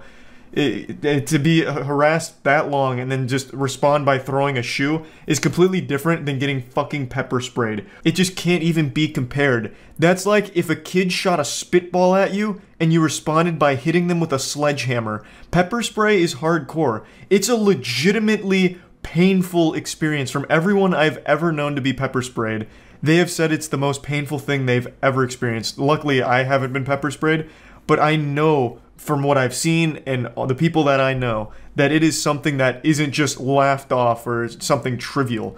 So it's just not even in the same ballpark. And she did it in what I consider to be self-defense. This was like 3 a.m. The witching hour. Don't summon Freddy Fazbear at 3 a.m. kind of shit. Like, this is haunted. This guy is hanging out at a parking garage in the middle of the night being fucking creepy and weird, saying things like my hard cock is ready for you and shit like that. You don't know what he's gonna do. That is a dangerous person. So to like get him away from you and throw a shoe, I think is like an appropriate response. And especially because he already proved you can't just walk away from the confrontation, because he had just previously followed a woman all the way to her car who was panicking, making up a story about having her car stolen and visibly uncomfortable and worried for her own fucking life. So her trying to scare him away like a pigeon on the beach was really like the only thing she could do to like diffuse the situation and make him stop.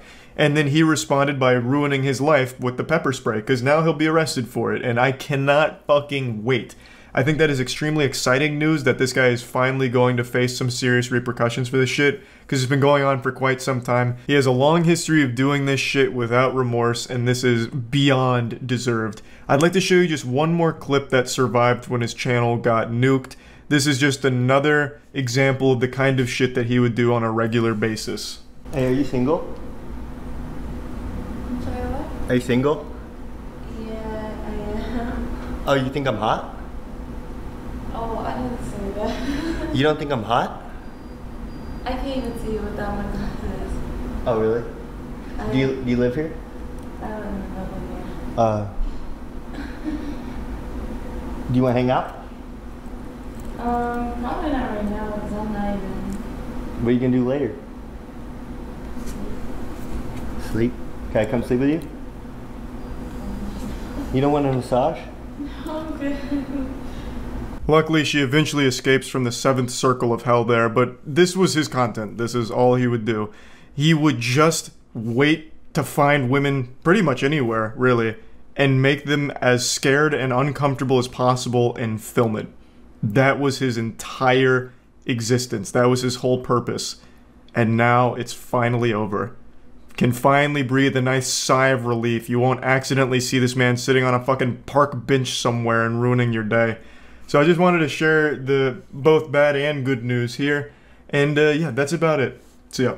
If you're in a relationship right now, I hope this doesn't ruin it for you, but you may never look at your partner the same because they're just not going to match up to this Adonis I'm about to show you. The self-described 0.5% boyfriend on the planet. He's pretty much everything you could ever want in a partner, and we get to see that firsthand as he brags to his ex about all of the matches he's getting on Hinge. So the background is, these two were dating. He is apparently a doctor, she's a nurse, they broke up. I can't imagine why with the way he talks in these text messages. He seems like a very secure, stable individual. So I don't know what the conversation was that was preceding this, but he says, if you are even thinking it, I'm down for an open relationship. You and I can do whatever we want.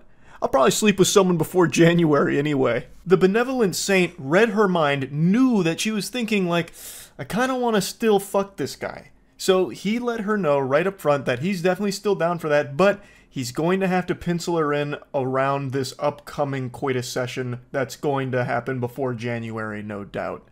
Like I said, I don't know what the conversation was that preceded it, but it was probably some shit like, hey, can you come collect your stuff? And he's like, listen. I know what you're thinking. And the answer is yes. I will still fuck you in this open relationship that you desperately want us to be in. I'm okay with that. I'll make that sacrifice. She rejects that generous offer, saying she's looking for a boyfriend. He says, okay, offer stands. Immaculate business acumen, letting her know that the offer is still on the table when she comes to her senses. Always down to clap cheeks and get head. Speaking like Duke Nukem out here. I came to be a weirdo loser to my ex and chew bubblegum, and I'm all out of gum. And then he just for some reason throws this in there. This is out of control. 14 convos, day 1 of Hinge. Oh, you can just taste the tears. He is trying so hard to make it seem like he's moving on and is actually very happy that the relationship has ended. Look at how many conversations he's having on Hinge. He needs to brag about it to his ex. I also imagine a chunk of those conversations are with bots. This is like the guy who brags about all the sexy singles from his area that he's talking to after clicking on a porn banner. But either way, he's just trying to go out of his way to be an asshole to his ex to make her feel bad. Just unprompted sending Hinge conversations he's been having with other women. When he doesn't get any response, he starts spiraling and melting down, monologuing like a cartoon villain. I mean, obviously most of these girls would be an upgrade, so why would I get back with a broke girl who isn't even close to finishing school? You pushed me into something better. You literally asked me to get a gun. I don't have any ammunition and it's locked in a case when it gets here. Just another example of stupid communication. Such a stupid and confusing girl. I'm getting updated headshots once I'm all tanned up from Vegas from 2 professional photographers. And I update my wardrobe so everyone will get to see the new hairline. Oh. Jeepers creepers. Man's got the Rogaine foam out, and he's getting very excited to showcase it in his new Crocs and Hawaiian t-shirt. Probably use your birthday money for it. That was supposed to be a little dagger to jab her with. I'm using your birthday money for this, by the way.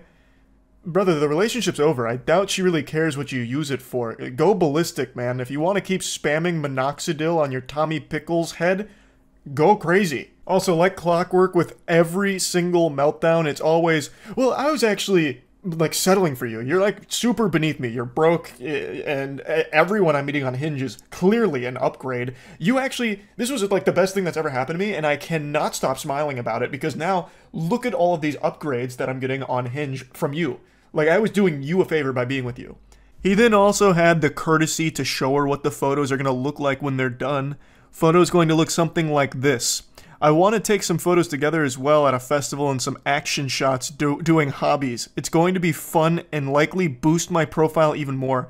I'm already overwhelmed though. Right now I've got a serious case of stick-it-to-the-man-neosis from just getting too much pussy, but I'd like to elevate my profile a bit more so I can reach challenger rank on Hinge. He then just sends some random photos of dudes he saw on Google Images, typing in things like man on bike and stuff like that, and he just sends those randomly.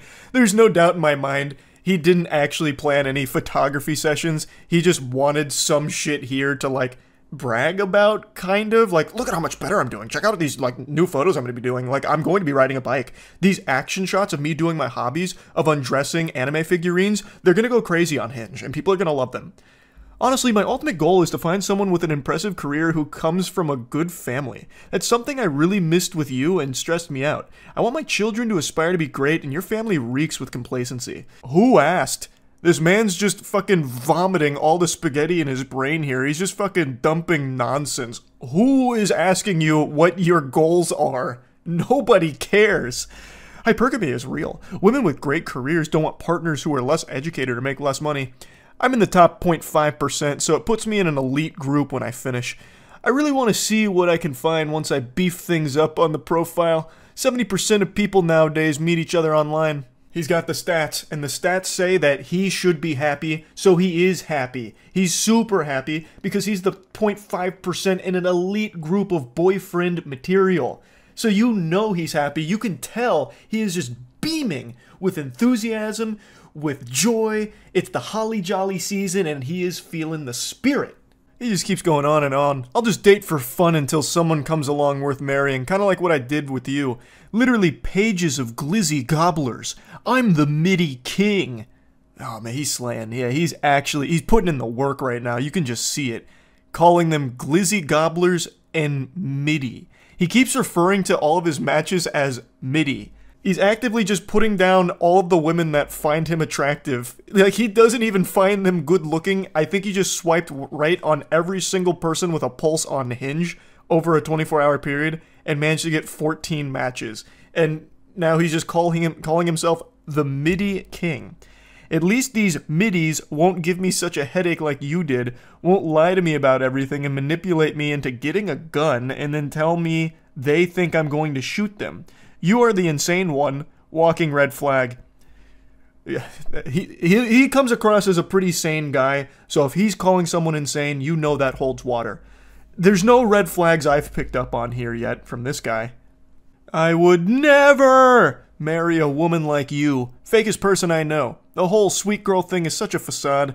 Your family knows the angry, manipulative, stubborn bitch you are on the inside. Like I said, I don't want you back. I want to date these girls and have fun until I meet someone worth marrying. But always down to fuck you and get head. I'm just not going to be exclusive anymore. I don't marry middies. Now you can hang out as much as you want with your simp guy friends who get no pussy.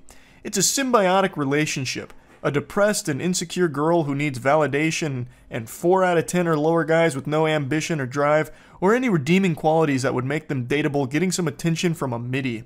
And she just says, stop texting me. This dude talks like those loveless virgins on Twitter that are always whining and crying on there about women. It's so... I don't even know where I would start with unpacking this one. It's just pathetic. Like, this is this is a doctor, apparently? What in tarnation? Dr. Dork, maybe? But jeepers. Wow.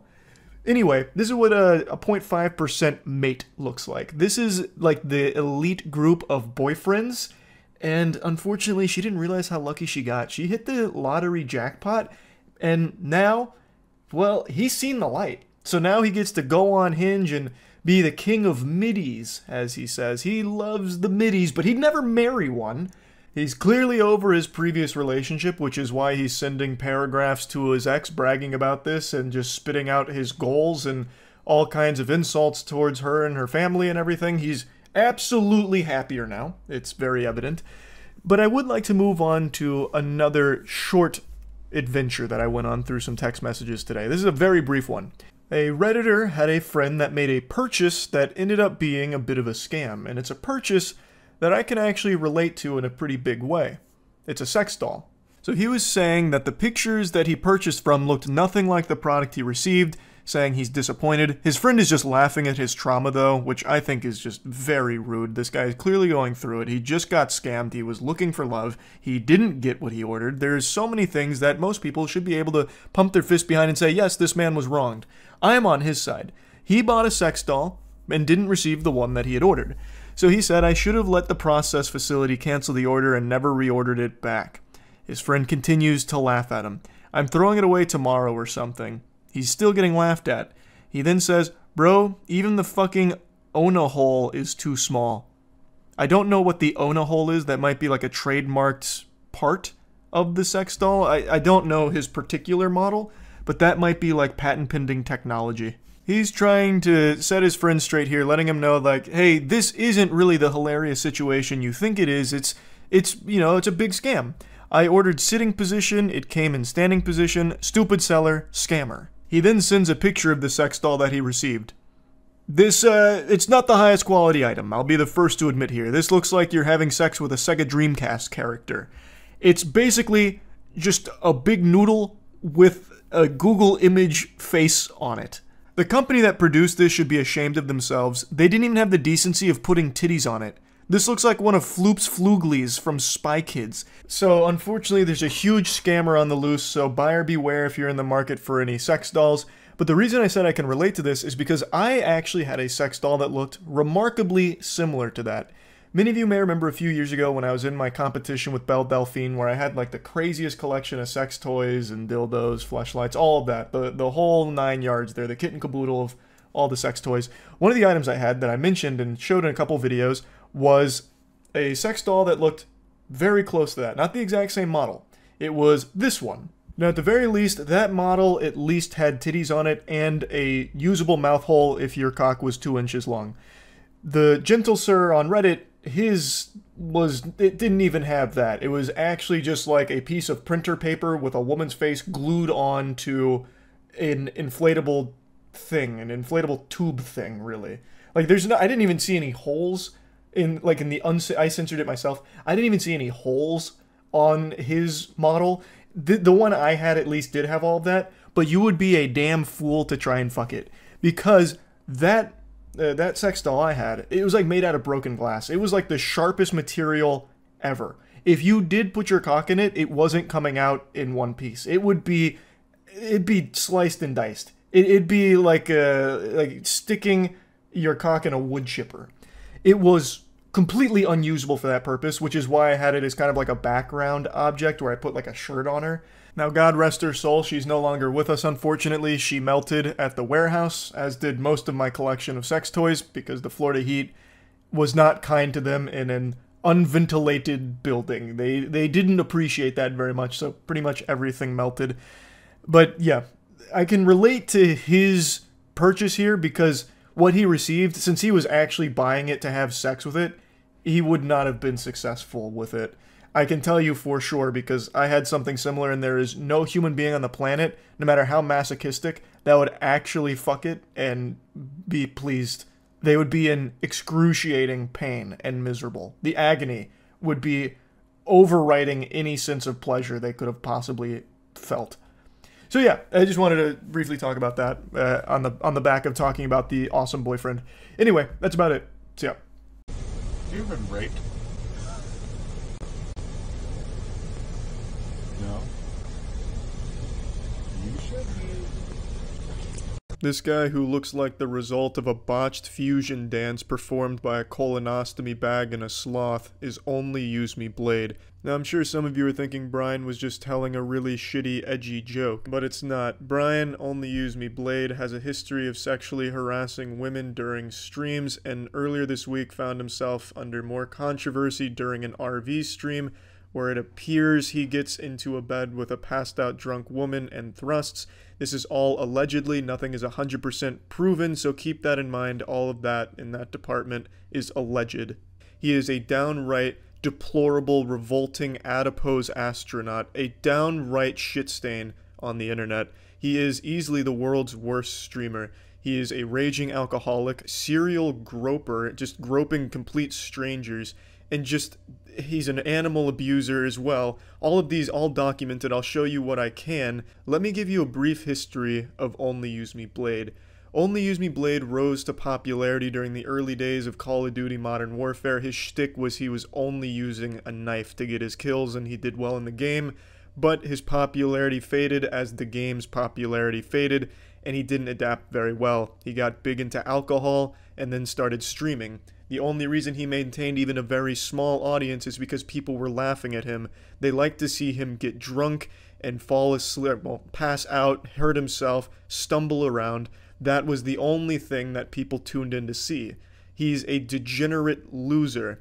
In fact, he was banned on Twitch because he got so drunk he started fingering his asshole for a $20 donation. The only reason people have ever tuned into Brian's stream is to watch him pass out and compete with each other to see who can wake him up with the loudest noise through the computer. That is Brian's whole identity, his legacy. And I'd feel bad for him, but it's hard to feel bad for a skid mark like this guy. Now let me show you his follow-up to when he recently groped a woman on stream and she called him out for it. This is his perspective on it. I just have a lot of love to give. So if some random fucking ugly whore bitch gets groped, she gets groped. Accept it. You should be fucking welcome, whore. You should be fucking welcome, whore. Seriously, you should be fucking honored that I would ever grope you, you stupid bitch. What a class act. This guy is the exact person your parents tell you never to end up like. You can genuinely smell him through the computer. Brian struggles with alcoholism, obviously, and it's so bad. He's 36 years old and looks like a fucking walking corpse already, but it's so bad that he has to wear diapers because he frequently shits and pisses himself, and he's been shown on stream putting on his adult diapers, and they're fucking massive diapers. It looks like something that you could put a whole goddamn Ford F-150 into, because this is a big boy taking big shits and big pee-pees when he's blackout drunk. Now, let me get to the animal abuse. The drama, people showing me. Alright, let's go. I didn't like it. Animal abuse is all the rage from internet creators these days, and Only Use Me Blade hopped on that bandwagon early. You got Brooke, the girl that put her dog into the dryer. You've got all of these titans in animal abuse on the internet, and Only Use Me Blade was kind of the pioneer who really kicked it off. He's done more than just that, but that was the first clip that I could find, and I didn't really want to go through his entire catalog of absolutely deplorable, disgusting shit. So I think you can pretty well understand how he feels about animals and how he treats them when he's around them, even though he himself is the most vile animal on the internet. Now let's get to the most recent thing where this grotesque dump truck appears to have non-consensual sex with a passed-out drunk woman.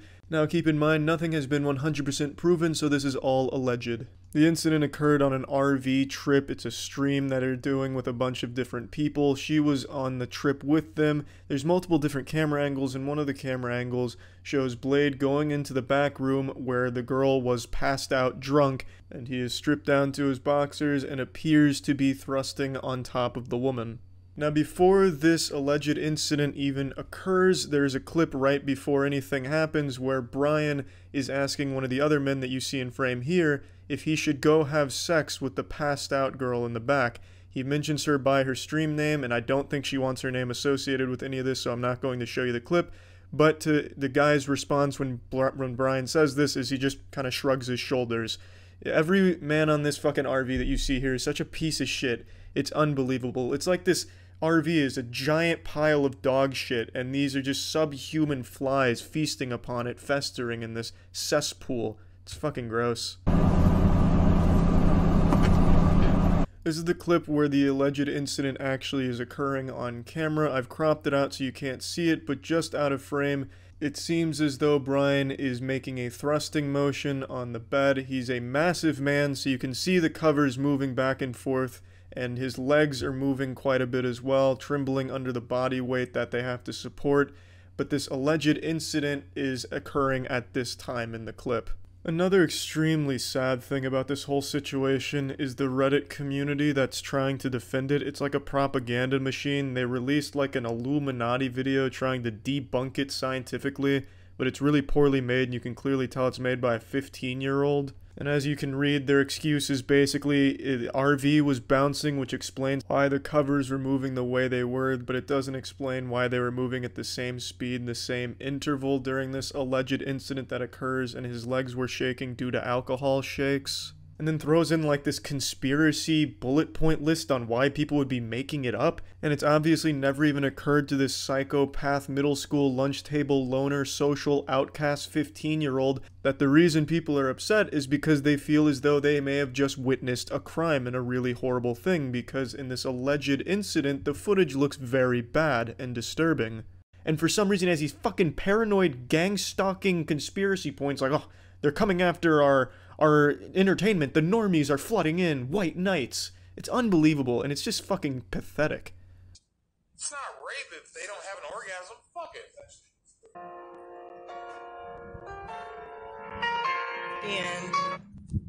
And okay, I don't think if this shit is like, I don't think I should just be on stream doing this shit. That was a clip of the girl reacting to a video that detailed the entire situation, and then she goes offline. I'm going to give you a quick little montage of Brian groping women on stream. If you just search Only Use Me Blade, the first 20 or so results are just clips of him groping women that aren't interested in him. His name, Only Use Me Blade, is basically just synonymous with vomit and grope. Oh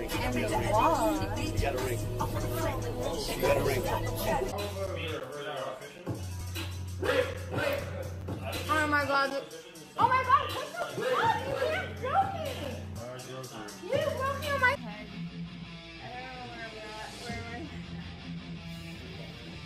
You have some big ass titties, baby. No, bring them on back. Bring them on back. Oh yeah, it's worth mentioning, all of this is after he's purged YouTube of the clips of him groping and sexually harassing and assaulting women. Yeah, he also abuses copyright takedown shit. He is the max level of pathetic loser on this fucking planet. It's unbelievable. So, Blade, you're probably watching, if you can even keep your eyes open for this long without puking on yourself and falling over. You're a fucking menace. You fucking suck. You're a horrible person. I don't know who's watching you. Well, that's a lie. I do know who's watching you. It's the people just there to make fun of you in the stream chats, because that's kind of all you're there for, just like a punching bag for those people to make fun of you. I don't know if you're proud of that or not, but you do get donations for it that are insulting you to your face, so I guess that's cool for you too, I guess. But anyway, ordinarily I'd feel bad for someone like Brian because he does struggle with a genuine condition, alcoholism, but he uses it like a superpower to be the worst possible person on the planet and make money off. Easily the worst streamer out there. That's it. So yeah. Over the years, I've made fun of a lot of YouTube pranksters, but the truth is, they're risking a lot to make cringe. They really are putting their life on the line for the worst content on the site. There's already been like 5 or 6 major cases where YouTube pranksters have gotten themselves shot and killed. So it's like they're soldiers, but the only thing they fight for is clout. So I'm being genuine when I say that the bravery and commitment to put a smile on the face of absolutely nobody is admirable. And let me tell you, one thing I've learned about the YouTube prankster douchebags is no price is too high for them in the pursuit of attention, because they use mommy and daddy's credit card to buy everything for them for their content, all the gear they need. But one thing that's always sanded my ass is the fact that the pranksters themselves always seem extremely sensitive. So when they're doing their dog shit pranks and someone responds aggressively to it, they immediately fall back onto, it's just a prank, bro. You know, we're just goofing. Why are you getting all mad? You're overreacting, that kind of shit. They literally become a Pokemon and the only thing they can say is, it's just a prank, bro. And then they start to, like, try and shame the person for being upset. Even though some of the pranks are just downright crimes, like the fake stabbing prank where they go up to someone with a knife and pretend they're about to kill them, literally murder them. And then when the person gets like panicked or fights back, they're like, "What are you doing? We're just kidding. It's just a joke. What are you? Oh my, this is you fucking goofball. We were just making a good TikTok video." It's just so embarrassing. Then watching the prankster try and play the victim here, they get offended that someone got upset at their prank. So today there's a video that's going viral from a prankster where he was doing some stupid shit on the beach. It's ultimately harmless. It's just not entertaining. Like, it's just a lame prank. But someone did respond negatively to it and ended up snatching the mic out of his hand and throwing it into the ocean. And the prankster got so butthurt about it that he called the police, and then the police took the guy's side who threw the mic, so then the prankster and his friend got trespassed, and he still won't stop fucking whining about it. Sorry, I just seen you over here, and I just thought I had to stop and just ask you if I could get your phone number. Sorry. That's my husband. Oh, I'm sorry, bro. I didn't realize you were your husband. I thought you were like your gay best friend or something. I'm sorry. You're good, buddy. Yeah. You guys have a good day. I'm sorry. That's really the gist of this Galaxy Brain prank here. It's just wearing stupid shirts like "Your man is a pussy," or the other one they wear is "Threesome," and then they just go up to random people and say dumb shit. So in this one it was just hitting on this girl in front of her boyfriend/husband. I just seen you over here and I thought you were beautiful, and I was just wondering if I could have your phone number. You want to get smacked right now? Wait, are you with her? You want to get smacked up right now? Bro, no. Back the fuck off. I'm going to smack the fuck out of you. Why? You gonna around? Come here. Smack. I didn't know. I'm sorry. You think this is funny for TikTok or something? Yeah. Can we just shake on it? I'm sorry. So they just do a whole tour of the beach saying lame shit to a bunch of different people, trick-or-treating with cringe. A couple people fake a giggle and then just shoo them away like some kind of stray animal. And then a couple people respond negatively, like this guy and the previous guy, who are pretty tired of them just bothering everyone and being a general nuisance on the beach. Camera and get the fuck out. It was just a joke, sir. You're bothering people. Why? Why? Yeah. You want us to call the cops? For what? You're harassing people. Was it because of my shirt? No, dude, get out of here. Hey, you can't.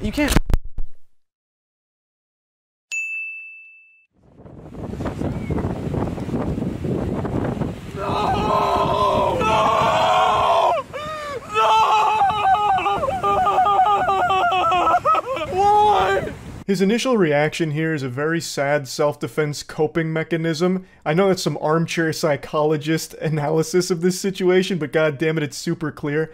He is upset that his mic just got thrown in the ocean. That shit is expensive. And his first response is to try and sarcastically throw a temper tantrum so that way the guy knows it's not bothering him. That's why he's super over the top with that, like, sophomore year of high school drama club thespian kind of shit, you know, screaming. Which is even more embarrassing because, again, it's in public. There's a lot of people looking at him now. It's just so shameless. But anyway, a lot of brain rot takes came from this where people are saying, well, actually, the prankster's in the right. What just happened there was assault and battery. You can't just snatch something out of someone's hands and throw it away. That guy should have been arrested. Getting so upset over words that you'll assault somebody, it's sickening. And I've just got to tell you, that is some pussy shit. I'm going to hit you with the cold water. That is some bubble-blowing double baby Weenie Hut Jr. nonsense there. He was provoking people on the beach. The whole point of the content is to do these lame-ass incendiary pranks to try and get a rise out of strangers for the sake of your content to capitalize off the ad revenue. That's the entire gross little machine of clout that they try and peddle. So this guy just swooping in and throwing the mic in the ocean I think is a totally fine response. Again, they started this shit and he just finished it. Now they're out $600. He didn't push anything too far. He didn't start throwing hands or like trying to poke their eyeballs out Captain Insano style. He just threw their mic in the ocean. You started some shit and this man came through and he cleaned it all up. Fed them their vegetables. And I understand the prankster's doing his best to mask his hurt feelings, but he quickly drops that facade. I'm bleeding. This guy assaulted me. He took my mic, $600. Hey, you know, okay. You're the one that's wearing the shirt. You're the Get the away from me right now. We're either going to press charges or he has to pay me $600. Damn, his whole tone and attitude really changed here. I think this is footage that you probably should have scrubbed from the video. This shouldn't have made the final cut because you're looking like a real whiny bitch right now with this part. You're threatening to press charges on this guy, the guy that you started bothering, and then you're asking for $600 to pay for the mic that he just ruined. You are the prankster. You have to accept some level of responsibility, right? The whole point of your gag is to make people upset at you. So you really can't be acting this way when something like this inevitably does happen. So I think that's some real goober shit. But I also want to point out something very important. This man's hairline. Now, he himself points this out in the beginning of the beach section, so he tries to wear his insecurity on his sleeve, but I'd like to really call attention to it real quick. Thing that I hate about the beach, I don't have the best hairline, so me and the beach don't always get along, but ignore that, okay, guys? How am I supposed to ignore this when I can hear the agonizing cries from your permed hair screaming out in pain from all the heavy lifting it's doing trying to hide your 40-year-old receding hairline? Especially with this facial hair combo going on here. You've got that chin strap beard, that fucking toilet seat fuzz going around. It does not work well when the wind blows in. That's gotta be your worst enemy here. I can now fully understand why you're not a huge fan of the beach, but honestly, anywhere the wind blows is pretty much going to be a battle between your hair and nature trying its best to show the public where your hairline actually starts. So I don't know if he treats the outside like a vampire refusing to go out in the sunlight because there might be a gust of wind that blows by, but goddamn. Now I know many of you might think I'm being awfully harsh here, but I truly think it's an invaluable service to insult people that do this kind of content because it's just lame and unacceptable. I hate that public nuisance content is becoming so trendy on TikTok in particular that a lot of these clout-obsessed losers feel that the best way to get fame and money online is by being as disruptive and as douchey as possible to just complete random strangers just trying to go about their day and enjoy their life. I hate that kind of content, so I really do think that insulting it is legitimately doing a good deed. Especially because it's so saturated when it comes to shit pranks that it's become a bit of an arms race where a lot of people just keep amplifying the danger of the prank, which is why people are getting shot doing them. In order to stand out, they have to be getting more and more extreme, which is leading to more and more dangerous pranks. So I really think this shit deserves to be insulted.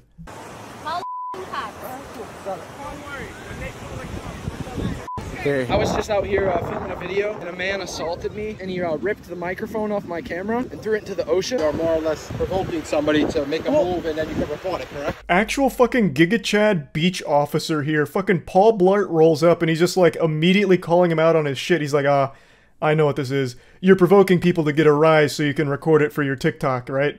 And he's just like immediately hits the nail on the head, so much so that the prankster even puts in the, it was at this moment he knew he fucked up thing because the guy is privy to this kind of content. I imagine this isn't his first rodeo with douchebags like this, so he's just immediately going in on him. I think I need repercussions for my damaged property. I mean, the wrong word. Repercussions is what actually happened. Hey, I wouldn't be a YouTuber if I was creating grammar, okay? So it was just supposed to be a joke, and it got taken too far. I guess he got offended. You guess he got offended? God, that's so pathetic. Yeah, I guess he just got offended. Which is why I called the cops, like a little hall monitor. Yeah, you lost a $600 mic, and it's your own fault, so take it on a chin like a man and move on. And this isn't your first rodeo with the law enforcement either. I've looked at a lot of the content. This is actually all him and his friends do. They go to places, they get trespassed, or they just straight up get arrested. In one of the videos, they got wrestled down by mall security and like roughed up. So his whole thing is just being a public nuisance and having situations like this, but still has the chutzpah to pretend to be a victim and is actually the one who called the cops. That is beyond embarrassing. Yeah, what happens if he's having a bad day? It doesn't mean you go out and just assault people. You're both being trespassed from this park. Have you ever been trespassed before? Yes. Shocking. I'm banned from every Walmart in the world. Is everyone getting trespassed or just us? Just the two. You can hear the pride in his voice when he mentions they've been banned from every Walmart. They have been banned from multiple places, and they're so proud of that. I think that's so sad, the state of the world, where that's something to be happy about, that you're banned from a lot of places because you're such an insufferable little asshole who's driven by internet brownie points, that you're just going to be a disruptive piece of shit to complete random strangers. What the fuck is there to be happy about with that? The whole purpose is just sad. You exist just to make people around you a little less happy, just total strangers going about their day. You want to make their day just a little worse because you post it online because you're a little internet clown. That's just pathetic. Now, I think he's young. He looks young, but it's really hard to know for sure with a hairline like that. But hopefully, there'll be a moment of self-awareness, like some self-reflection, and he comes to the, like, this come to Jesus moment where he's like, damn, all of this shit was so cringe. Like, that'd be the happy ending. That'd be the good ending there. It completely changes, like, damn, this was fucking stupid. What a waste. But yeah, anyway, just wanted to talk about this a little bit. That's about it. See ya. About 6 months ago, I made a video making fun of something called the Modern Day Night Project, which is an $18,000 program where you pay for a 3-day course where you just roleplay as a G.I. Joe alpha male. There's very few things that separate this program from the LARPers that run around pretending they're wizards shooting imaginary spells. The main difference is that group that's casting imaginary magic missiles and swinging swords in a forest, they're having fun, and that's free. Whereas this expensive pile of dog shit is not fun, it's not free, and they're also trying to convince you that it's not make-believe. At least the LARPers know they're playing pretend. Here, they're trying to brainwash these gullible, insecure men into believing that they're actually getting taught valuable lessons on how to be a successful man, leader, and business guru, even claiming that you can start earning 7, 8, or even 9 figures of income after taking this course. Like, one of their main selling points is, yeah, $18,000 is a lot, but in the long run, it's costing you a lot more being a weak bitch. So give us 18 grand. And what you do is you go out there, you spend 3 days in like a fucking parking lot where they just yell at you, spit in your face, and spray you with a hose. So it's not even like you spend 3 days getting any kind of valuable tools or learning anything. It's not like you're learning how to, you know, get in shape, get muscular, or do anything of value. It's just going out there and being uncomfortable for 3 days. And for some reason, they're convinced that that's a good thing. You can also spend 3 days just getting punched in the face by me, and that would make you uncomfortable too. But it's not going to make you any stronger, it's not going to make you any better at anything, you're still going to be a fucking loser at the end of those 3 days, even though you spent 3 days in misery. It's worthless, it's completely worthless, and they need to break out of this goddamn mind control that these men have fallen under for this. And they really like to harp on that mastermind program where you get to have like a fucking Skype call with them once every quarter or whatever, as if somehow that's going to make you successful. A nice little cherry on top of the shit cake they're selling you that you're eating with a smile on your face. But anyway, the reason I'm talking about MDK Project again is because some clips of it are going viral, and I like to take every opportunity I can to insult this because I truly think that if you are someone that's running this scam or someone that has gone to this and are trying to defend it, you deserve to be made fun of every waking hour that you spend on this planet for this kind of clownery. This is ridiculously embarrassing cringe shit. Stupid. Are you that stupid? Here's why we're stupid. Here's why. Here's why. Here's why. Are you touching me? Are you touching me? Are you touching me? Get the fuck off of me. Get the fuck off of me. I'm not you little touching you. bitch. I'm not touching fucking you. bitch. All of you get in the fucking tubs. Get in the tubs. Every one of you. So hey, what are you gonna do now? What are you gonna do now? Sir, Every sir. one of you get in the tubs. Get in the tubs. Get in the tubs. Shut up with all. There is no respect. Get in the tubs. You are going home. Oh, no, you're not. Sit down. You're not going in the fucking water. They're all going in the water. They're all going in the water. You're fucking done. You're fucking done. I wasn't kidding about that parking lot statement. They set up these adorable, cute little ice baths in their warehouse parking lot. They got the Rob Dyrdek Fantasy Factory built here for the MDK project, but only if that fantasy is just yelling at a bunch of dudes that are really desperate for a change in their life and you're just exploiting that. So only if your fantasy is being just an evil, manipulative con artist. They actually posted this clip themselves, and there's really a lot to unpack here. So the big thing really feels like they love to power trip and just have this authority over these dudes here. And the second any one of them doesn't fall in line and conform to the hive mind groupthink, they're cast out. That is such a perfect encapsulation of this entire program. They just want you to fall in line and be their little sheep. Yet they're trying to preach the opposite. You're a sheep, and the only way to break out is by giving us 18 grand. We'll give you the tools to break out. But then the second you stop following my orders, you're fucking out of here and we're keeping your 18 grand. It's painfully obvious that it's just a different hive mind they want you to buy into. They want you suckling from their gynecomastia-riddled bosom here from all of the anabolic steroids they're injecting, taking their milk from their teat, no one else's, and you're paying for that privilege. Now, I don't know the whole context around what led up to this clip, but it seems like none of the clients in this session wanted to do this portion. So the instructor throws in the backpack, and the guy goes to like get his things, and then the instructor starts fighting him in this really stupid tug of war, and he's like, I'm not touching you, stop touching me, I'm not touching you, stop touching me, I'm not touching you. So they have this like back and forth, and then one of the other guys is like, with all due respect, he's probably trying to make an argument for why it's fucking dumb for them to go into the ice bath. Maybe I should do something more productive with that time.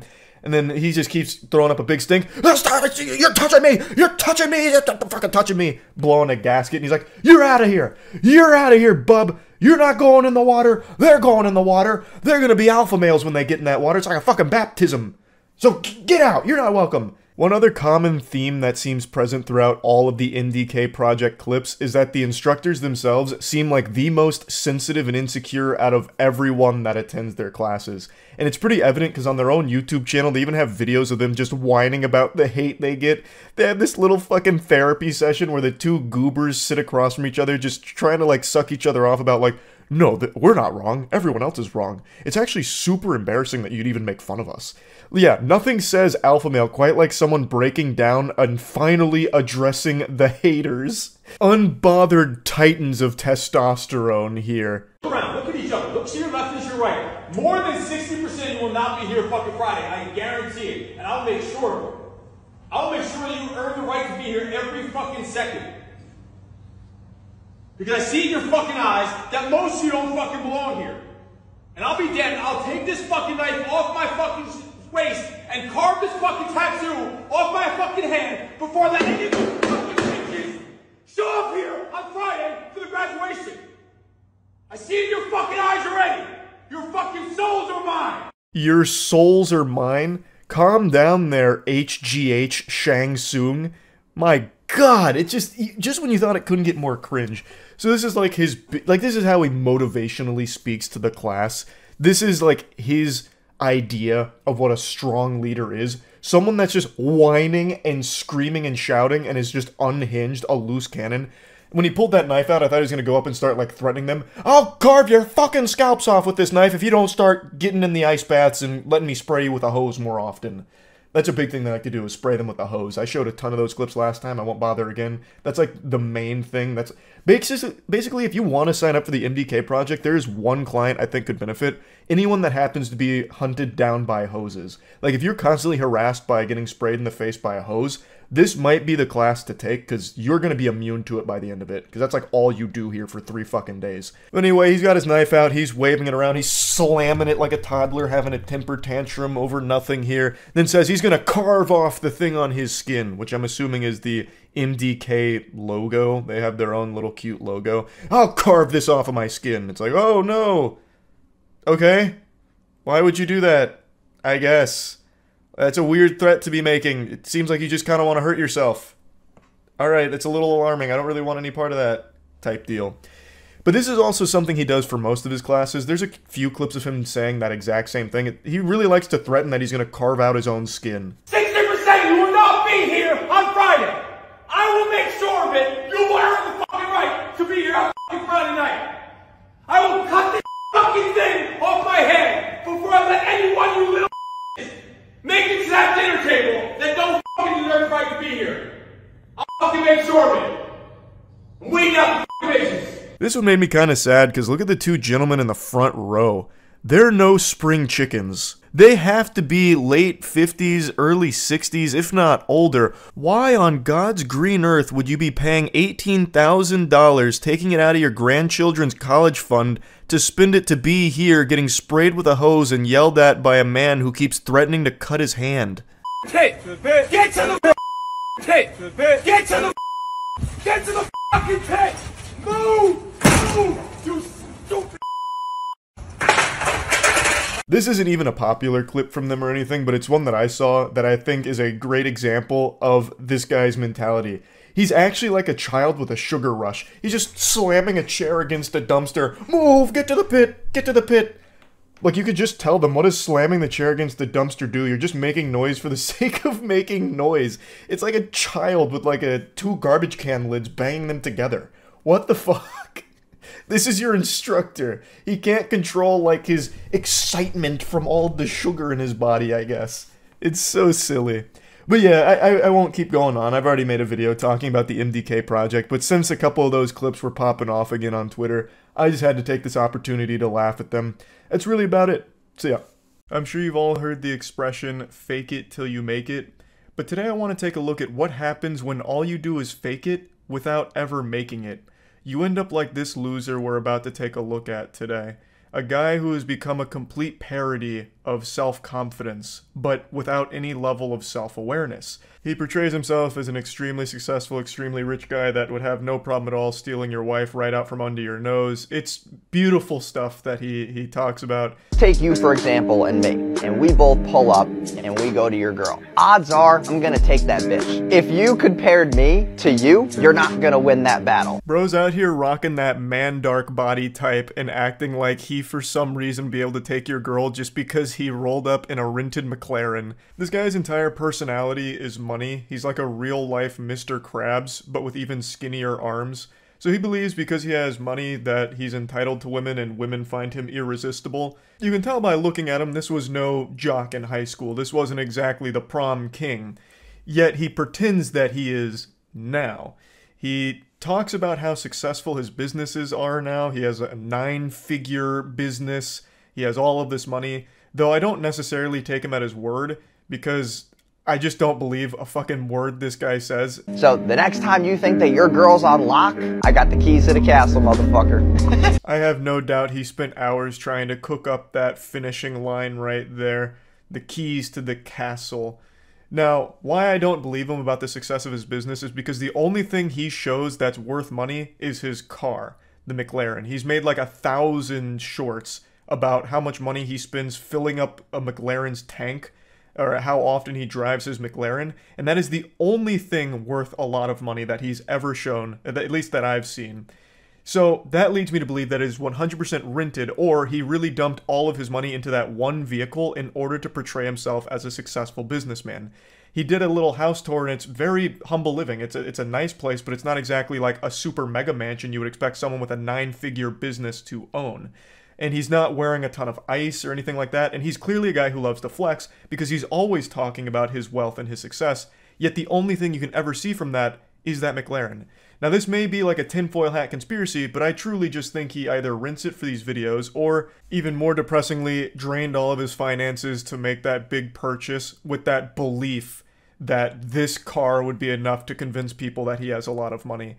Like, he specced all of his points into delusion here and is just letting it rip. Like, this McLaren means I'm successful. I gotta fake it till I make it. This is how I do it. Ah! Here's why the gym does not matter. I'm tired of guys that are like, oh, you know, I'm going to the gym, I'm trying to get fit. I feel like I have a pretty decent tone. Did douchebag Slenderman get you with that jump scare in the beginning? So this is his rant about why going to the gym makes you a fucking idiot. Because he's skinny and insecure. So you going to the gym is offensive to him. It's pretty pathetic. You don't want to go to the gym, that's fine. Buddy's out here built like 2 french fries duct taped to an uncooked spaghetti noodle. And if you're happy with your body there, that's absolutely fine. But why shit on people that are going to the gym? He makes a whole rant about why it's stupid to do it, which is laughable. I don't need to go to the gym, because you pull up to the gym making less than 10K a month, pulling up in your bullshit fucking Corolla, and I pull up in my McLaren. It's not even a contest, dude. No one gives a fuck about your muscles. Most of the guys that go to the gym, I'm sorry to tell you this, but you're fucking stupid. All that pre-workout that you're taking is making you more stupider. So unless you're making over 10K a month, you don't have the right to go to the gym? Like, he's not even making a point. Like, he's not even saying, like, the time you spend in the gym, you could be spent learning how to drop ship things from Alibaba. Like, he's not even, like, trying to make some kind of point. He's just like, you're stupid for going to the gym because you're making less than 10K a month. He actually sounds like he's about to cry. You're stupid with your dumb muscles, dumb muscle man.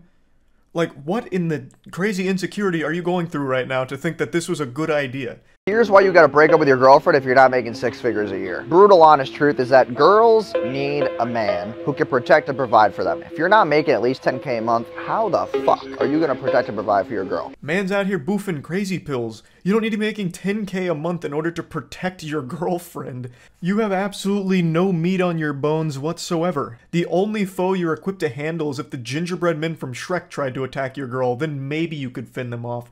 But everyone above the age of 18 and weighing more than 100 pounds, it's going to be a tough tussle.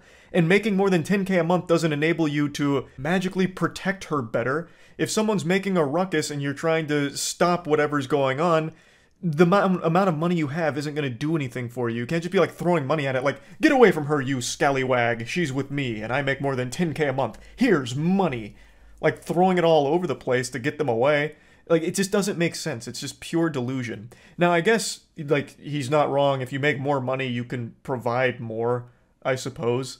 But what the fuck does that have to do with anything? So if you don't make 100K at least a year, break up with your girl. It's cool that she's sticking with you right now because you're trying to build yourself. But at the same time, if some guy like me comes up and gets in the way, she's going to choose me over you because I can provide more. In this feast or famine world, women will always pick the best case scenario because they don't want to get hurt. And you being broke as fuck definitely hurts. What hurts more than being broke is being broke but pretending you're not, like this guy. It's so... I don't know if he actually believes the shit he's selling or if it's only to try and get people to, like, sign up to courses or anything like that. I'm really not sure if he actually, like, loves the smell of his own farts or if it all is an act. I couldn't tell you. Either way, it's to further the goal of making money off the back of desperate people who see this and think that this guy is actually super successful and is trying to give them the secrets to success. It's all just another guru scam, but... I find him particularly entertaining because he's doing the bare minimum. He didn't even bother to invest in his own body to look the part, so he's not in good shape. He didn't bother to even really pretend to have a lot of money aside from that McLaren that he shows from time to time. And he's just saying things that other gurus say. And I don't know if he's actually found real success. I know he has quite a bit of botted engagement that I've seen online, at least as of everything I've been able to research from it.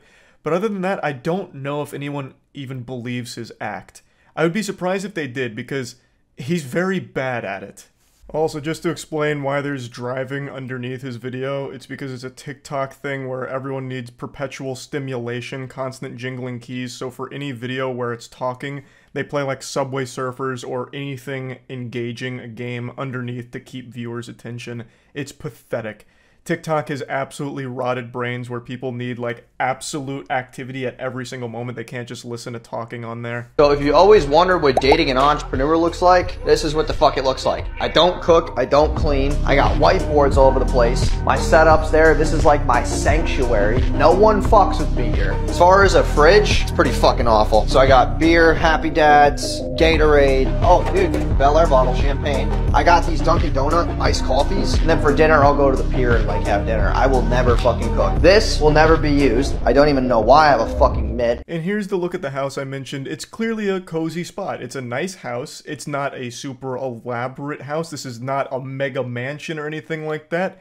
So if he's a super successful 9-figure guy who loves to flex everything, why would he be living in a house like this? It doesn't make any sense. That doesn't really track. I also love the whole whiteboard thing. He probably watched one video on, like, it's important to write down your goals or whatever as an entrepreneur. So he bought like 9 whiteboards and hung them all up and filled them with gibberish nonsense. I tried zooming in on the frame where it focuses on a whiteboard, but I couldn't make it out because his handwriting looks like he wrote it while he was getting hit by an earthquake, so it's completely illegible for the most part.